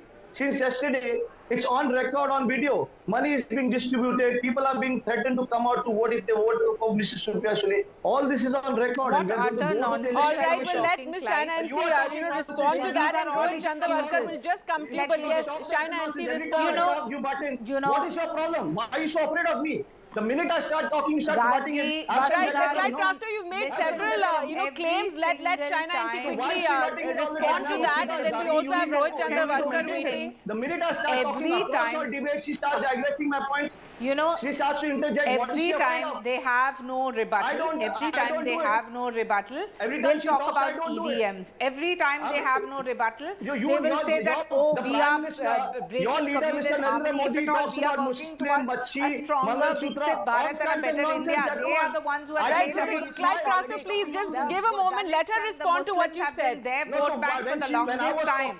This is not fair. You were not saying anything. Gargi, Vasudha, allow me a rebuttal. Mr. Clyde, you have to let us speak now. You've had your chance. Why did you allow me to finish my point? That's the point. Why did you allow me to finish my point? Okay, you made a lot of points. Let her finish now. I mean, I wait from 8 o'clock, then I start talking, and the minute I stop, Shaina comes in. You don't stop me. Okay, Shaina, please continue. Please go ahead. Make your point. Gargi, if you... Look, the opposition has only played vote bank politics and appeasement politics. We know what they have done with the Muslims and the Dalits of this country, tried to keep them just as a vote bank. When the Prime Minister works for Sabka Saath, Sabka Vikas, Sabka Prayas, it is not just a tagline. It is to make sure that every community is assimilated. People are given respect. Was a triple talaq about women's dignity and respect? or something else. When a Nari Shakti Vandan comes into being, it is about us getting an opportunity, an abrogation of 370 to assimilate Kashmir and make India strong. When you do all this good work, you have no comment, so you will talk about the constitution, you will talk about appeasement politics, you will talk about Tushtikaran ki Rajniti. Where has the Prime Minister spoken about the Ram Mandir as a political agenda? It is a fact that Indians and we Hindus have been apologetic about being the majority with a belief and a Sanskriti and a Sabhita which takes people along. This is not about disintegrating, this is about those people who are disrupting this narrative. And for those who want to wait for 4th of June, I want to tell you, this will be a historic victory for a man on a mission who has been the honest, hardworking Prime Minister of this country and really done work for the poorest of poor. And if as an economy we are headed towards the 3rd largest in the world, this is something to be proud of. We'll get a response from Mahima as well as Clyde Crastu, but I'd really like to go across to Rohit Chandarvarkar, who's been waiting very patiently, sir. So when we're talking about Maharashtra and how difficult it is to call given the splits in the parties that have taken place, there's talk of sympathy on the ground. We're seeing this fight in Baramati. What is your assessment? What is your reading so far of how the election is going? Well, Gargi, taking off from where Neerja ji left, the narrative about Maharashtra, I think everybody knows here by now, and we've said it many times, that this happens to be the biggest swing state in India right now. It will make all the impact with 48 seats, whichever way most of them go. That is one. Secondly, just remember, Prime Minister Narendra Modi has held or is holding double the amount of rallies in Maharashtra compared to what he held in 2019 election. So he and his team and BJP realizes how important Maharashtra is. Coming to today's phase, voting has just ended a couple of hours, 3 hours ago. I think, it signifies, there are 4 constituencies which are very important to Sharad Pawar, at least 3 of them very important to Sharad Pawar, and one where the family prestige is at stake, Baramati, which have polled today. Baramati, Satara, Konkan, and Sangli. Sangli used to be a Congress bastion. Now there is a fight happening there. So these 4 constituencies, basically today's voting is about the agricultural issues in Maharashtra as far as I can see. Prime Minister Narendra Modi held 3 rallies in fact, in these regions, one in Pune district, Pune city, one in Marshiras of Solapur, and another one around that area. And he spoke briefly about the agricultural issues, but he focused more on national issues in all these constituencies, giving an indication that the BJP may be very confident when it comes to presenting the, the development of infrastructure and other national issues like controlling terrorism and all those things. But when it comes to agrarian crisis or the issues of farmers, especially sugarcane farmers, onion farmers, etc., the BJP does not want to really get into that into detail. So the battle today was about these 2 pictures, one of Vikas, which the BJP is very confident about, and rightly so, the road infrastructure and airports in Maharashtra that have come up and all of that, versus the issues of the onion farmers. Maharashtra is the biggest onion producer in India. Maharashtra is 2nd biggest sugarcane or sugar producer in India. So sugarcane farmers, onion farmers, their issues, the policy issues that they are facing, export ban on onions, etc., versus BJP's picture that they are presenting. So we need to now wait and see what happens in Baramati. The entire country is watching this Pawar versus Pawar fight in Baramati. And I don't agree with Clyde that this is not Pawar versus Pawar. This is very much Sharad Pawar versus Ajit Pawar fight. And it's going to be very close. Last point is, Congress, Shiv Sena, Uddhav Thackeray, and Sharad Pawar, three members of the Mahavikas Aghadi have put their prestige at stake in the voting that has happened today. There have been some competitive clashes between them also, like the example of Sangli, etc. But a very interesting battle. All I can say is it's going to be a very close fight in most of the constituencies in Maharashtra. Sanjay, would you say that there is an absence of a pan-India narrative this time? Because 2019, I remember very clearly, either it was Balakot or Congress's Nyay, but I'm unable to find a thread of, a common theme for parties this time. No, I would agree. BJP wanted this election to be contested on a big, larger narrative of nationalism, or at least they wanted a big national narrative. That doesn't seem to be happening. And if you travel from state to state, and even within the state, if you travel from one constituency to another, you would figure out that the election has become far more localized compared to what it looked like maybe a couple of months ago. So I fully agree with what you have already said. That's right. Neerja ji, let's talk about Karnataka and, you know, the scandal, this sex tape horror that has taken place. How much of an impact do you think that is having on what, you know, on the election that took place today? Because, you know, while we may, you know, outrage about it in all our news studios, etc., one doesn't know what the voter is thinking on the ground. That's right. And of course, the JDS's constituencies have already had elections. Yes. The scam broke after that. So in that sense, they were lucky, or the timing of that whole scam is a very curious political development, that apart. But I think it could have some impact on the women voters. The election today is mainly in the Lingayat belt. And this time round, the BJP got its act together by giving Mr. Yedura Rappa, very tall Lingayat leader, who was sidelined in the assembly election, a free hand in the distribution of tickets. So they pleased him, he had his way, and also it was a sop to the Lingayat community. So they're expecting Lingayats to vote for them en masse virtually. So I think whether it just something will rub off of this scandal on the BJP also because of his alliance, I don't think much will. Except, as I say, the women voters may well get affected, and this time the Congress has gone out of its way to get the sympathy and the support of the women. Sanjay, quickly from you, how important is Karnataka for the BJP, because it's also the gateway to the south of India? No, it is important, as I mentioned earlier, that BJP had won 25 seats in 2019, and this time BJP is contesting 25. So it is very important for BJP to retain if they actually want to achieve the target of 300 plus. So it is important for BJP. Right, absolutely.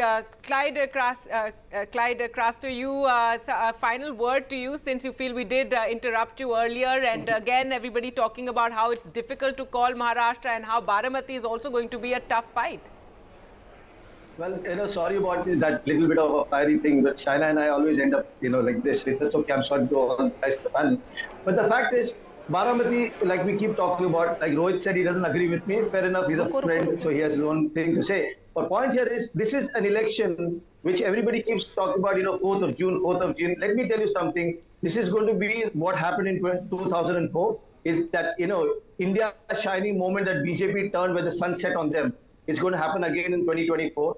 I mean, they're in for a rude shock, and people of India are there for a very pleasant surprise that they're going to come into, because in the ground, we know what is going on, and it's not what the BJP says. It's not going to be up ki baar 400 par. You know, they are going to struggle.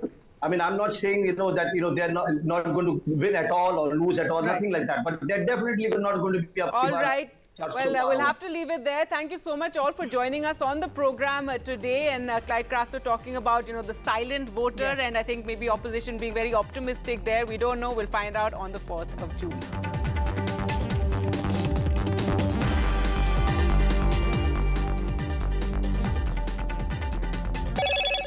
Hello, Moto. Motorola, India's best 5G smartphone brand.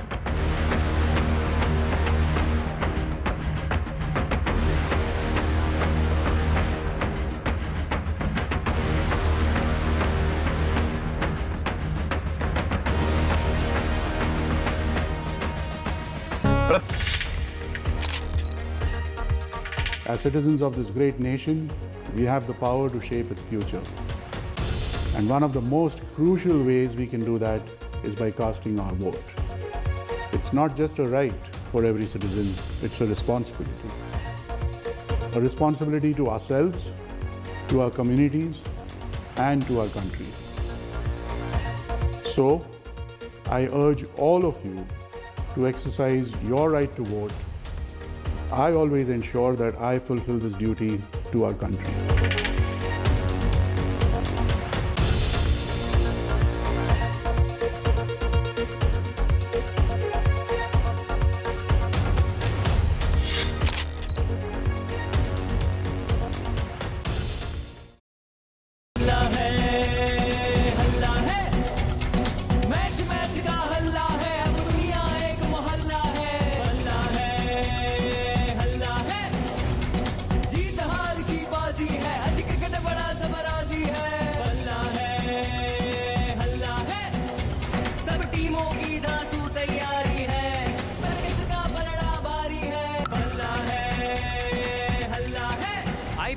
हल्ला बल्ला और सबसे शानदार coverage सिर्फ NDTV पर।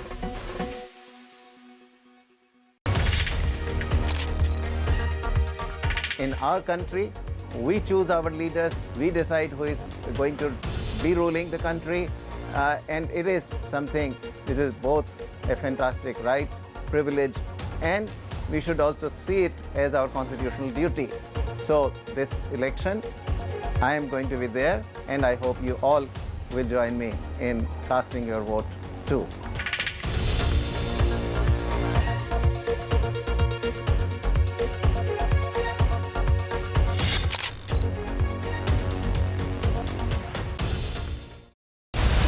Data drives our understanding of any election. What does a dip in voting percentage mean? What are the big factors to watch out for this poll season? Join me, Amitav Tiwari, in a data deep dive only on NDTV, where we decode and simplify the data for you.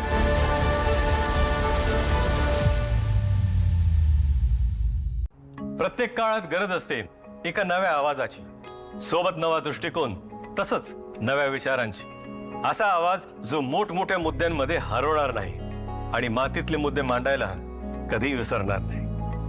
पत्रकारितेतील हाच नवीन आवाज घेऊन येत आहोत तुमच्यासाठी आम्ही NDTV Marathi. आमचा हा आवाज आरडाओरड करणारा नसेल, तर तिखट प्रश्नांनी कशाला कोरड पाडणारा असेल. हा आवाज तेच सांगेल जे प्रत्यक्षात घडलंय आणि महाराष्ट्राच्या मनात नक्की काय काय दडलंय.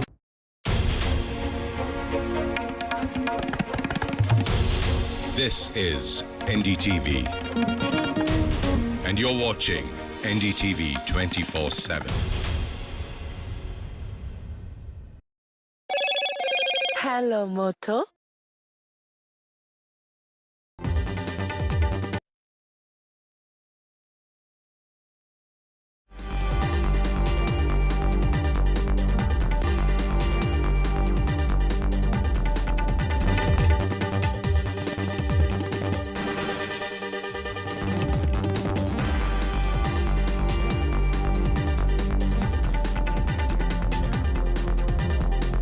Good evening. Welcome to Left, Right and Centre. I'm Vishnu Shom. On the show tonight, voting is now over in 93 constituencies across 10 states and a union territory in the third phase today of the staggered 7-round Lok Sabha polls.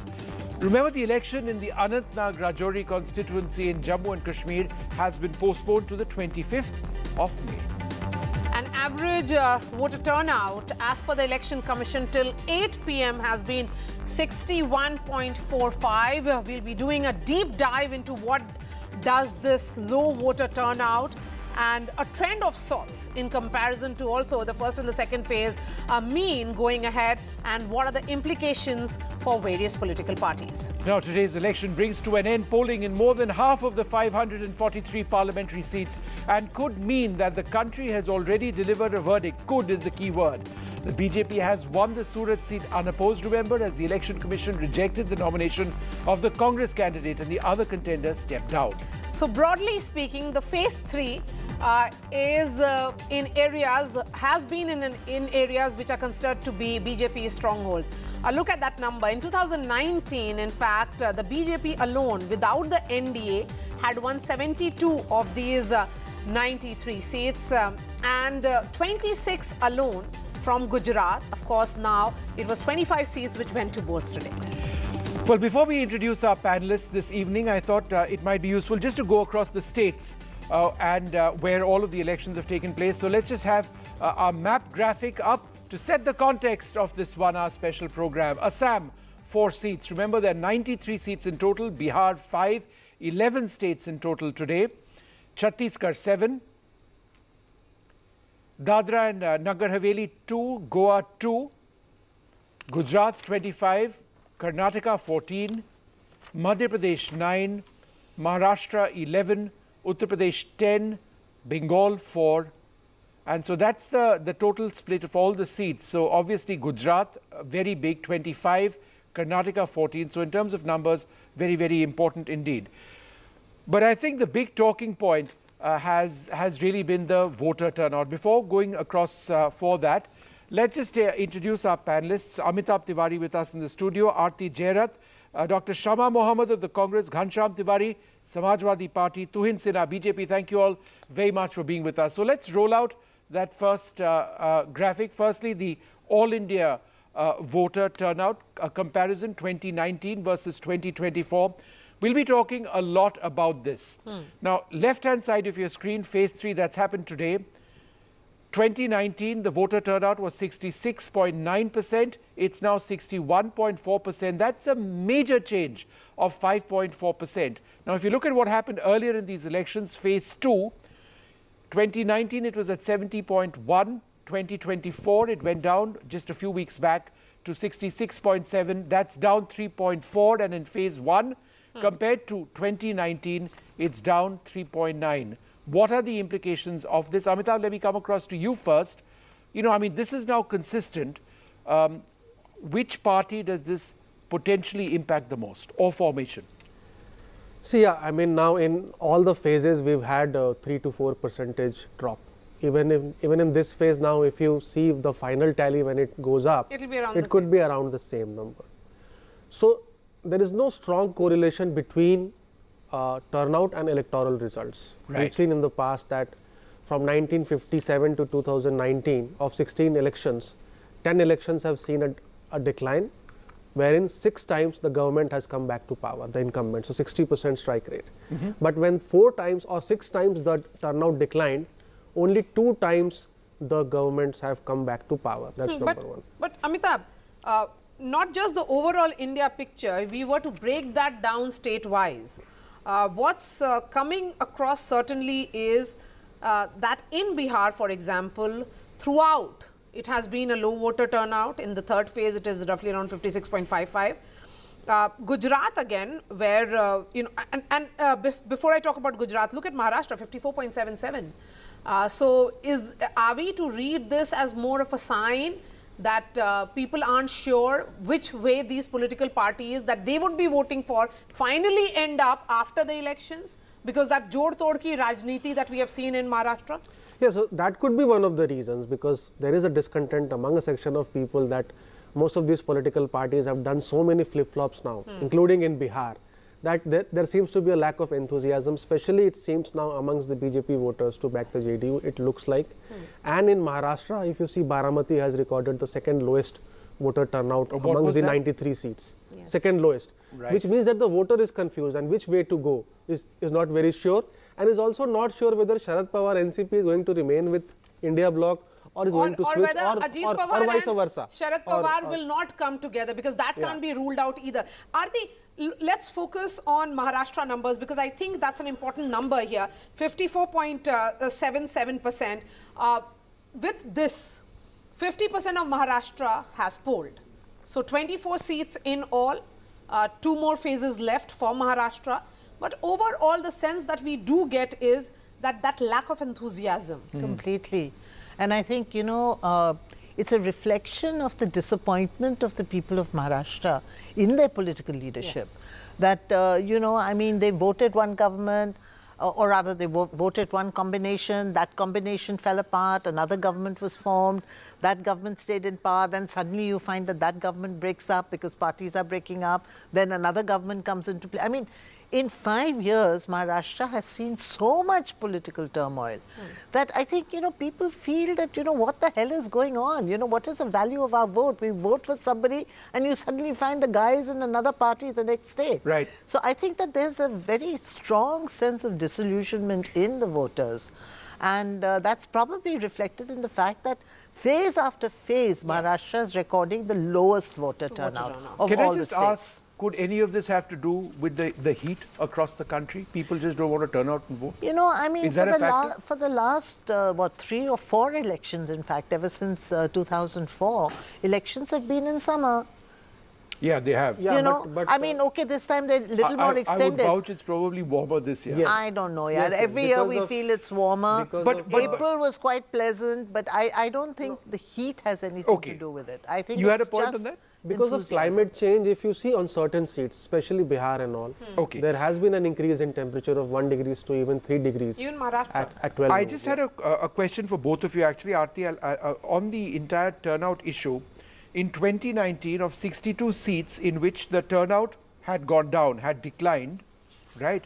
The winner changed for 14 seats. So that's a large number of seats where a change took place when the voter turnout was low. In contrast, of 31 seats that saw higher voting, the incumbent lost in 9, right? So if you were to actually look at this, this is problematic at many levels. It just goes to indicate that in seats where, in areas where the turnout has gone down, there is a larger possibility of the winner changing hands, of the party changing hands to win the election.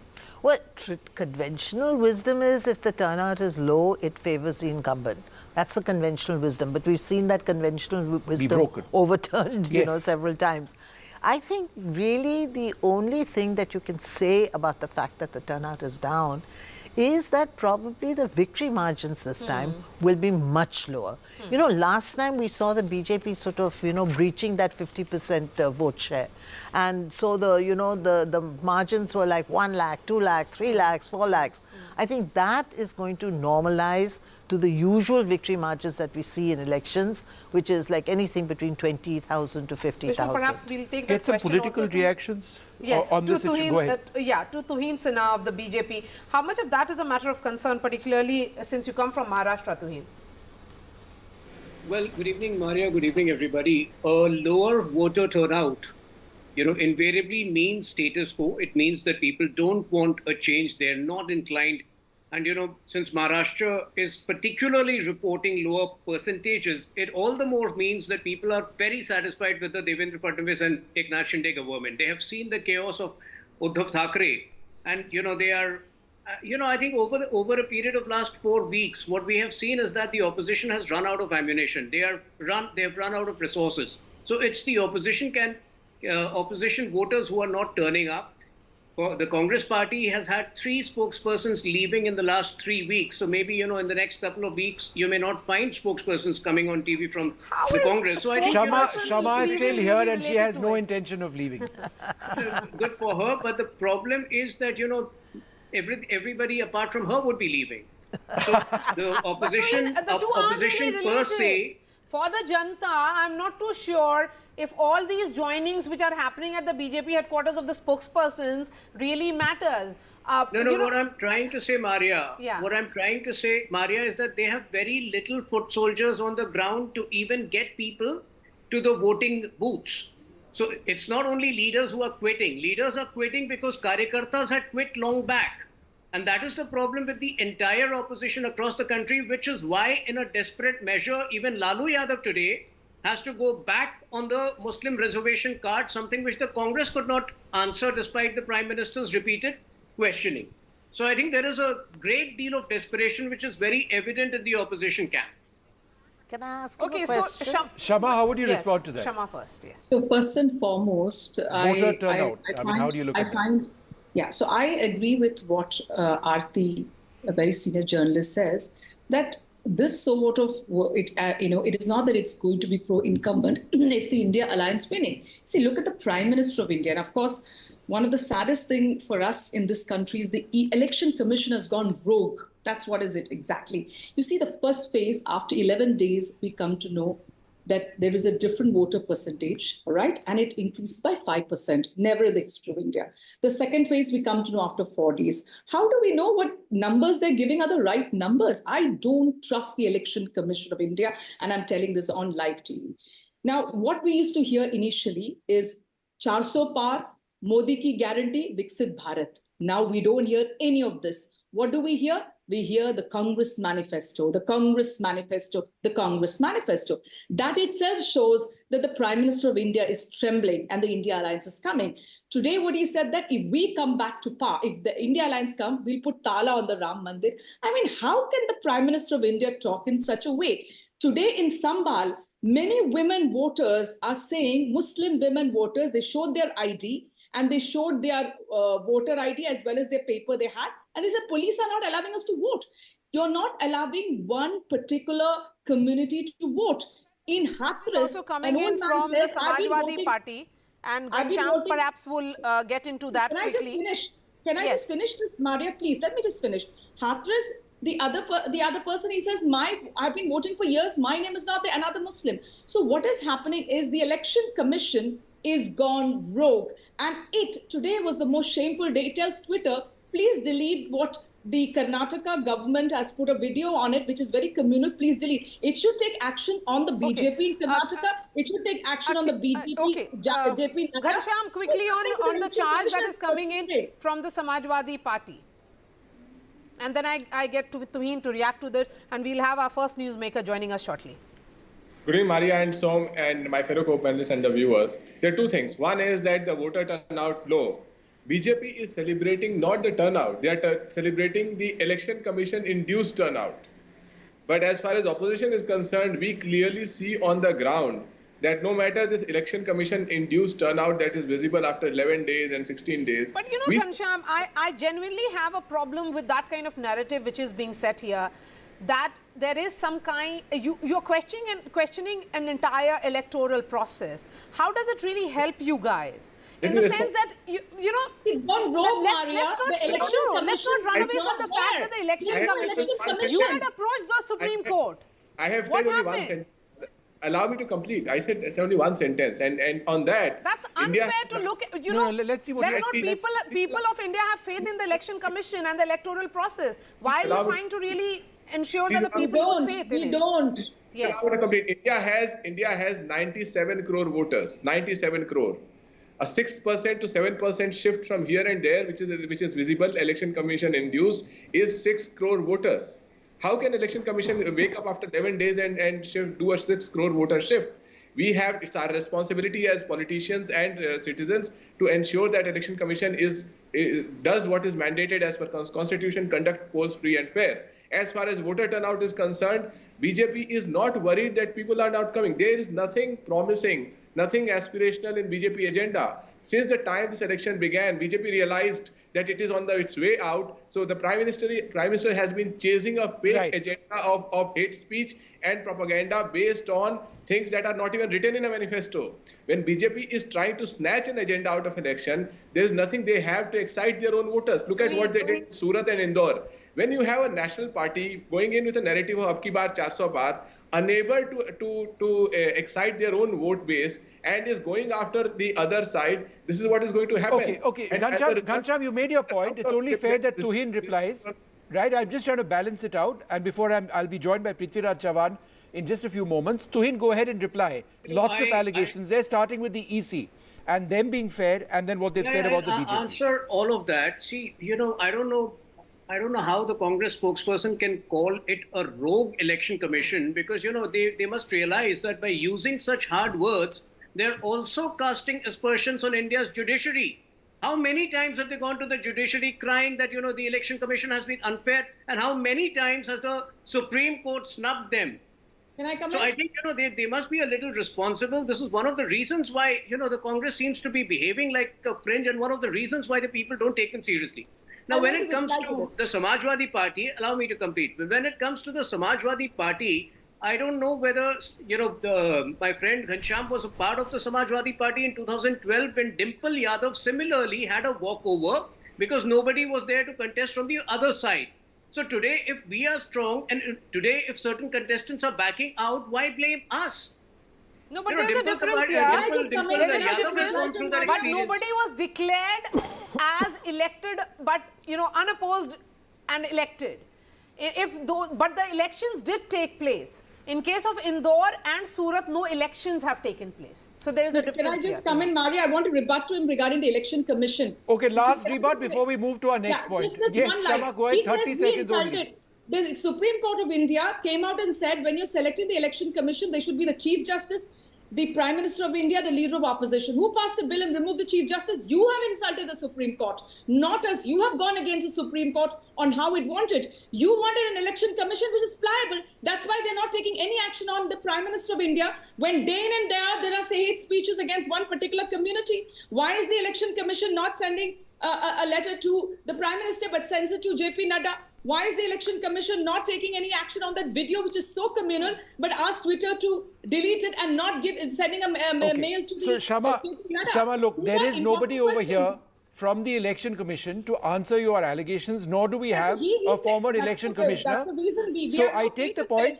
I understand what you're trying to say, but we just don't have anybody on this panel who can actually offer a balancing perspective. I mean, those are clearly your views, and I respect that. That's not my views. That's what's happening out there. Fair enough. Let me just, Shama, hold on. You know it. You've been a journalist for years. Decades, actually. Elections. And you must have not seen a ancient How many times have they gone to the Okay, Supreme all of you Court calm down for half a questioning second. EVM, We've got a very good, questioning we've got a wonderful guest waiting for us. Prithviraj Chavan, the senior Congress leader, joins us now. Thanks so very much for being with us. Let's talk a little bit about Maharashtra. Now, in Maharashtra, alliances have changed.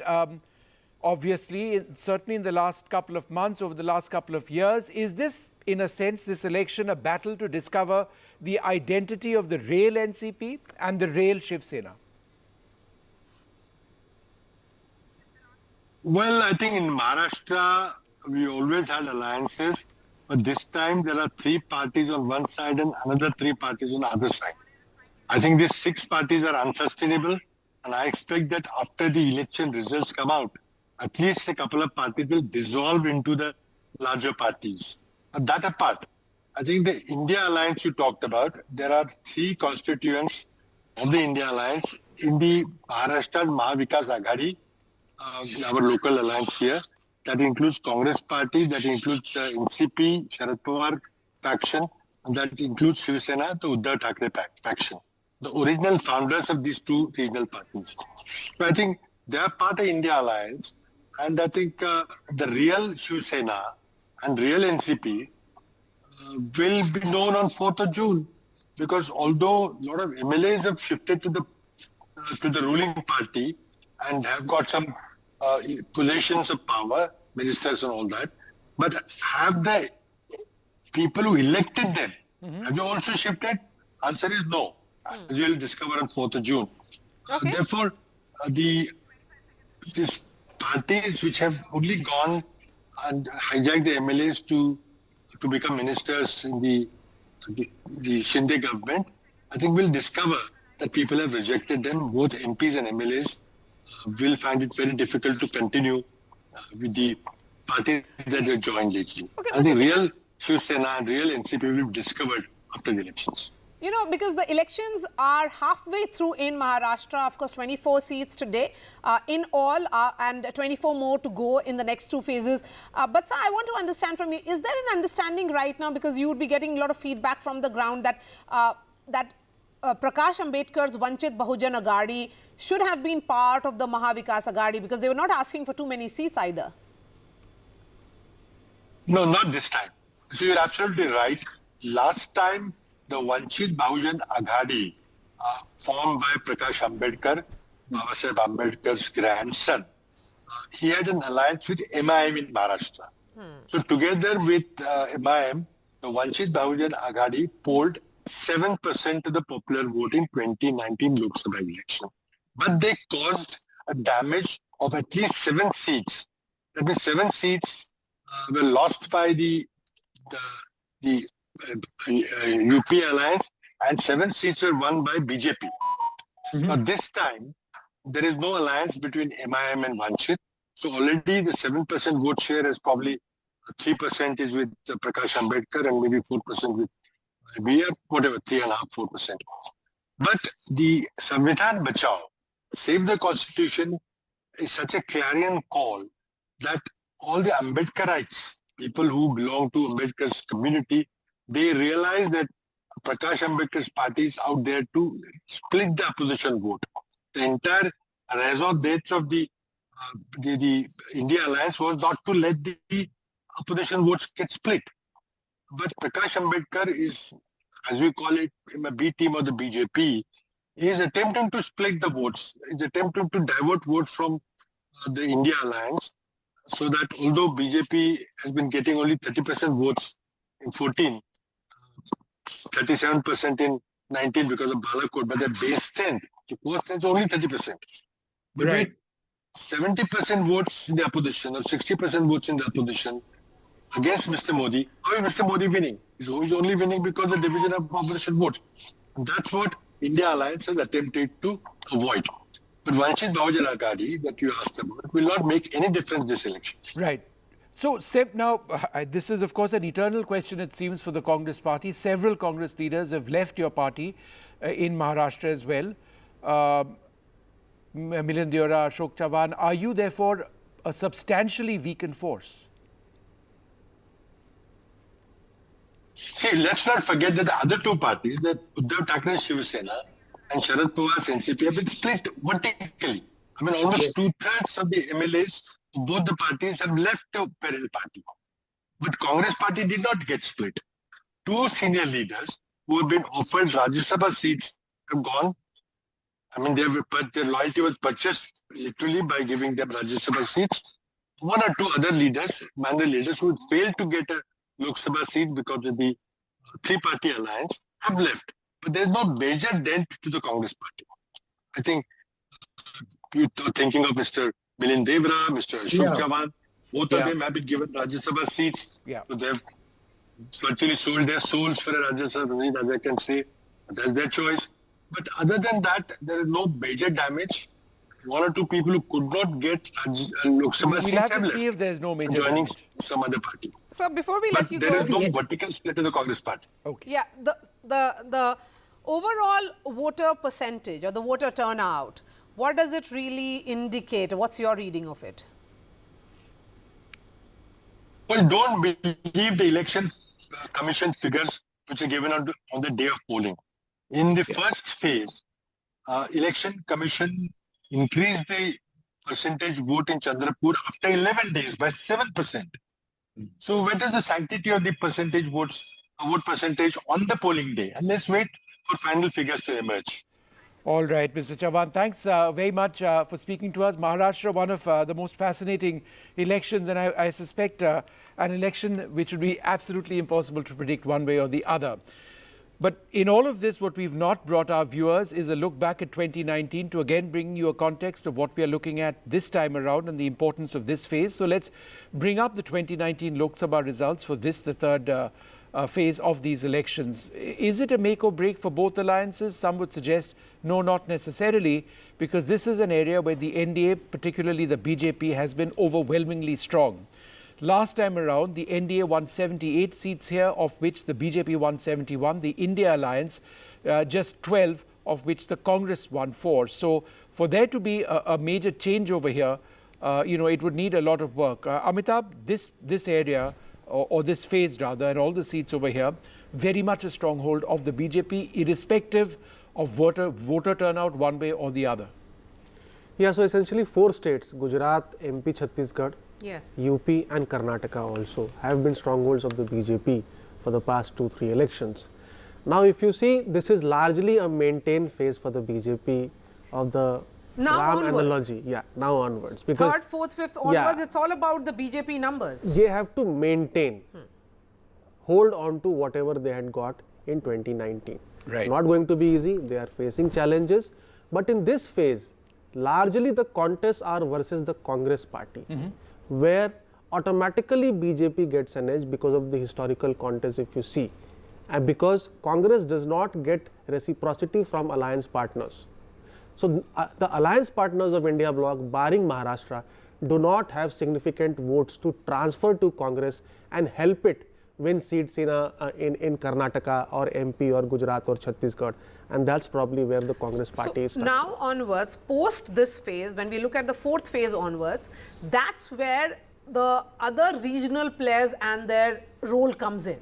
For example, major chunks in Bihar will be coming in. That's where Tejasvi has to really be the challenger, or Samajwadi Party's role plays out in Uttar Pradesh, and even in Bengal, for example. Major chunk of Bengal is only coming now onwards, 4th phase That's onwards. one long election in Bengal, all 7 phases. But I would just like to add something here, that, while this phase, of course, is a BJP stronghold, a fortress and everything, there is a shift in Karnataka this time, And I think we need to take that into account because the BJP swept that state last time, 25 Hold that out thought. of 28. We'll get to Karnataka with graphics in a few moments. That's going to be my question. But I just wanted to focus a little bit on the strike rate of the NDA last time around and the BJP. This is what they'd be hoping to replicate. It's very difficult to improve the strike rate. Last time around, the strike rate in the third phase was 89%. That's a whopping number. Look at where the Congress was at just 5%. 69% for the BJP, 12% for the Congress party. Let's turn our attention now to Madhya Pradesh. Let's take a look at where, because Madhya Pradesh, lots of high-profile candidates this time around. Let's compare Madhya Pradesh 2019. This is what the situation was. The BJP won all 9 seats over here. The Congress 0. The vote percentage 58.3%. And what makes this phase particularly interesting for Madhya Pradesh are some of the high-profile faces. So let's have some of the key contestants this time around. You've got Shivraj Singh Chauhan, the former Chief Minister, Digvijay Singh, former Chief Minister, Jyotiraditya Scindia, contesting from Guna, the Union Minister for Civil Aviation. So just a couple of very strong leaders over there. Maria? Yes. While we look at these numbers, it's very clear that these are states where the BJP had won, had a complete and total dominance, be it Madhya Pradesh, even the state of Gujarat, where Prime Minister Modi and Home Minister Amit Shah today cast his vote. But when we try and analyze the overall what has happened, 283 seats are over, which means more than half of the elections are over now. Shama Mohammed, your overall assessment, how you have fared. I'm sure you'll say that the first 2 phases went very well, particularly keeping in mind the state of Tamil Nadu and Kerala in the second phase. Shama, I think you're on mute. Sorry. Go ahead, First, Shama. We have demolished them, but this phase, I'm telling you, the surprise is Karnataka. See, Karnataka minimum will get 20 seats. One, of course, is all the women things we have done for women in the last assembly elections, the schemes which we have given them, they've continued and they are going to be very important. And of course, this Prajwal Revanna case, I mean, this is massive. Raping more than 400 women, making videos out of it. And now his uncle is attacking the Congress party instead of supporting the women, instead of being with the women and getting that nephew of them here and putting him behind bars. And I'm again going to tell you, that man is going to become getting into parliament. I will be protesting outside the parliament because a rapist like him, he's psychotic. He cannot be in parliament. And, that is going to make a change. The other one where we all have to look at is Maharashtra. Everybody is putting Maharashtra on the side. Last time, the BJP won there massively. But this time, what you're going to see is there's a lot, what I've understood from the ground, is there's a lot of sympathy for Uddhav Thackeray and Sharad Pawarji. And of course, the Congress is also much stronger this time. There, like you said, some people have gone, but in the ground, we are much stronger because people know that when the Mahavikas Aghadi was there, it was much better. Here, you vote for one, these guys suddenly come in. Look what has happened in Haryana today, You always thought that it's impenetrable, the Bharatiya Janata Party. 3 independents have resigned and the government is in minority. So things can change and things are changing. Why are these MLAs resigning? Because they know which way the wind is blowing. Right. The wind is blowing towards the India alliance. The Prime Minister, we'll see what happens. But Shama, hold on one second. Very scared because look at Rahul Gandhi. He talks about the Mahalakshmi scheme. He talks about the manifesto. He talks about the jobs we're going to give. What does Modi speak every day? It's Muslims, Mangal Sutra, mutton. This is what we hear. I'm sure Tuhin would like to reply to that. Why are you but not I want talking? to actually focus. Shama, it's not a monologue. Just hold on. We want to, what you've said, Karnataka, let's give our viewers some context, right? So Karnataka, let's take a look at what happened last time around, because Aarti also had an important point. Since we are talking about Karnataka, let's talk about it properly. This is what happened in 2009. And then let's bring up the next couple of phases as well. 2014 and then 2019. The BJP went from 12 seats in 2009, 47% of the voters, to 11 and then 14 in 2019. This is phase 3. This is phase 3, right? Of the 14 seats. Of the 14 seats, the BJP won all 14 seats. In 2014, they won 11 of the 14. And in 2009, they won 12 of the 14. The Congress didn't win a single seat last time around, even though they did get 33% of the vote share. In 2014, just 3 seats. And in 2009, 2. Now, ironically, the JDS with whom the BJP has tied up, and we believe that might be problematic this time around, has done 0 in terms of seats in 2009, 2014 and 2019. Yeah. So Aarti, just on the point of how this could actually be changing because of the Prajwal Revanna case. I think it goes beyond the Prajwal Revanna case. I think the Prajwal Revanna case certainly has cast a shadow and become a talking point in the campaign, and has served to kind of bury that other the other issue that the BJP was raising, which was love jihad following the murder of that young college girl, But I think what is really changing is the fact that today there is a Congress government. And in the last 1 year, this Congress government has managed to, fulfill some of the guarantees that it promised during the elections, particularly for women. I'm told that the women vote is still very strongly with the Congress. And the Lingayat vote, so you see the reason why JDS is 0-0-0 for 3 years in this phase is because this is not their stronghold. Their stronghold is in southern Karnataka, This is basically central and northern Karnataka. And much of it is a Lingayat, stronghold. And the Lingayats traditionally were with the BJP till last year, when the BJP's Lingayat vote base actually started cracking. Yes, we'll be joined by Jagdish Shettar. And I don't know whether that they've been able to put that back together. Yes. Although they have given Yediyurappa for a second and get a quick reaction to what Shama was saying and what Aarti is saying as well. The possibility of a reversal in Karnataka for the BJP this time around, the Prajwal Revanna case. Well, Vishnu, go ahead. Karnataka has been a BJP stronghold from 2004. So even in 2004 and 2009, when we did not come to power at the center, the minimum seats that we had won were 16 and 17 out of 28. And this time we are going to repeat, 25, we are going to win 25 that we had won the previous occasion. Now, it doesn't behove the Congress spokesperson to wax eloquent on Revanna. For us, whether it is Sheikh Shahjahan or Revanna, both of them will meet the same fate. We have been associated with JDS for barely 3 months, but most of these crimes were taking place in 2018-19 when they desperately needed the support of JDS, and their chief minister was a silent spectator to it. So I don't think they should be pontificating on this issue. Our track record is very clear. These people did not have the moral courage to talk about Sheikh Shahjahan. These people are selective. They did not have the courage to talk about Sheikh Shahjahan. We will ensure exemplary punishment. Shama, let's not fight. Shama, let's not fight.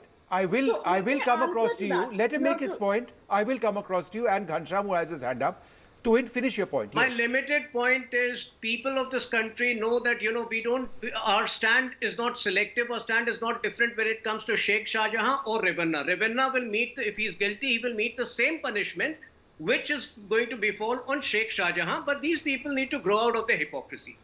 Can I come in? Shama, go ahead, and then Ghanshyam, yes. He uses Revanna and Sheikh Shahjahan. What happened to Brijbhushan and Sharan Singh? Why are you not using that word? Why did the Prime Minister not take action on him when the Delhi police has filed an FIR saying he has molested the wrestlers? The FIR, have you read it? You're a lawyer. I have read the FIR. So what happened What happened to the women in Manipur who were raped? He's not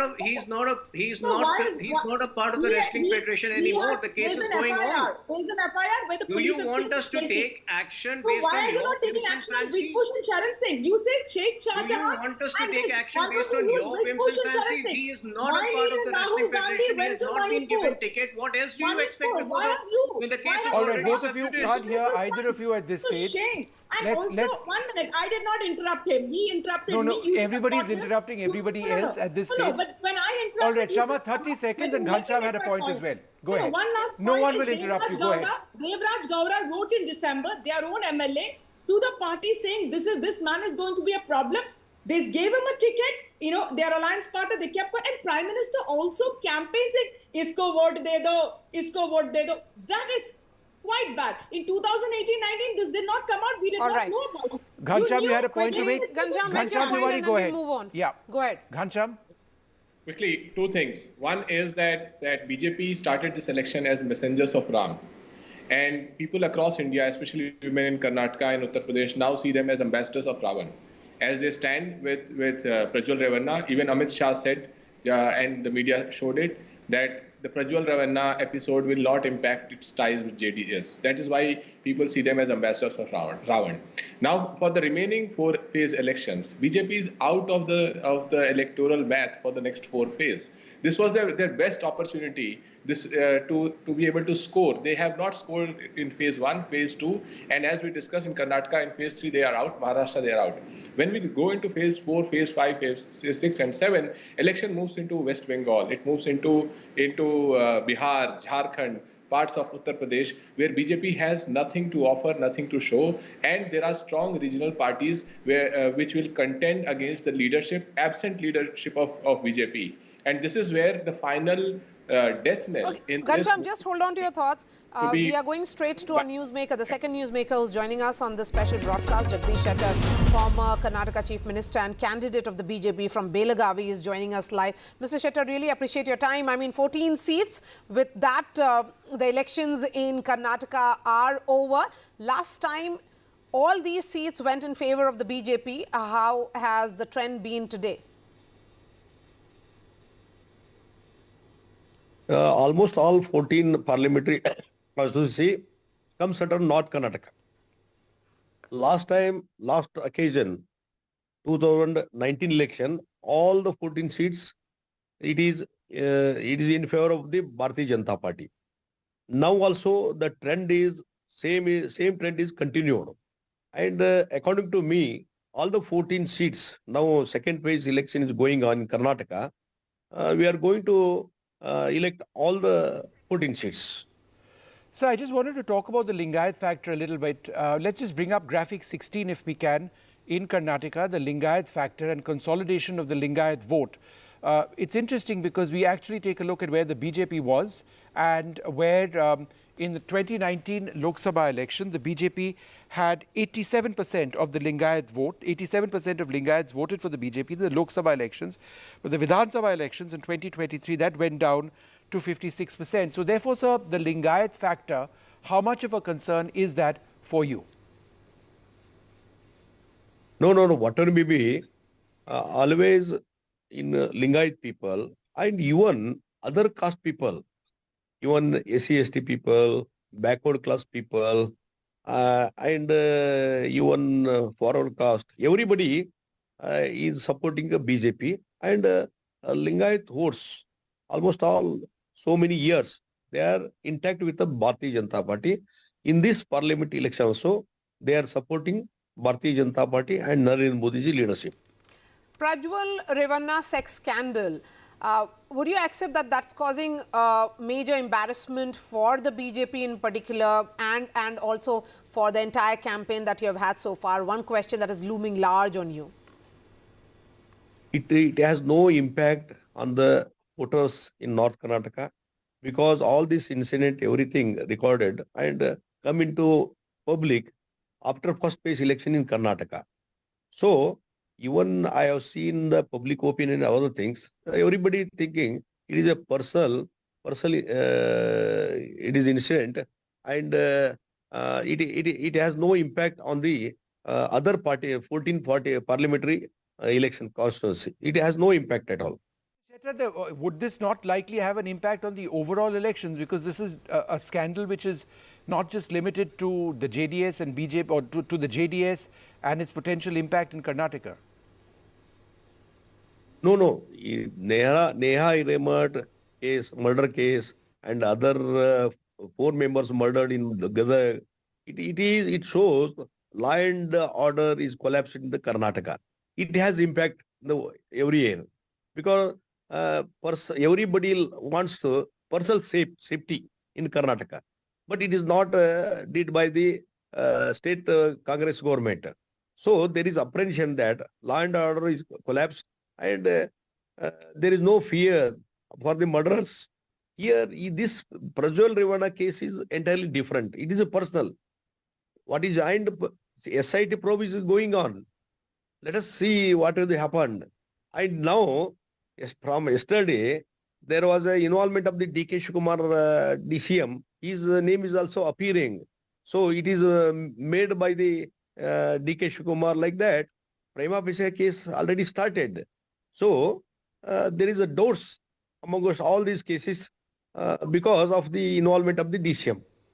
Okay, so you are of the opinion that this case will have no impact on the election outcome. So let's wait and see how it really plays out on 4th. But overall, the political discourse in Karnataka in many ways is being shaped by what, this entire sex tape or the sex scandal which has come out in the public domain. We're going to take a short break at this stage. Shekhar Suman has joined the Bharatiya Janata Party. Interesting interview where he told me, Maria, that yesterday he had no idea where he was going to be. And now today he's in the he's BJP. a part of a political BJP. process. We're going to take a short break. That interview coming up. Stay tuned.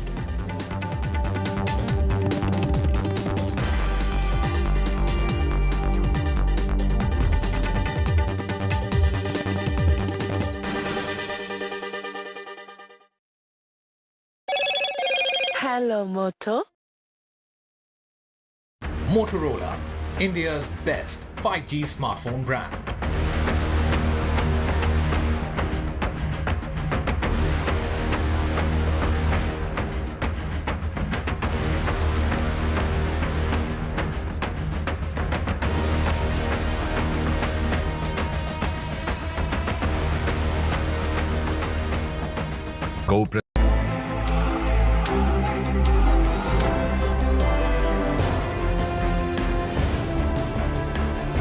Biggest carnival of democracy, India's general election. Prime Minister Modi makes a formidable bid for a hat-trick. The opposition is trying to mount a united challenge. And the southern parties are standing their ground. As battle lines are drawn, join us on an exciting journey on the road to 2024. Indian elections, a festival like no other. And NDTV covers elections like no other. When India votes, you can count on us.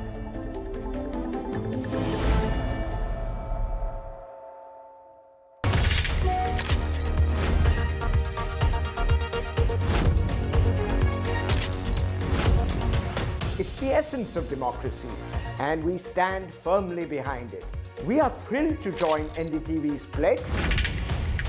It's the world's biggest festival of the power of a vote and the power of a citizen. It is a day we must answer our call to duty as citizens of India. We get this opportunity to determine how our country will be governed. It is this constitutional duty through which we can make a difference in our nation's future. And make India always a better place than it was yesterday. I certainly plan to vote as long as I'm able to vote. We are joining NDTV's Pledge to Vote initiative. Let us make democracy stronger by going out and exercising our franchise. Jai Hind.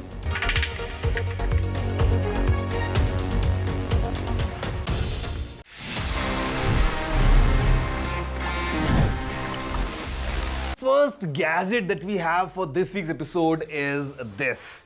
The all-new Xiaomi 14 Ultra. I mean, ये जो phone है, this is a flagship device from Xiaomi. Packs a lot. मतलब, if you talk about the in-hand feel, the device is really premium. The camera is made in collaboration with Leica. I mean, जो lenses हैं वो Leica ने बना के दिए, and the entire hardware is really fantastic. The phone feels like a flagship phone. काफी interesting features हैं, things like the latest Qualcomm Snapdragon 8 Gen 3 processor. We have a nice Quad HD Plus display, 5000 mAh battery, and I mean everything packed in this nice looking package. Let's have a closer look कि आखिर क्या features हैं all together इस Xiaomi 14 Ultra में, and then I'm gonna tell you what do I think.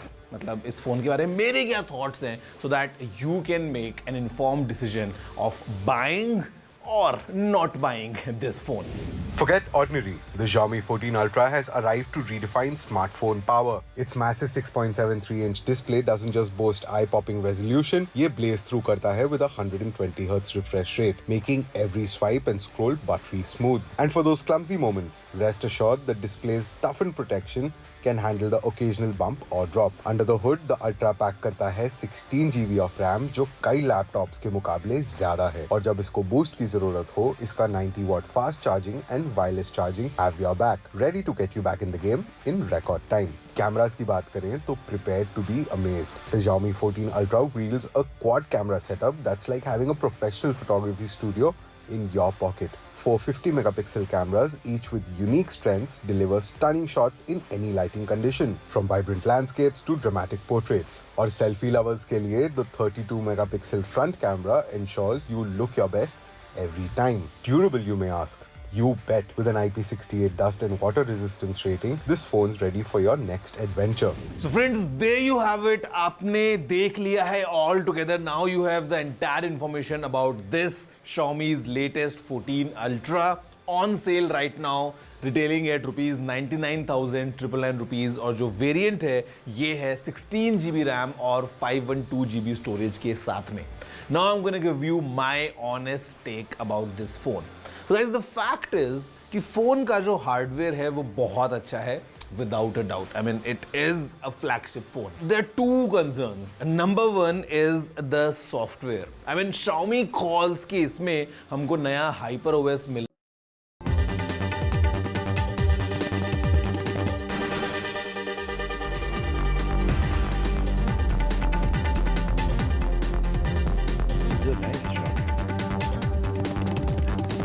And joining us now is actor who has made a comeback of sorts, which is Shekhar Suman, in his new release of web series, which is Hira Mandi, The Diamond Bazaar. Today is the beginning of his new innings. This one, he has moved to politics now. Why did you join the BJP is the first question that I wish to ask you, sir. Impulsive decision. You know, for a long time I was mulling whether to join politics or not, because, you know, it is always sort of interpreted wrongly that, you know, there is a vested interest or probably there are political reasons for it. The reasons are very, very personal. I just wanted to strengthen the hands of the government, and I thought they're doing a fabulous job. I'm a huge admirer of Shri Narendra Modi ji, and I think he's done a wonderful job in the last 10 years, and that prompted me that all of us, when we sit outside the periphery and keep discussing and keep you know, criticizing the government for various things, it is also important to think that someone who is leading the country also needs several hands and several people to support. And that prompted me to sort of take this very, very, as I said, impulsive decision to join But is BJP. it true that you didn't know even yesterday that you would be in the BJP today? No, no. I was blissfully unaware and oblivious of what was going to happen next, because I was just enjoying in the midst of the euphoria which Hira Mandi is enjoying, in the midst of the success. As a matter of fact, I was sitting with Bhansali Saab for 2 hours discussing every scene of it and how everybody has performed so brilliantly, and that just about everyone all over the world is watching Hira Mandi and praising it to the skies, and every character. So a lot of praise and adulations come our way, you know, and my, you know, Adhyana has been praised a lot. So there was a sort of a jubilation that was going on, where I received a call from Vinod Tawde ji, and he asked me whether I would like to come and join BJP just tomorrow, and that was like so sudden. And I said, give me a moment, I'll think about it and let you know. So I guess this was destined, the fact that it was in the deep recesses of my mind. Subconsciously, maybe I was thinking about it, you know, because we get, you know, too happy with our own life, personal life, especially actors. We are in a cocoon. We are, you know, playing characters, and we are in a studio back home, and we are completely cut off from the social world and from society as such. There's a world within a world, and I guess that all of us have a social responsibility, and we need to go out and express that and express ourselves and express our choices. And I think if I think that our government is doing extremely well and that it needs everyone's support, then what am I waiting for? So that prompted me. Immediately I picked up the phone and I said, I'm coming. So I left everything. You know, we were in the midst of a lot of PR activities post the success of Hira Mandi, and I came here. Yes, Mr. Shekhar Suman, I must congratulate you for that role that you have played of Zulfikar in the web series. I've seen it, and it certainly is a very intriguing plot. But talking about what now for you in terms of your political role, what will you be doing? Will you be actively campaigning? I have no idea what I would be doing. This is my way of saying that I'm with you in whichever small capacity that I can be of any help. I really don't know what would be assigned to me, what would I be asked to do. I have absolutely no idea. But as I said, that when you come and you come with the idea to kind of be of some use to the party, then you come and surrender yourself completely and totally. So I guess that whatever they ask me to do, I will adhere to it without. But what would you like to do? What would you like to do? I don't know. I haven't, as I said, that this is has been too sudden. I'll sit and think that I said, you know, I would probably, there are so many things I would probably like to talk about.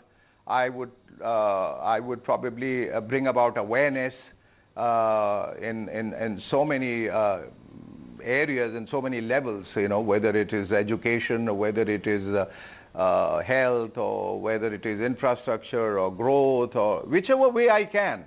Right. You know, I suppose as an actor, I could be of immense help talking about it, you know, on the social media and otherwise, and bring about a certain awareness. And if I'm asked to campaign, you know, for a certain candidate, then I guess then I'll go out, and since I think at this point of time where our ideologies meet, in the sense that I'm aligned with the ideas of BJP, which is progressive and thinks about the country, has taken the country ahead in the last so many years, then I will willingly and gladly go ahead and campaign. All right. Well, good luck in politics to you. And today was a day when a Congress spokesperson also joined. Yes, Radhika BJP. Khera. That's right. So it's the exodus is actually continuing. It continues over there for. Well, we're out of time on this program, and you know, Maria and I will be back over the next couple of weeks, a day before the polling. The and next on the day phase of is polling. on 13th. That's right. That's the fourth. That's the fourth phase. So that's a Sunday, right? That's a Sunday. The day before is a Sunday. So then I won't be at work. You can take care of the show then. All right. So more than half of the elections are over. 283 seats after the first 3 phases, which are over. 4 more phases to go. And Vishnu and I will continue with the special broadcast. Thanks so much for watching. Good night.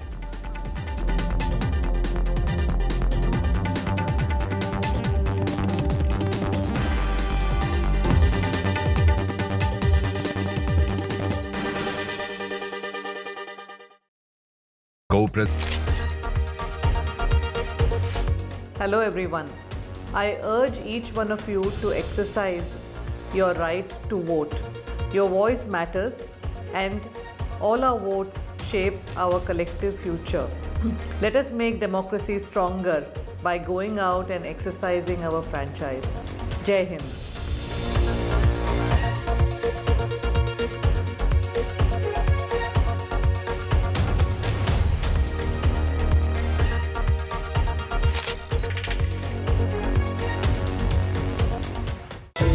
The 18th Lok Sabha elections. As always, NDTV has its ear to the ground. With the biggest pie of 80 seats, all eyes will be on Uttar Pradesh. Will the Troika ensure the Modi umbrella unites all? It is the first election in Naya Kashmir since the scrapping of Article 370. Will the same number of lotuses bloom in the desert, or can Gehlot lend a helping hand to India? With BJP having Max here with the only pillar standing of Chhindwara fall. Can Didi once again withstand the sacral tide?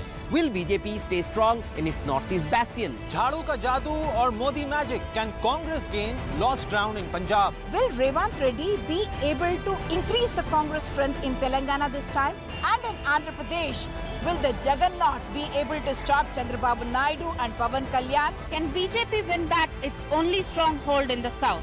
Or will it be a Congress consolidation? Can BJP make a dent in the Dravidian den?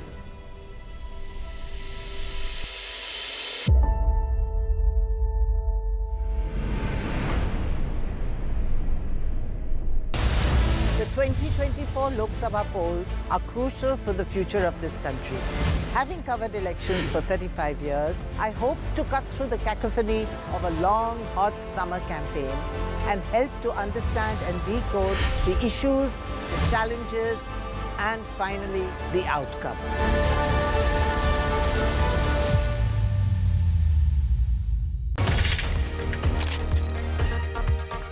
After 5 years, we are again getting an opportunity to exercise our right to vote. This is a right which has been earned after a very long and hard struggle by our great leaders. We must not waste this opportunity. I have pledged that I will vote. I have appealed to all my family members and friends to come out and vote for the development of our great nation.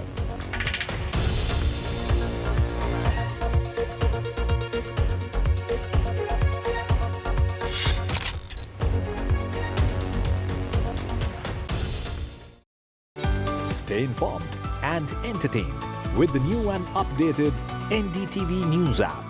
You can watch all our channels live, listen to podcasts, read breaking and exclusive news from around the world and more. Download the NDTV app today and get access to the best journalism and storytelling on your smartphone or tablet. The NDTV app. News that matters to you. This show isn't just about news from the southern states. It's one that looks at the rest of India and the world from a diverse South India point of view, because NDTV has always taken the southern view seriously.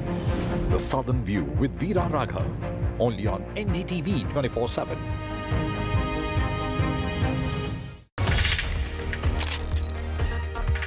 I do hope all of you are going to go out and cast your vote, and especially the youth of the country. And the youth and the corporate citizens, people who work in our urban centers, in companies. You know, we are the, in many ways, we actually are the generation which is going to build the country.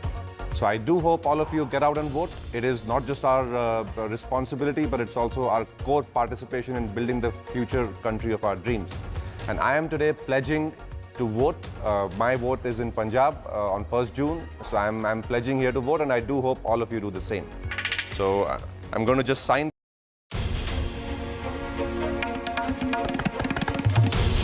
This is NDTV, and you're watching NDTV 24/7. Hello, Moto.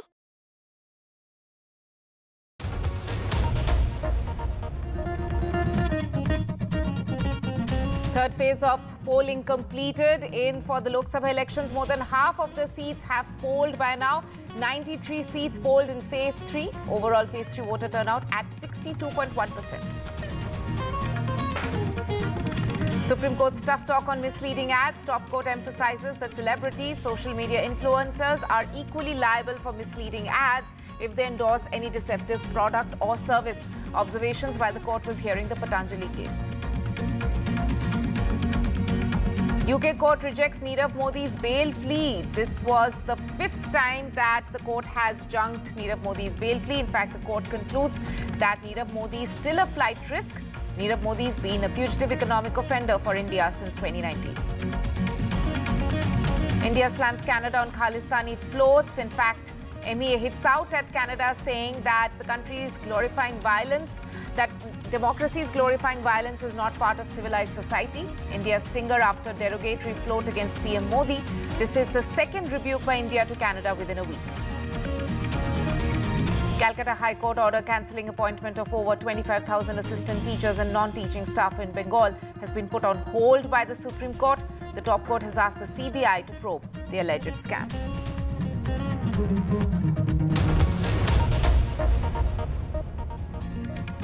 Right, we are starting with the breaking update that is coming in, and after an FIR has been filed against Akash Anand in Sitapur, BSP chief Mayawati has removed Akash Anand as the national coordinator and successor for her post in BSP. In fact, Akash Anand, Mayawati has tweeted on this, which is on your screens right now, saying Akash Anand has been removed over political immaturity. Remember, Akash Anand is also her nephew. Let me go across to my colleague Tanishq for more on this. Tanishq, explain to us what really changed over the past several days or so for Mayawati to take such a call. Well, Tanima, this is a very shocking development, but this was somehow expected also, because after an FIR was filed in Sitapur against Akash Anand for his inflammatory speech, for violating the model code of conduct. A lot of, according to the party sources, as we know, a lot of his programs were cancelled. The top brass of the party was not very happy with the inflammatory speeches that were being given. Remember his Nagina speech, his very first speech as he entered Uttar Pradesh went viral, and after that, of course, his speech in Chandauli and then his Sitapur speech, all of them were quite aggressive. And then an FIR was filed against him. Now this development comes days after the FIR was filed against him in the Sitapur, while campaigning in Sitapur. Now Akash Anand, the political successor of the BSP, whom Mayawati named just after the state elections got over in December, has now been removed from the post of national coordinator of the party, and also as her political successor. Now this is a very big development, because we all know that Akash Anand was announced as the political successor in December. Now he has been removed, but his father Anand Kumar continues to hold all the party, continues to hold all the party responsibilities, and will continue to work in the same manner as he was doing. But Akash Anand has been removed from the post of national coordinator and her political successor as of now. And what we know from the sources, a lot of his rallies were also cancelled in Uttar Pradesh. Remember, Uttar Pradesh has still, there are still 4 more phases to go, and Uttar Pradesh goes to polls in all the seven phases. Right. So of course, this of course is a very big development as far as politics is concerned. Akash Anand has been removed as the political heir of the BSP. Interesting development there amid elections. Tanishq, thank you so much for joining us on that breaking update. Shifting focus now and taking a firm stand on the issue of misleading advertisements, the Supreme Court has said that celebrities and social media influencers are equally liable if the commercial for the product or service featuring them is found to be deceptive.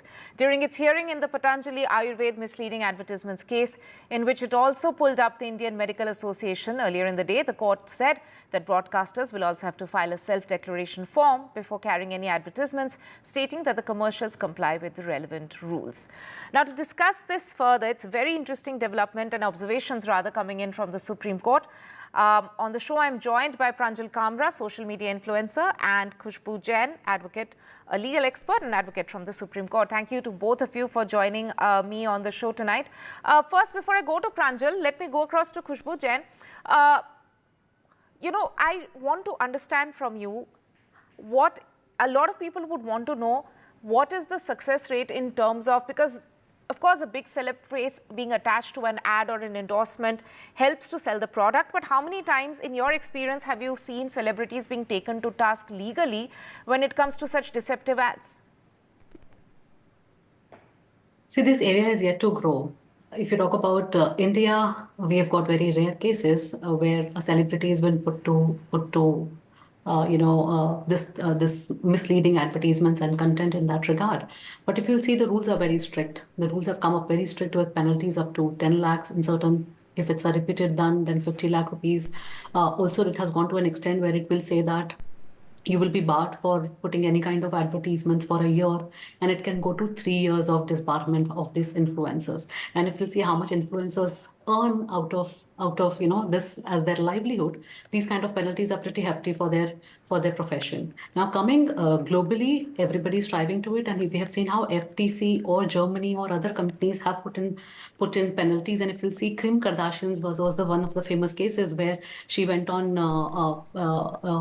putting an advertisement or an influence ad on social media platform for a crypto. Now that crypto, where FTC became very strict, and FTC and SEC became that you went on endorsing a crypto without saying that how much money and who were the one you were putting this advertisement for, and it becomes a violation of the advertisements rules which have been there without telling that who you are putting it for, and she was being made to pay hefty penalty. So we have seen that how this entire game is changing worldwide, where influencers are growing exponentially, and the traditional way of advertisements have now shifted to these celebrities, to the influencers over social media, maybe because of the direct reach and how niche this market has become.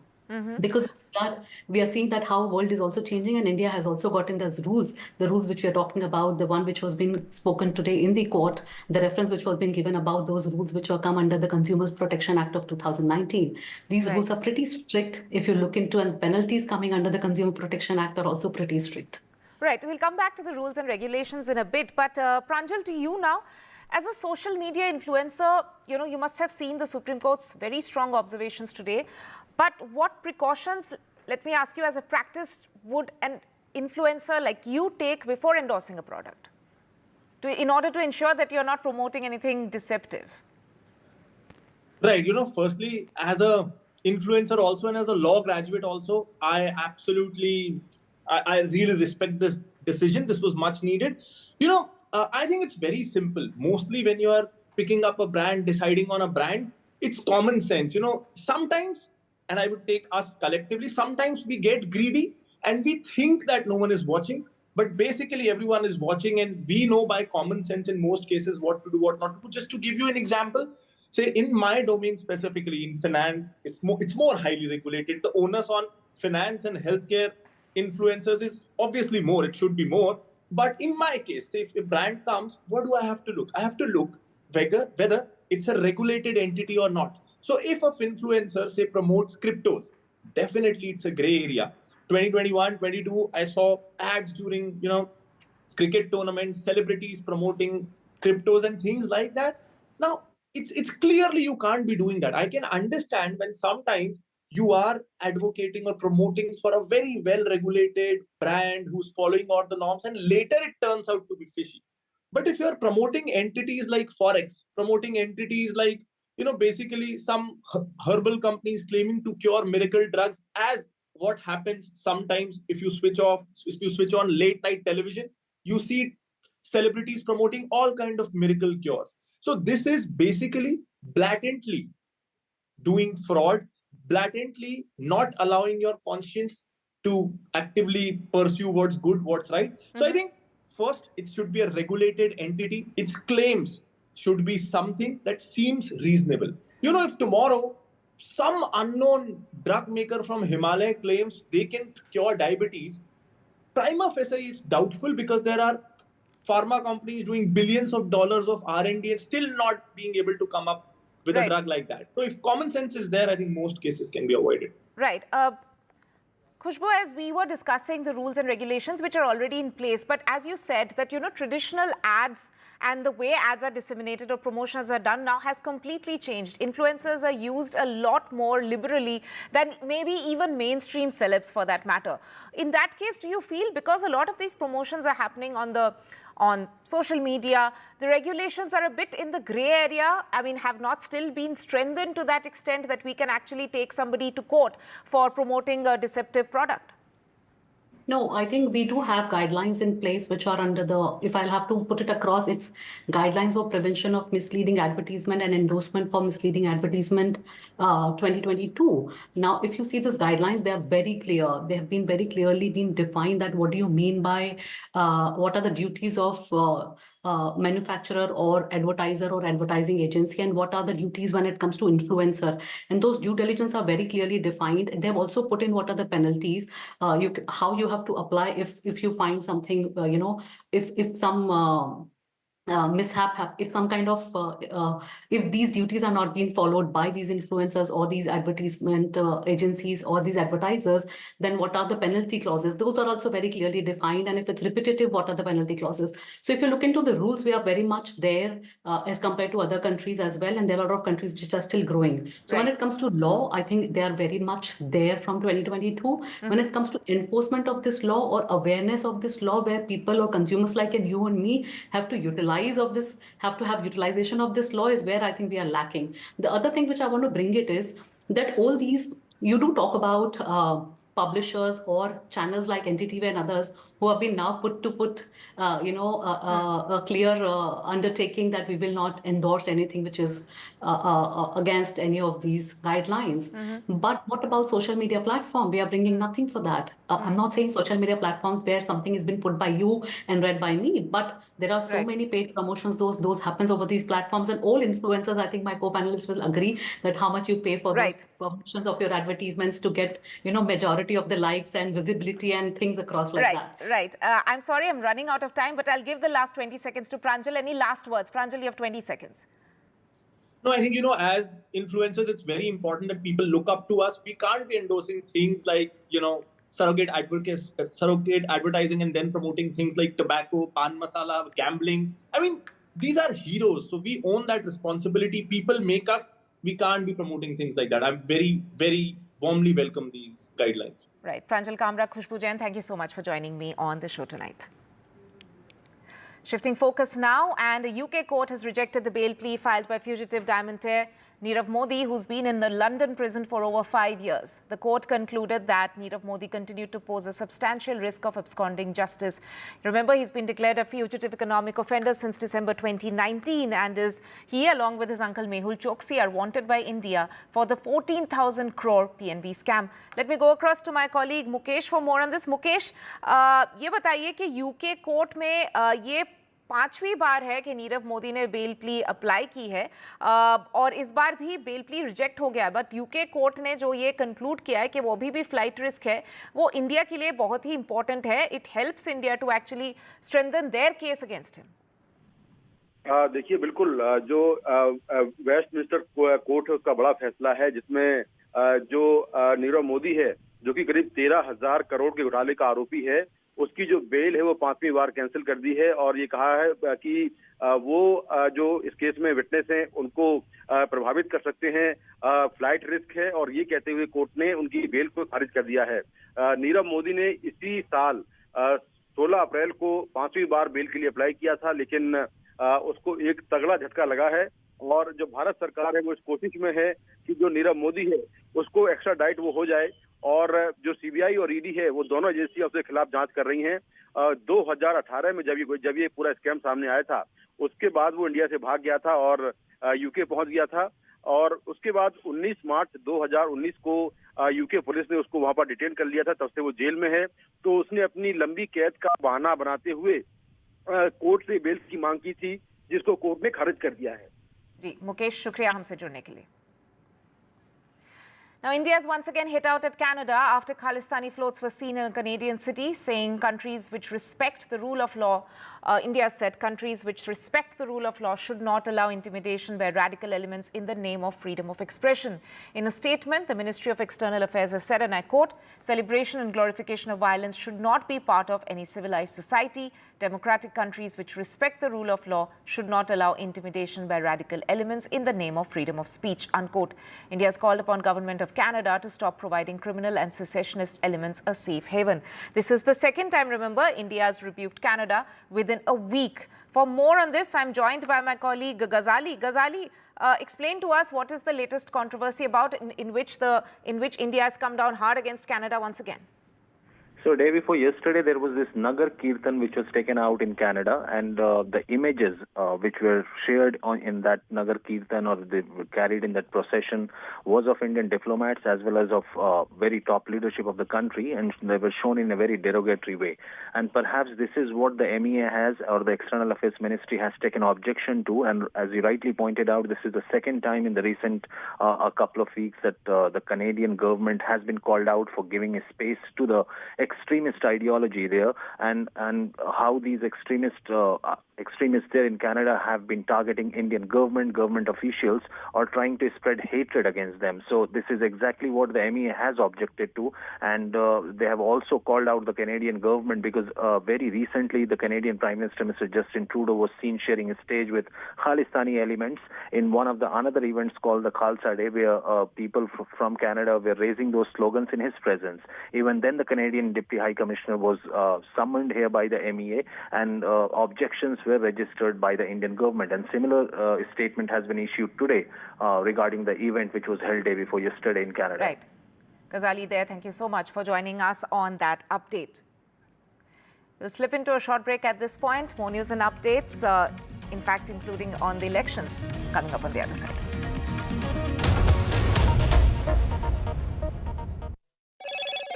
Hello, Moto. Motorola, India's best 5G smartphone brand.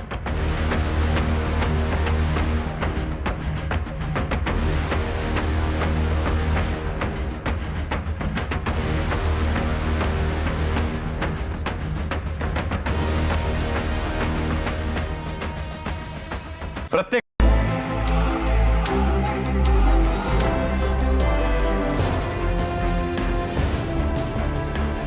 The biggest carnival of democracy, India's general election.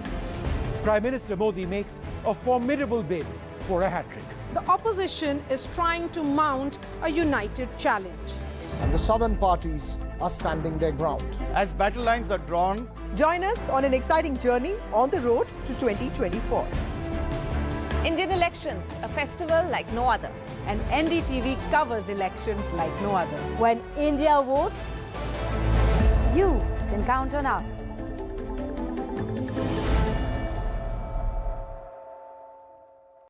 प्रत्येक काळात गरज असते एका नव्या आवाजाची, सोबत नवा दृष्टिकोन, तसंच नव्या विचारांची.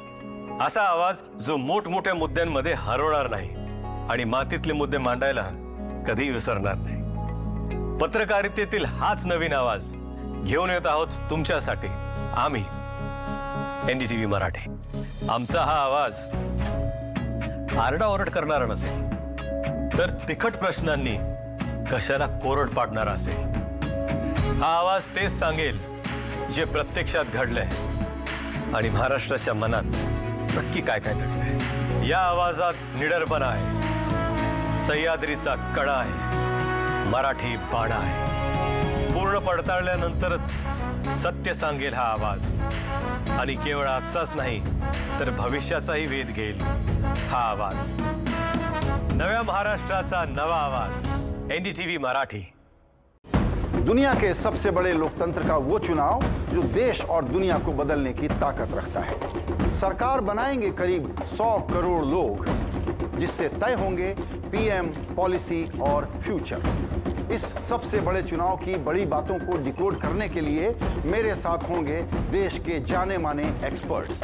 देश के चुनिंदा शहरों से एनडीटीवी की सबसे बड़ी पेशकश बैटल ग्राउंड देखिए मेरे साथ सिर्फ एनडीटीवी पर, क्योंकि चुनाव मतलब NDTV.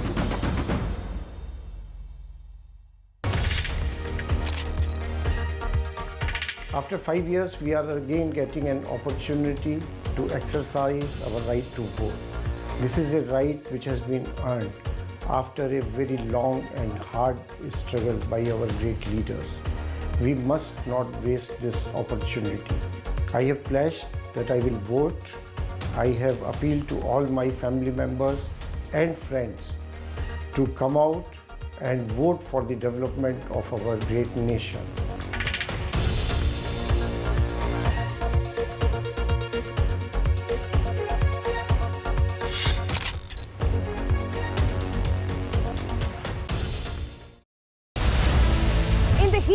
In dust of politics, perspective should not get lost. Watch me decipher hard politics through an academic lens, only on NDTV.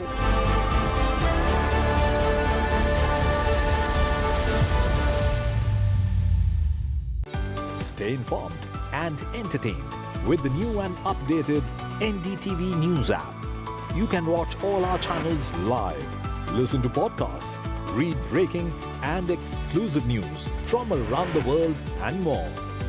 Download the NDTV app today and get access to the best journalism and storytelling on your smartphone or tablet.